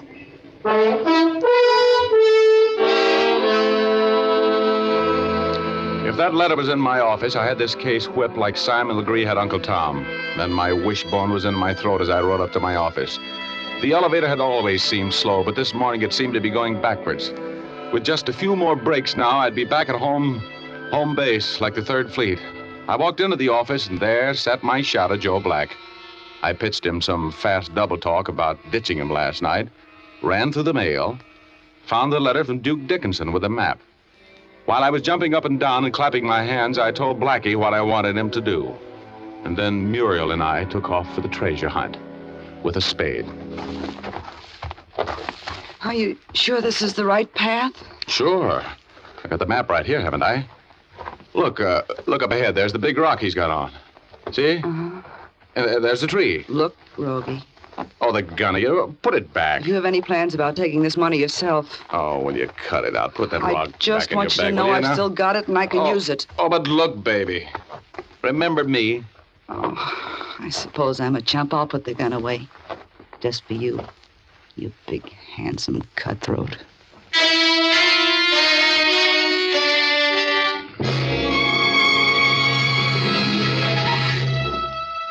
Well, I paced off the location of that hidden treasure just like it said on the map, feeling a little like Captain John Silver as I did it. And then I exposed my poor, aching back to the unaccustomed labor of making a hole in the ground with a spade. I will never be a fan of digging. I like my spades 5 at a time, preferably running from the ace down to the 10 with a lot of dough in the middle of the table instead of in the middle of the pasture. But I dug. Richard, are you sure you're digging in the right place? Sure.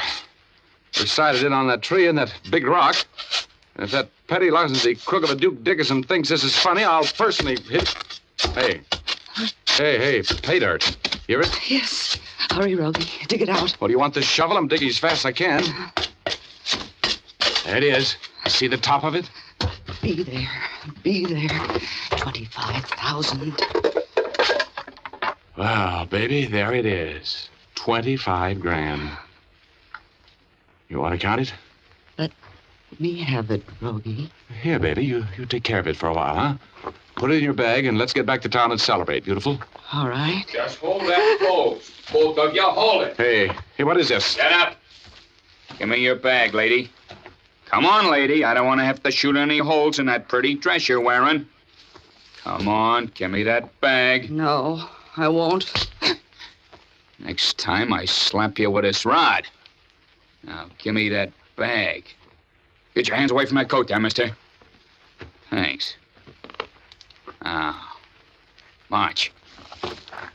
You look familiar to me, tough stuff. Yeah? Maybe I'd better put you away, huh?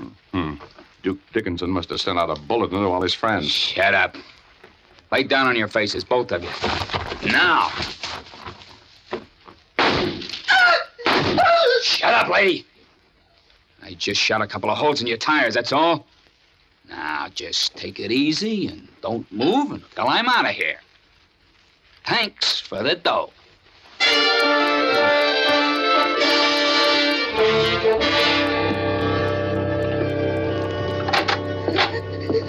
Come on in the office, baby.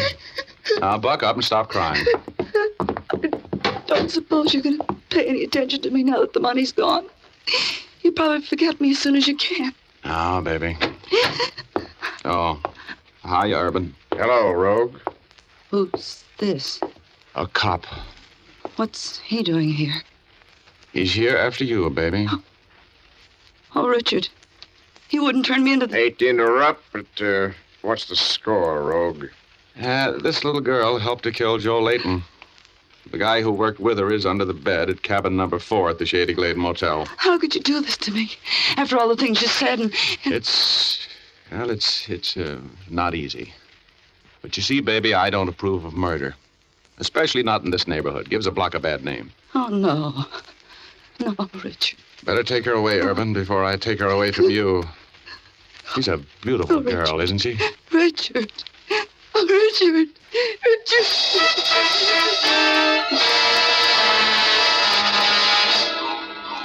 Well, that's the story. Of course, you recognize my old friend Joe Black as a hold-up man. You see, I figured that when Muriel and Shep went on trial, I would have less explaining to do if they thought some stranger had finally come up with the 25 grand. I gave Joe his 500 like I said I would. He beefed a little, but he took it. And then I took the 100 Duke owed me and 1,000 for the job that was agreed on, and then I took the 2,500 that Joe Layton was supposed to get and sent it to Muriel's mother. Layton didn't have any use for it in the morgue. And I sent the rest to Duke in Kansas City. Made a nice score altogether, but I still wake up in the middle of the night when I dream of Rio and Muriel and that trip we were going to take. The money's spent, but the dreams linger on. They're wonderful.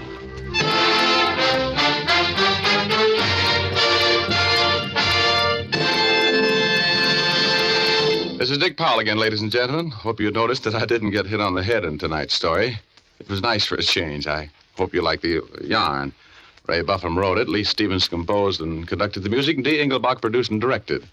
I want to remind you to make a date with us the next Thursday night. We're going to get mixed up in a strange affair about a photograph. We call it photo finish. Be on hand for the developing, will you? Thanks for listening and good night, all. Now, here's Jim Doyle. Don't forget to tune in again next Thursday, same time, same station, when you'll again hear Dick Powell as Richard Rogue in Rogue's Gallery. Remember, if dandruff is your problem, ask for Fitch's Dandruff Remover Shampoo. Removes dandruff the first time it is used. Fitch's Dandruff Remover Shampoo is the only shampoo whose guarantee to remove dandruff is backed by one of the world's largest insurance companies. This statement can be made by no other shampoo. Ask for Fitch's Dandruff Remover Shampoo at your drug counter, barber, or beauty shop. Fitch is spelled F-I-T-C-H.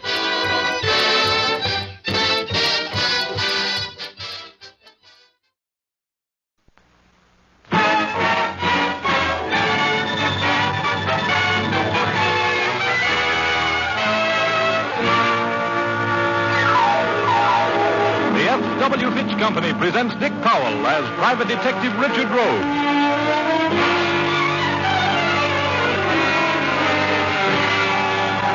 In Rogue's Gallery.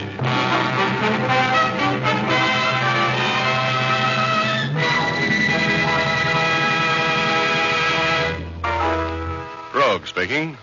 Well, I've got a man bites dog title for my story tonight. Blondes prefer gentlemen. How do you like that? But before we get into our story, here's Jim Doyle, the man from the Fitch Company. It's no trick at all to get a smooth, comfortable shave with Fitch's No Brush shaving cream. You just wet your face, apply the cream with your fingers, and you're ready to shave. The instant you apply Fitch's No Brush to your face, the special skin conditioner ingredient goes into action to prepare your skin for the shave. It gets right next to your skin to hold the whiskers up until the razor comes along and mows them down. The lubricating qualities of Fitch's No Brush actually help your razor glide easily without nicking or scraping your face. Then when your shave is finished, your face will feel cool, relaxed, and refreshed. Fitch's No Brush is the easy-to-use shave cream that's fast becoming a favorite with men everywhere. Get it at your drug counter. Or if you prefer a lather cream, get Fitch's Brush Cream. It also contains the special skin conditioner. Leaves your face feeling soft and smooth when the shave is finished. Fitch's No Brush and Fitch's Brush Cream come in 25 and 50-cent sizes. Thank you, Jim. And now I'd like to tell my story. Okay, here's Dick Powell as Private Detective Richard Rogue in another personally conducted tour through Rogue's Gallery.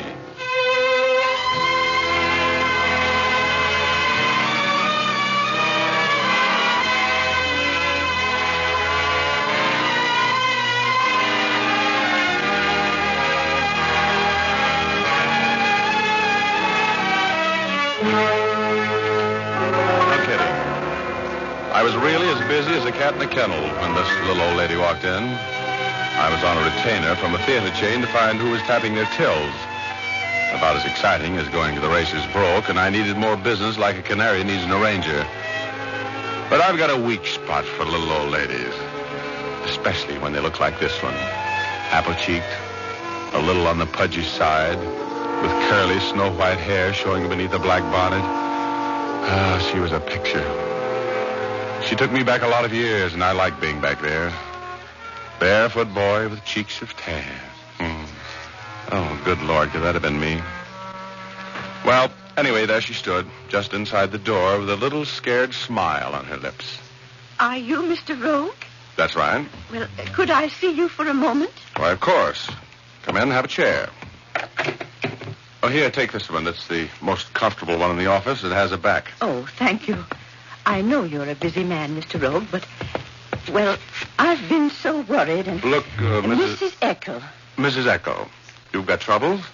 Well, you don't look like the type. It's my granddaughter, Mr. Rogue. Oh. Oh, she's really a lovely girl. You'd just be crazy about her if you knew her. Everybody is.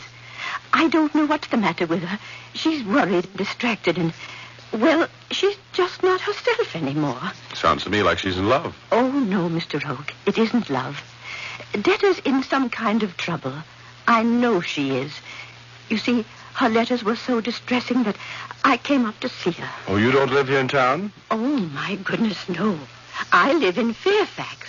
Yes, that's where Debtor went to school. She came up here to take a job singing. Oh, she was so happy at first. What happened when you came up here to see her?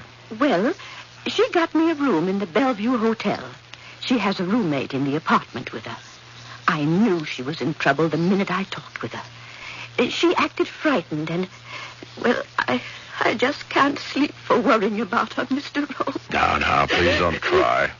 If I can help you, I will. Well, if it's a matter of money, Well, it isn't. You know something?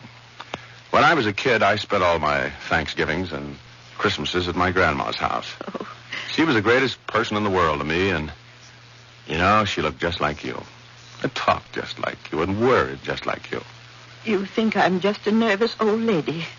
You think I'm just making all this up in my own mind. But I know Debtor so well. She's so helpless and unworldly. Of course, Graham. Yes. You just leave everything to me and don't worry.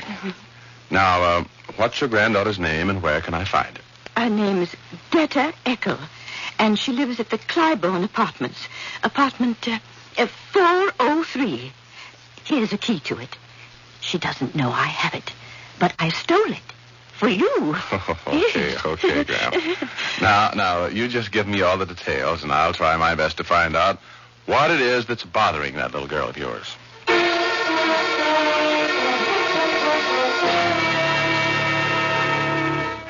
Well, that's me, the boy volunteer. Never so busy that I can't neglect a steady client to take on a case that wouldn't mean a dime to me. You'd think I hated the sight of money, which is less than the truth. Well, I just sat there for a while, thinking about my grandmother in those dear, dead childhood days. Me, the guy who wouldn't bet 8 to 5 that tomorrow's Friday. Well, it suddenly dawned on me that I had work to do, so I pulled the emergency cord on the dream train and made a few calls on theaters. And then about 7 o'clock, I remembered my new client, and I dropped in at the Clybourne Apartments. They were nice. A self-operated elevator whizzed me up to the 4th floor, and I knocked at the door of 403. Nobody answered, so I unlocked the door and walked in. And there, across the room from me, was a young girl. She was lying on the floor, and there was a little pool of blood around her head. I just stood there for a split second while that still, small voice within me talked sense. You'd better get out of of here, Rogie. That dame's dead. Oh, brother. Right in the back of the head. The poor kid. Yeah, the poor kid. What's it to you? This is going to be tough on that little old lady, but that's none of your business. Come on, Rogie. Take distance. Hey!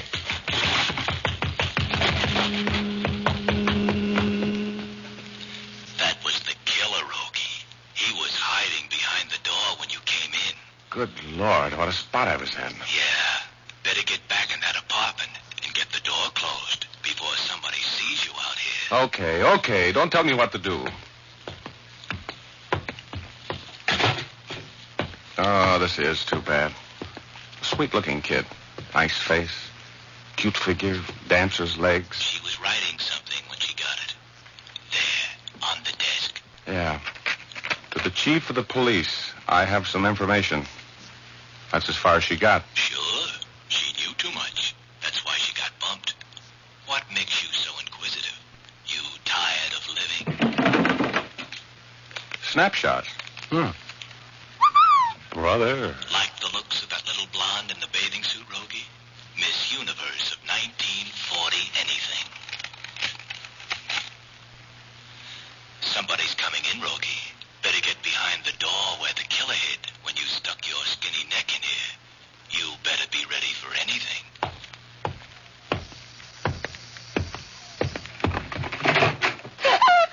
Quiet. You want the cops to come up here? Go me. Wait a minute now. No, Francie! Is she dead? Yes, I'm afraid she is. You know who killed her? You did, of course. I did. What would I kill her for? I don't even know her. Stop pointing that gun at me. If you're going to shoot me, go ahead. I don't care. I'd rather be dead. I would. Have you any idea who might have killed Miss Eckel? I'm Miss Eckel. That was Francie McCall. She was my singing partner. You killed her thinking it was me. Look, would you mind straightening me out a little bit? If you were dead of Eckel... I am dead Eckel. Look, here's my driver's license, my initial on my person. There on the mantel is a picture of me. You killed the wrong girl. I'm the one who was supposed to have been killed. You better go back to Mooney and tell him you made a mistake. Look, baby, I'm Richard Rogue, the private dick. I'm not a killer. Now, why is this Mooney guy trying to have you bumped? If he's responsible for killing your friend, we have to get him for it, don't we? Go away from me. Go away. Go away. Don't you touch me. Don't touch me.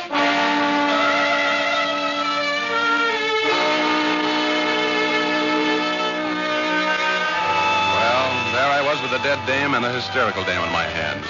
I liked the dead one best at the time. I couldn't shut this other one up. She was the little blonde from the bathing suit snapshots. She looked like one of those composite pictures Hollywood press agents get out, combining the best features of all the stars in one deluxe edition. It was a pleasure to take tender care of her. I put cold claws on her head. I rubbed her hands. I talked to her. Finally, I convinced her I was a friend. And then she cuddled up to me, like a little kid. I called Urban at headquarters and reported the murder. Detta kept right on bawling. I couldn't stop her. Oh, look, baby. Are you going to tell me what this is all about, or do you want to wait and tell the cops? They'll be here any minute now, and there's no use going... I won't tell anyone. I can't. If I do, I'll be killed just like Francie. Don't ever go away and leave me, will you? Well, of course not. You think I'm crazy? You just take it easy now and tell me what this is all about, will you? Take it easy. With my best friend lying there dead. Oh, it's all my fault. Oh, look, doll, nothing's your fault. Stop beating yourself to death. What are you mixed up anyway? Come on, tell me. Let me help you. I will. If you get me a drink of water. All right. Yeah. Now you try to get hold of yourself, little one. You're going to need all the brains you have when the cops get here.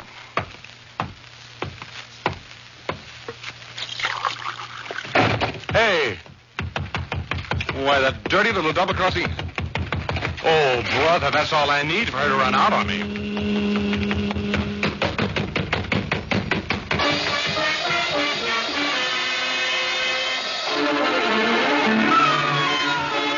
I tried to beat that elevator down and almost broke my pretty little stuck-out neck doing it. I missed a stair between the third and second floors and flew blind for a while before I caught my balance again. I hit the front door like I had the Notre Dame team behind me and ran across the sidewalk just in time to see Detta pulling away in a cab. She had too much of a start on me for footwork, so I ran for another cab. Follow that cab. What'd you say? Follow that cab. There's $20 in it for you if you catch it. Okay, for $20, I'll drive you over that cab. Watch this, mister. Look out, look out.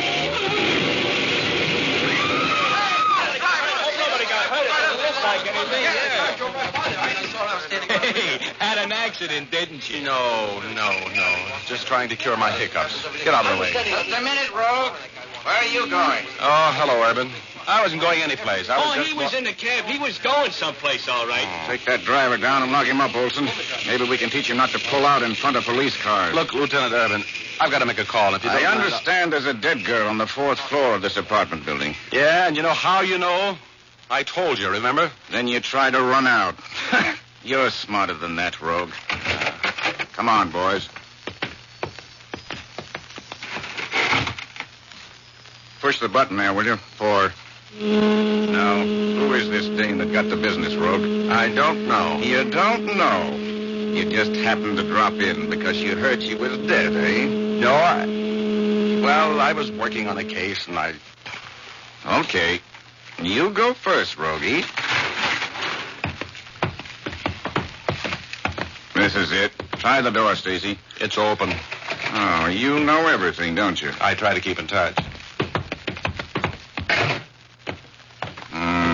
Shot from a distance of over 2 feet. Right at the base of the brain. Never knew what hit her. That's right. Who did it, Rogie? And why? I don't know. What's her name? Francie something or other. I don't know her last name. Where'd you meet her? I never met her. Alive. First time I saw her, she was lying right there, dead. You're going to be difficult, eh? You bullhead. Stick around. You mean I'm pinched? Did I say so? Now, look. You're not talking to some correspondence school pickpocket, you know, Lieutenant. Either pinch me or let me go, and make up your mind which right now. Shut up.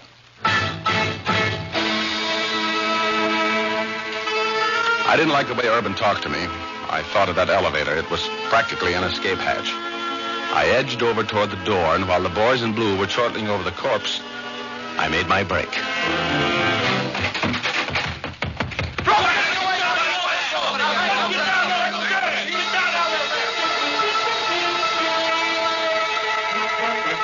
I could hear the cops running down the stairs as I ran out through the door and jumped into a cab and got out of there. Step on it, driver. There's a double sawbuck in it for you if you get me out of here without picking up a tail. Okay, mister, hang on. Oh, what's the matter? Can't you get this corn sheller out of Lowell? I'm doing the best I can. The rest of the people won't get off the street. Oh, we're being tailed. There's a cab following us. Lose him. Take a quick turn at the next corner. Well, what goes? He's still with us. Come on, step on it.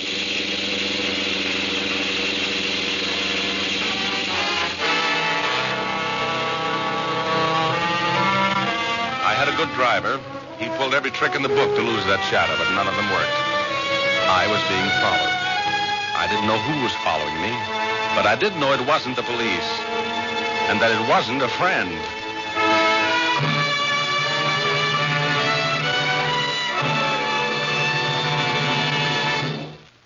We'll return to our story in just a moment. But first, I'd like to tell you about the thousands of smart women throughout the United States and Canada, including glamorous Bess Myerson, Miss America of 1945, who are now using Fitch's saponified shampoo to keep their hair lustrous, soft, and silky. These smart women have discovered that Fitch's saponified shampoo gives a rich, abundant lather even in hard water. And what is more important, they've discovered that this rich, billowy lather carries away all impurities from their hair and scalp, leaving the scalp clean and refreshed, the hair sparkling and lovely. After the fragrant lather has done its work of cleansing the hair and scalp, the patented rinsing agent goes into action. This rinsing agent acts with the rinse water to remove every tiny particle that might remain to hide hair beauty. No special after rinse is required. You'll find Fitch's saponified shampoo is economical for use by the entire family. Buy that big economy 16-ounce size that sells for $1, or the generous 6-ounce size for 50 cents. If you prefer, ask for a professional application at your barber or beauty shop. Fitch is spelled F-I-T-C-H.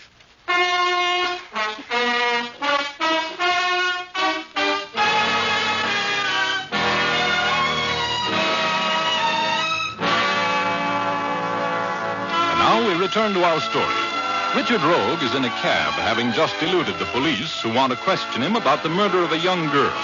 He looks out of the back window of his cab and sees that he's being followed. He urges his driver to greater speed, but still the shadowing cab follows him. Rogue is worried.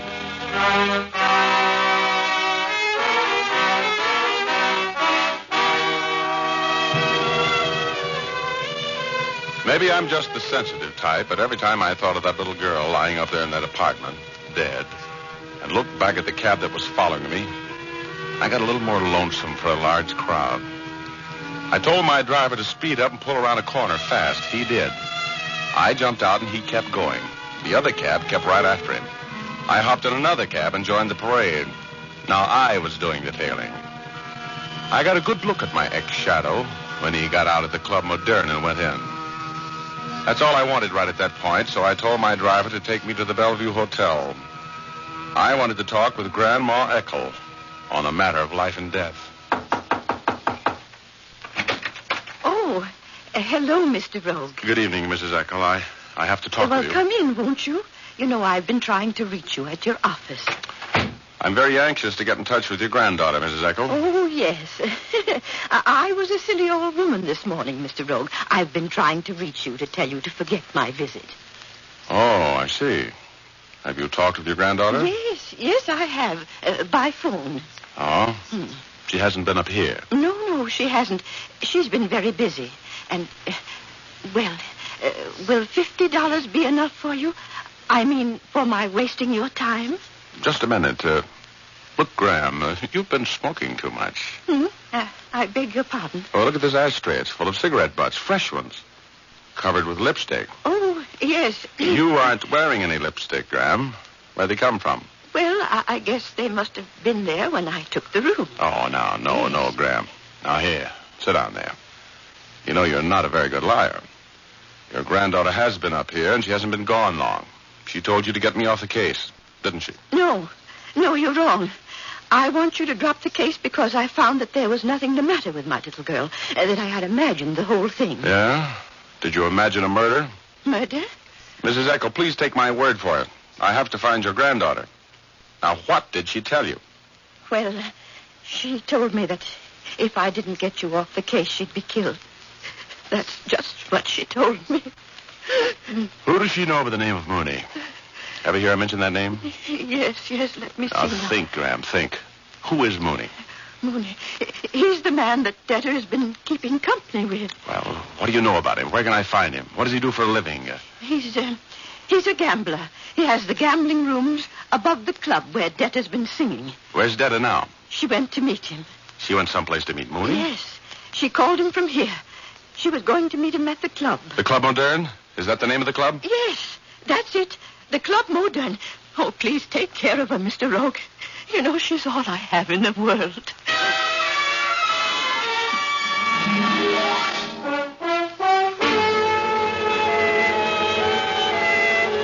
I was a mightily worried little man as I grabbed a cab and took off to the Club Moderne. This kid, this Detta Eckel. Oh, she should have never left Fairfax. Poor little dumb dame. I just hoped I could get to her before Mooney got another chance at her, that's all. I walked into the Club Moderne and stood for a moment in the foyer, looking around for Detta and Mooney.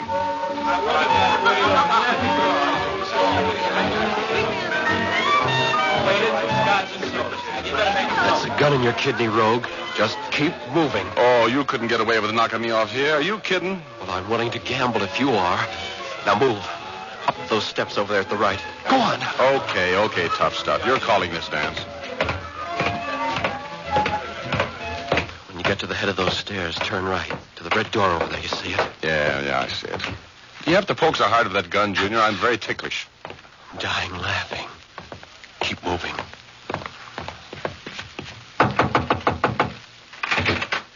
Rogue here just walked in, Mooney. Oh, come in, Rogue. Sure.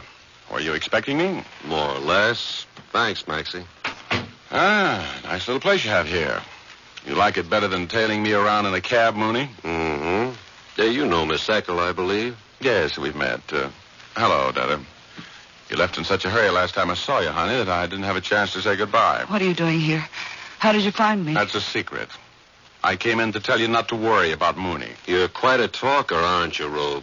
Well, sure, yes.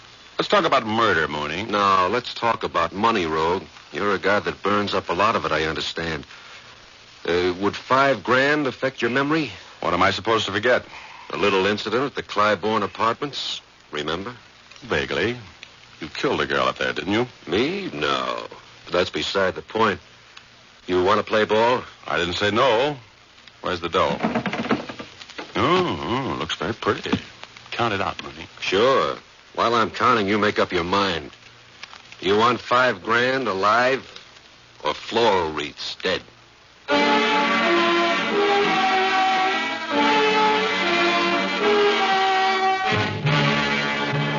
My hero blood was reaching the boiling point, and I could feel a foolish move coming on.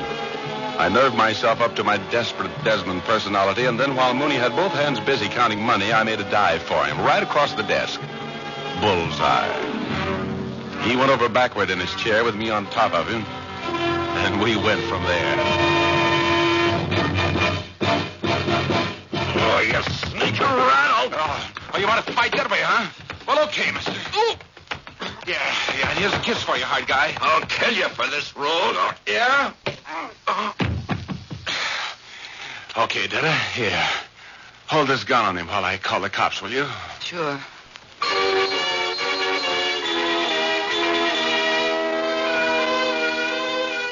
I was feeling pretty proud of myself when I put in that call for the cops.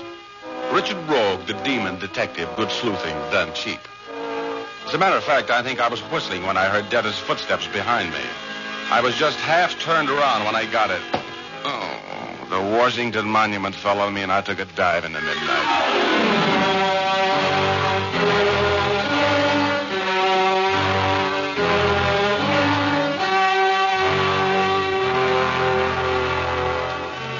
When I opened my eyes, Mooney was still out. I put my fingers up to the side of my head that felt like it wasn't there, and they came away sticky. I got up and looked around. The $5,000 was gone, and so was Detta. I threw some water on Mooney and brought him up to date, and then the two of us had a little talk, which was full of surprises for me. And then I ran out of there. The cab starter in front of the club had called a cab for Detta. He'd heard her say, Metropolitan Airport, and step on it. I got a cab and said, Metropolitan Airport, and step on it. When I got to the airport, I could hear the loudspeakers announcing a flight leaving for San Francisco. I ran through the building and out onto the field, and there she was, just starting for the plane.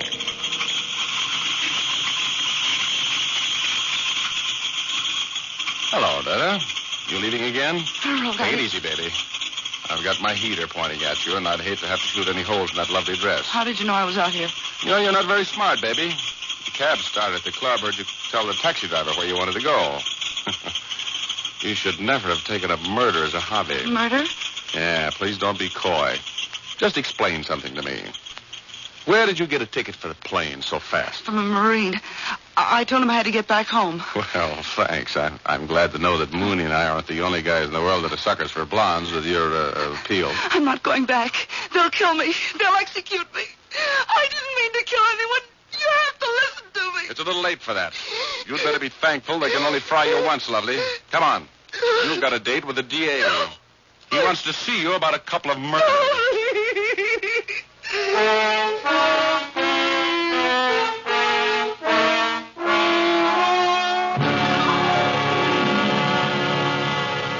Well, I turned the luscious Detta over to Urban, thereby winning his undying affection for about 20 minutes. Cops are very unconstant personalities. And then I muscled my poor, tired body back to my office. Oh, I was so tired I couldn't have raised my eyebrows with a block and tackle. I opened the door and wished I'd gone straight home.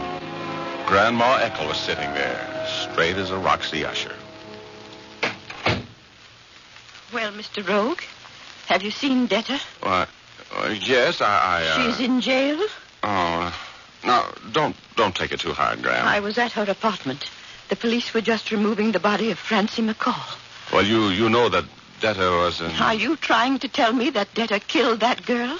Yes, she did, you know. Why? Why did she do it? Well, a couple of months ago, Detta ran over a little girl and killed her in a hit-and-run accident. She told Francie about it, and that's what she's been worried about. Oh. Francie was going to tell the police today. That's why Detta shot her. Oh, believe me, I'm sorry to have to tell you this. I believe I owe you some money, Mr. Rogue. Oh, no, please. I insist. I retained you to do a job, and you did it. I'll mail you a check in the morning. No, please, no. I'll tell you, if you really want to do something for me, how about inviting me to your house for Thanksgiving dinner? You know, Graham, they don't make money big enough to buy things like that. Will you come? Well, just ask me. All right, son. And we'll never mention this again, will we? Never. Now, if you'll excuse me, I think I'm going to cry a little.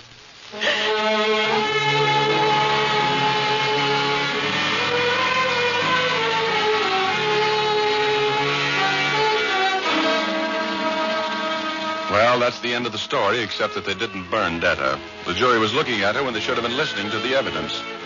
Mooney and I got to be pretty good friends. I learned that he'd been waiting downstairs for Detta while she was busy killing Francie. She told him what happened, and he was trying to catch me to button my lip with hush money. He was in love with the gal. The Marine that got talked out of his plane ticket was suffering from a touch of the same malady. Well, who wasn't? If there's anything in the theory of reincarnation, I want to come back as a blonde with Detta's equipment. Then I can get away with murder. Unless there's a guy around as smart as Richard Rogue, and that doesn't seem possible. Now, does it?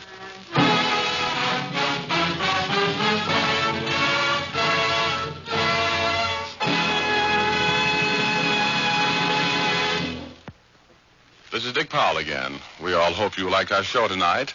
Ray Buffum wrote it. The music was composed and conducted by Leith Stevens, and production and direction was by D. Engelbach. Next week, we're going to do a real thriller entitled Murder in Drawing Room A. Lots of excitement. Don't miss it. Good night, all, and now, here's Jim Doyle. Don't forget to tune in again next Thursday, same time, same station, when you will again hear Dick Powell as Richard Rogue in Rogue's Gallery.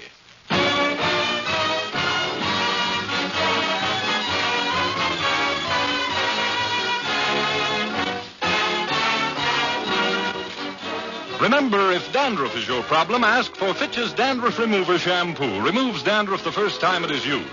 Fitch's Dandruff Remover Shampoo is the only shampoo whose guarantee to remove dandruff is backed by one of the world's largest insurance companies. This statement can be made by no other shampoo. Ask for Fitch's Dandruff Remover Shampoo at your drug counter, barber, or beauty shop.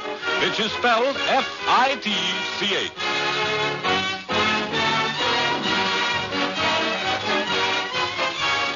This is the Mutual Broadcasting System.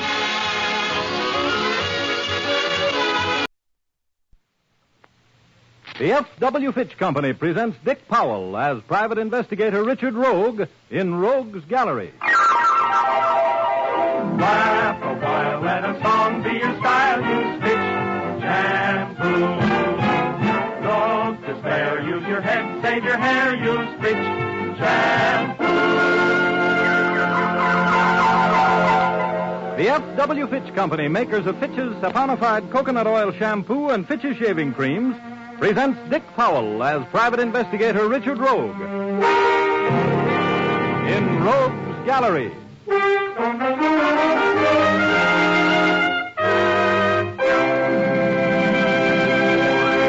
Rogue speaking. Do you ever long for the bracing feel of the freezing wind on your face, hard-packed snow under your skis, and the beauty of the stately pine laboring to support the dust-dry snow on its limbs? Does your heart cry out for the tingle of the air as it swishes by your hurtling frame on a toboggan course? It doesn't? Well, neither does mine. I can't imagine what throwback impulse to a pioneering ancestor made me decide to take that vacation at a winter lodge in the mountains, but nevertheless, I did. I laughed with snow down my neck, cheered and clapped my frozen hands when some idiot risked his neck. Did all of the things required of a guest. But I didn't like it. No, I didn't. Until I saw this lovely, lovely view. She was a slow-eyed Latin. She was voluptuous, and she was at the snack bar. I just happened to sit down on the stool next to her. Give me a cup of coffee, will you, Harry, and not too much sugar? Yes, sir. I'd like another coffee, please, Harry. Yes, ma'am. Helps to thaw you out, doesn't it? Yes, it does. I saw you on the ski course this afternoon. Oh? Is that why you're laughing? You came flying through the air very gracefully, landed right by me, and threw snow all over me. Well, I'm sorry. I didn't do it on purpose, you know. I guess I'd better take some more lessons. Yes, I know it's impolite of me to laugh. Oh, that's okay. That's okay. If I'm going to be laughed at, I certainly want it to be you who does the laughing. You may come out and laugh at me in the morning. I'm going to take my first ski jump, and I know what's going to happen. I'll be there. One with sugar, one without. Thanks, Harry. Oh, Harry. Yes, sir? Would you mind introducing me to this lovely lady? Mr. Rogue, this lovely lady is Juanita Mansfield. Oh, Mr. Rogue? Are you Richard Rogue, the investigator? That's right, the celebrated investigator. I'm very happy to know you. Thank you.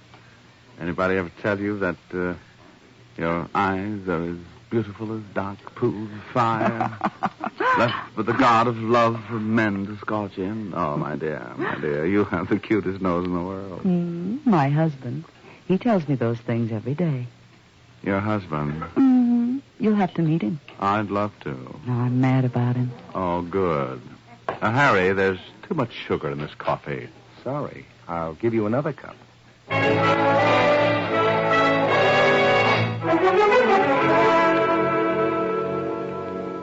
There was too much sugar in my coffee and too much sweetness in the marital situation of the lovely Juanita. There I was, all puckered up for one of those highly romantic resort friendships I'm always reading about. And there wasn't a girl in the place that abandon would dance with except Juanita. When I got up to leave, I noticed that Juanita had left her compact there on the bar. I picked it up, decided to return it to her in the dining room. I spotted her the minute I walked in. She was lovely in a white evening dress, which signaled all of the curves and soft shoulders. And her husband was a very big guy, ruggedly handsome, black wavy hair and Viking blue eyes. He was as British as St. George the Dragon, neither of which would have impressed him. He looked vaguely familiar. I walked over to their table. Oh, hello, Mr. Rogue. Hello, Mrs. Mansfield. I've been looking for you. You have? This is my husband, Mr. Rogue. Good evening, Mr. Rogue. How do you do, Mr. Mansfield? Juanita, here's your compact. You left it on the bar this afternoon. Oh, thank you. I've been looking all over for it. Oh, I come in very handy sometimes. Oh, by the way, haven't we met before, Mr. Mansfield? I'm sure we haven't. Funny, I think we have. You know, I never forget a face. You from Los Angeles? Pasadena. I am, anyway. David's from England. Well, I want to thank you for returning Juanita's compact, Mr. Rogue. It was a present from me. I was so worried. And now we must finish our dinner, darling. We're playing bridge in half an hour. Oh, all right, David. Well, good night, and good night, Mr. Mansfield. You know, I wish I could remember where it was we met before. I'm sure you're mistaken, Mr. Rogue. We've never met.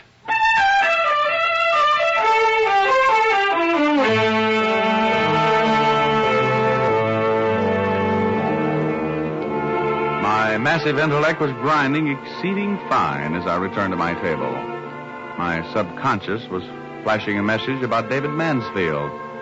There'd been a fear in his pretty blue eyes when he saw me approaching him. I'd known him before, someplace. And his name wasn't David Mansfield. The knowledge that the guy was a phony chased itself around in my mind without ever catching up with the answer. All through dinner and through a few fast rounds with the slot machines. I have a good memory for faces, and he had a good face to remember, but I couldn't make connections. After losing a bum decision favoring the one-armed bandits, I went to my cabin, opened the door.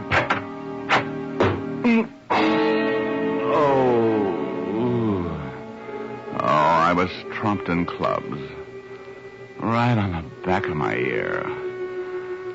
I took an on-the-spot lesson in astronomy. Through the pink haze, I noticed that one of the stars in my orbit was beckoning to me. I looked closely. It was Juanita. I followed her timelessly until I was so tired I couldn't keep up the speed.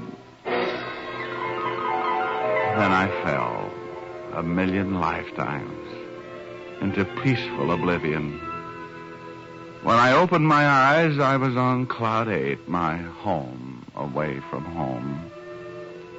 There was an economy-sized female bending over me. Gosh, Mr. Rogue, I didn't think you were going to stop here. Where's Ugor? Who are you? I'm Ugor's girlfriend, and Ugor's gone to see about a marriage license. A marriage license? What's that midget up to? He can't get married without my consent. Oh, Mr. Rogue, you wouldn't stand in the way of true love, would you? True love? What does that spook know about love? Oh, Mr. Rogue. You'll give your consent, won't you, Mr. Rogue? No. If you don't, I'll push you over the side. Oh, no. Let me rest up here. Give your consent. Never. Hey, stop pushing, you condensed minx. Cut it out. Over the side you go, Rogie. Goodbye.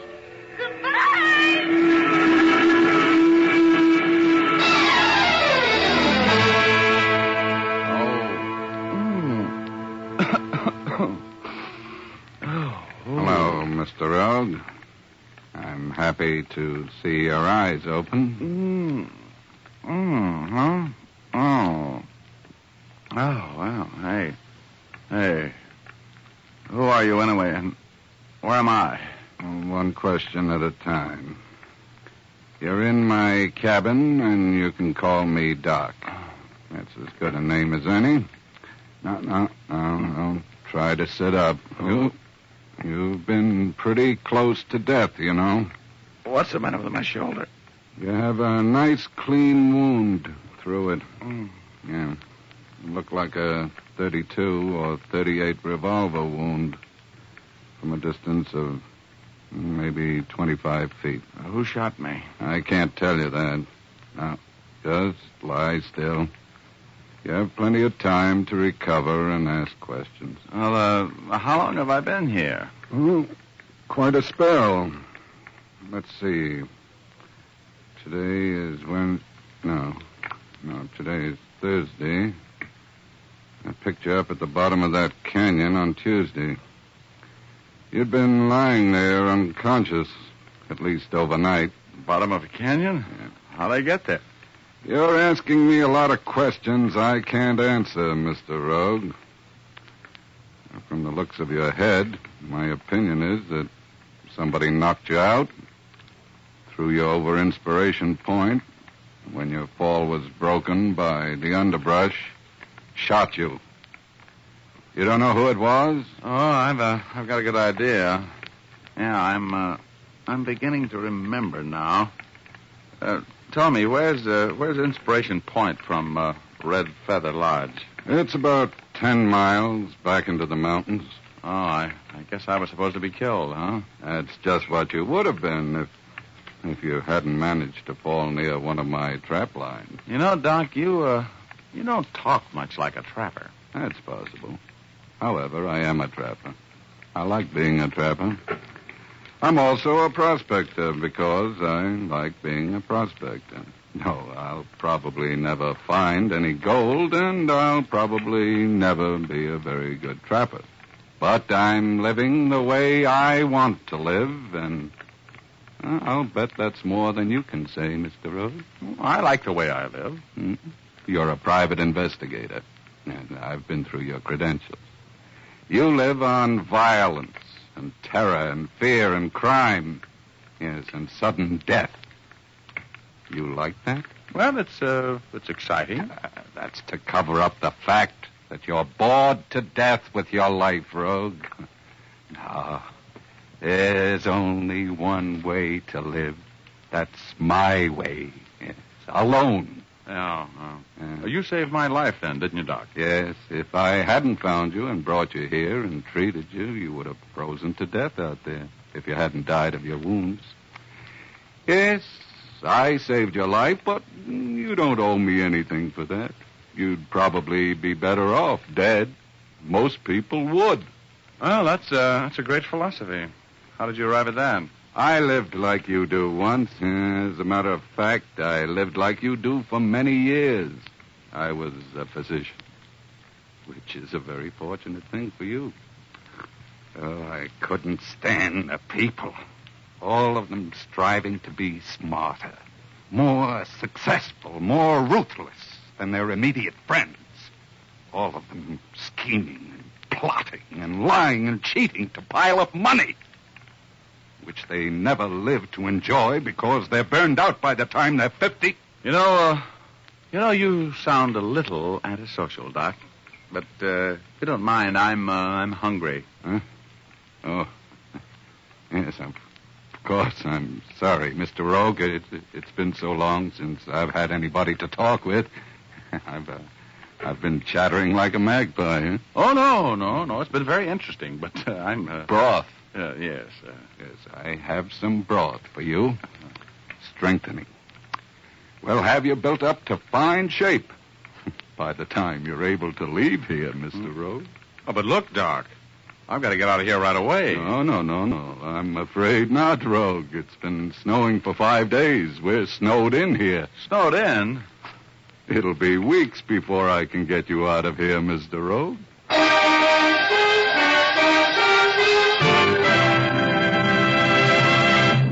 We'll continue our story in just a moment. First, men, these warm spring days are probably finding you out on the golf course, the ball diamond, or the tennis court. Remember, these active sports often cause perspiration and unpleasant scalp odors to cling to the hair, odors that a hasty shower in the clubhouse won't remove. To do a quick yet thorough job, try Fitch's saponified coconut oil shampoo. It forms lots of lather instantly to cleanse away dust, dirt, perspiration, and unpleasant scalp odors from your hair. The lather rinses out quickly and easily, too, so your shampoo is done in a jiffy. And men, Fitch's saponified coconut oil shampoo is made from pure natural oils.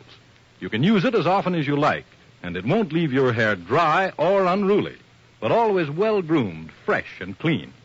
Fitch's saponified coconut oil shampoo is available at drug and toilet goods counters, or you can have a professional application at your barber shop.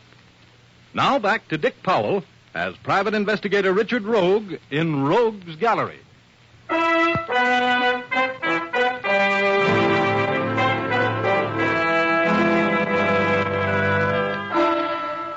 I couldn't figure out whether my benefactor Doc was as daffy as a red hearse or as wise as a barn full of owls. But he was a talker, and he was a good doctor. In 2 weeks, I was as full of health as a Boy Scout camp and as full of conversation as a book of plays. Doc shoveled his way out of his shack, mounted me on snowshoes, and helped me over the 20 miles that was as glistening white as the top of a wedding cake. When we came in sight of the Red Feather Lodge, Doc said goodbye. I managed to swagger into the lobby of the hotel. I was freshly shaved, and Doc had cleaned the blood from my shirt and jacket and mended them. In fact, I looked quite presentable. The clerk uncovered his teeth in professional welcome as I walked up to the desk. Well, Mr. Rogue. Glad to have you back. I should think you would be. Wasn't anybody worried about me? Worried? Yes. I left rather suddenly, didn't I? Well, yes, but we know people in your business get called away. Called away? Yes, I took the call myself. Uh-huh. What's the matter, Mr. Rogue? Why are you looking at me that way? Surely you received your baggage at your office. Look, there seems to be something the matter with my memory. Just what happened? Why, you called. You told us you'd send a check to cover your bill and asked us to please send your luggage to your office in Los Angeles as soon as the check arrived. We did just that. Only it wasn't a check you sent, it was a money order. Oh, I see. Yeah, I remember it all now. Oh, by the way, is David Mansfield still here? Oh, no. Mr. and Mrs. Mansfield checked out. Must have been about 3 weeks ago. Any forwarding address? Well, yes, I'll get it for you in just a moment, Mr. Rogue.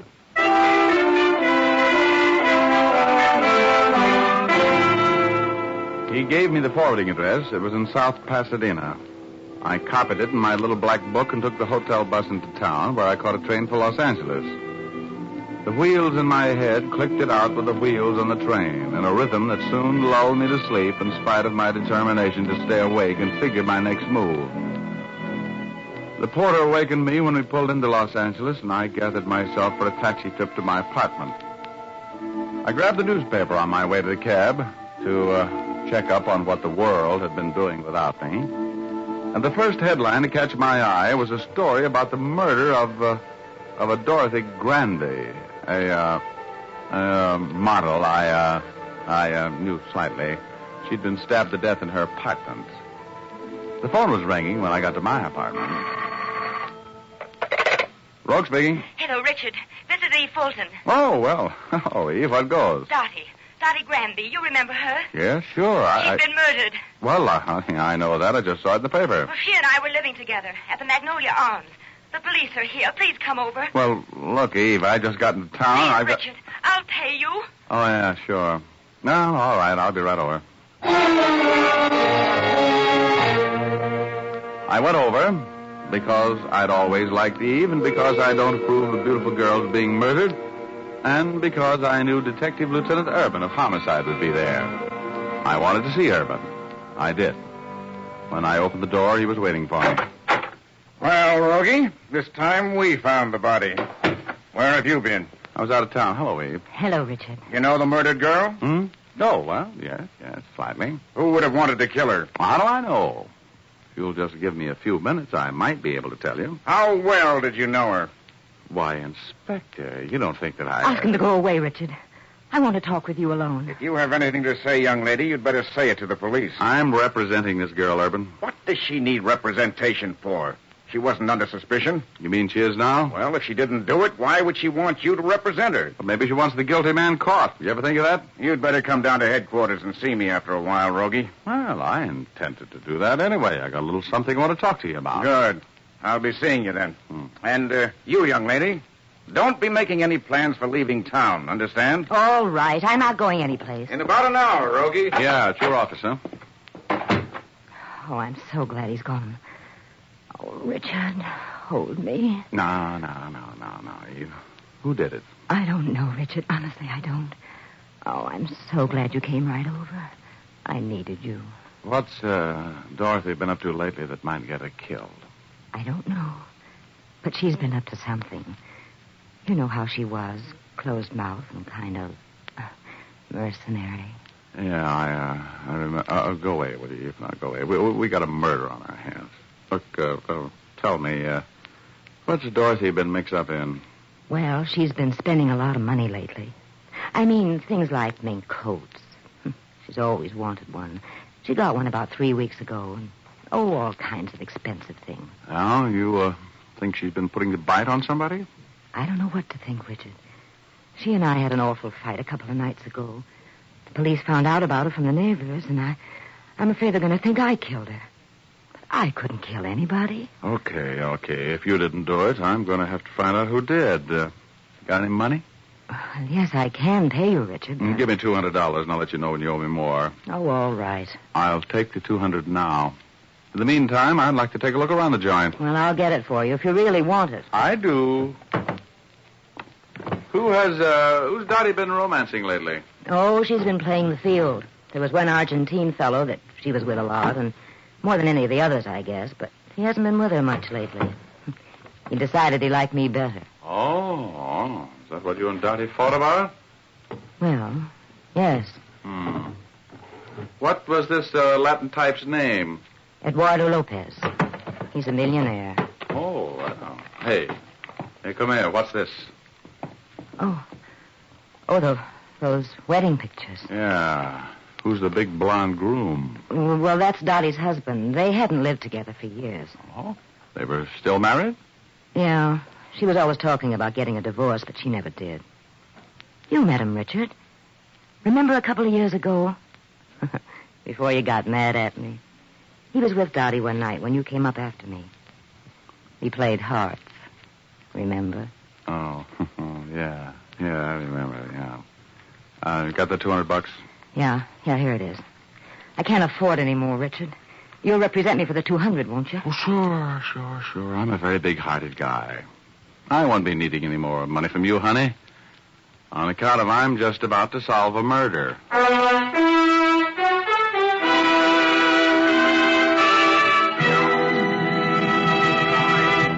We'll return to our story in just a moment. First, a word to the ladies. You know how spring winds stir up dust and dirt and can cause perspiration to cling to the hair. This combination can imperil the daintiness and freshness of your hair. However, regular use of Fitch's saponified coconut oil shampoo will always keep your hair sweet-smelling and clean. Fitch's saponified shampoo is made from mild coconut and pure vegetable oils. It makes mountains of fluffy, fragrant lather that floats away the dust, oily film, and perspiration from your hair. Then, when you rinse, a patented rinsing agent contained right in the shampoo comes to your aid. This rinsing agent works with the plain rinse water to ensure sparkling clean hair, undimmed by a dull, soapy film. Your hair is left radiantly lustrous and delicately fragrant. Guard the charm and beauty of your hair by using Fitch's saponified coconut oil shampoo regularly. Fitch is spelled F-I-T-C-H.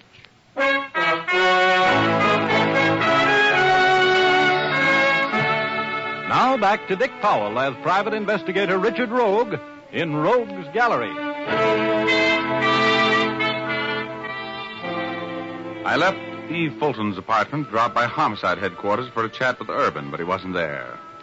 So I left him a note and went out to the Mansfield address in South Pasadena. It was a beautiful home, set back in a kind of park. There was a circular driveway up to the front door, but I parked out on the street. I wanted time to work up plenty of hate before I hit that front door. Mrs. Mansfield answered the door herself. What? Why, Mr. Rogue. Oh, surprised to see me, huh? I want to talk with you and your husband. You can't come in here. Oh, you're a punk fortune teller, Juanita. Look out, here I come. Where is that pretty husband of yours? He isn't home. Please, don't point that gun at me. Where is he? I don't know. He's out. I don't know when he'll come back. No kidding. Well, I'll just wait if you don't mind, or if you do. I want to have a talk with him. Just walk right in here, Mr. Rogue. Hmm? Come on. I won't botch the job this time. Drop your gun. You know, you're a difficult man to get rid of, Mr. Rogue. Yeah?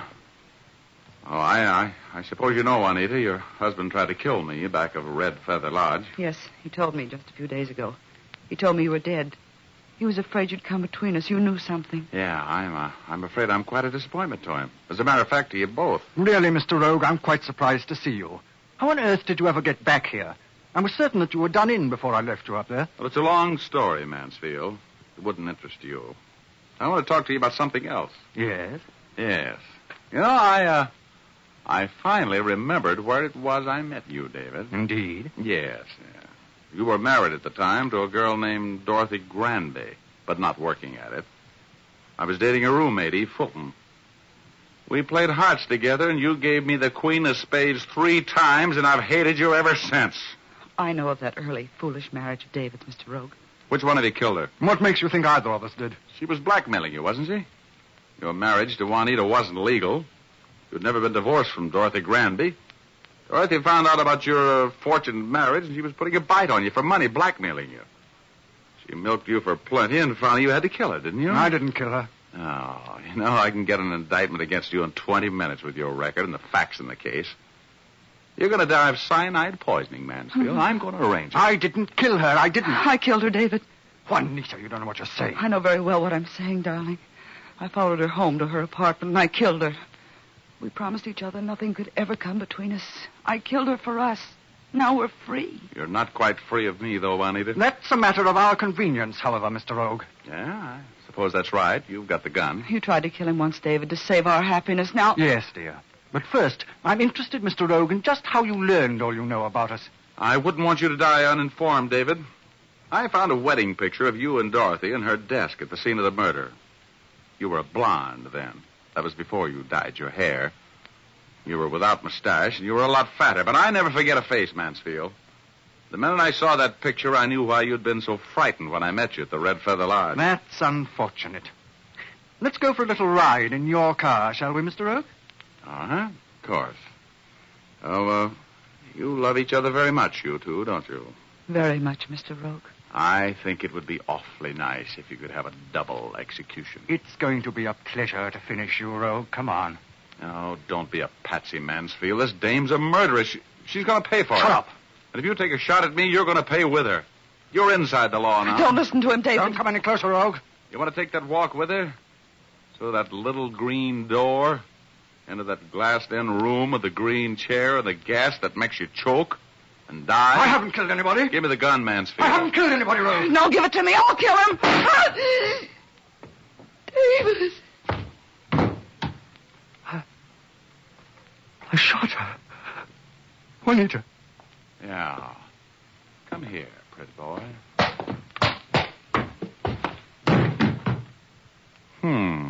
Broke my hand. Well, that was the end of the case. David Mansfield tried to kill me in the mountains because he thought I might remember him and ruin his marriage with Juanita's bankroll. Instead of staying dead, I came back and killed 2 birds with 1 stone, in a matter of speaking. I caught a murderess. Juanita lived for her execution, and David won't be out of the pen in time to vote for the 40th president. And oh, by the way, I saw my hermit friend, Doc, a couple of weeks ago. He's living at the Beverly Hills Hotel. Yeah. In a suite of 5 rooms. Found gold up in them thar hills and gave up hermiting. He's getting married next week to a lovely widow with 5 children. Oh, there's nothing like living alone and liking it. You know what I mean?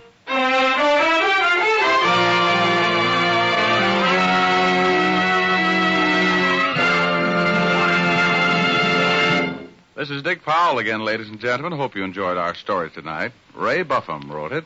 Leith Stevens composed and conducted the music, and Dee Engelbach produced and directed.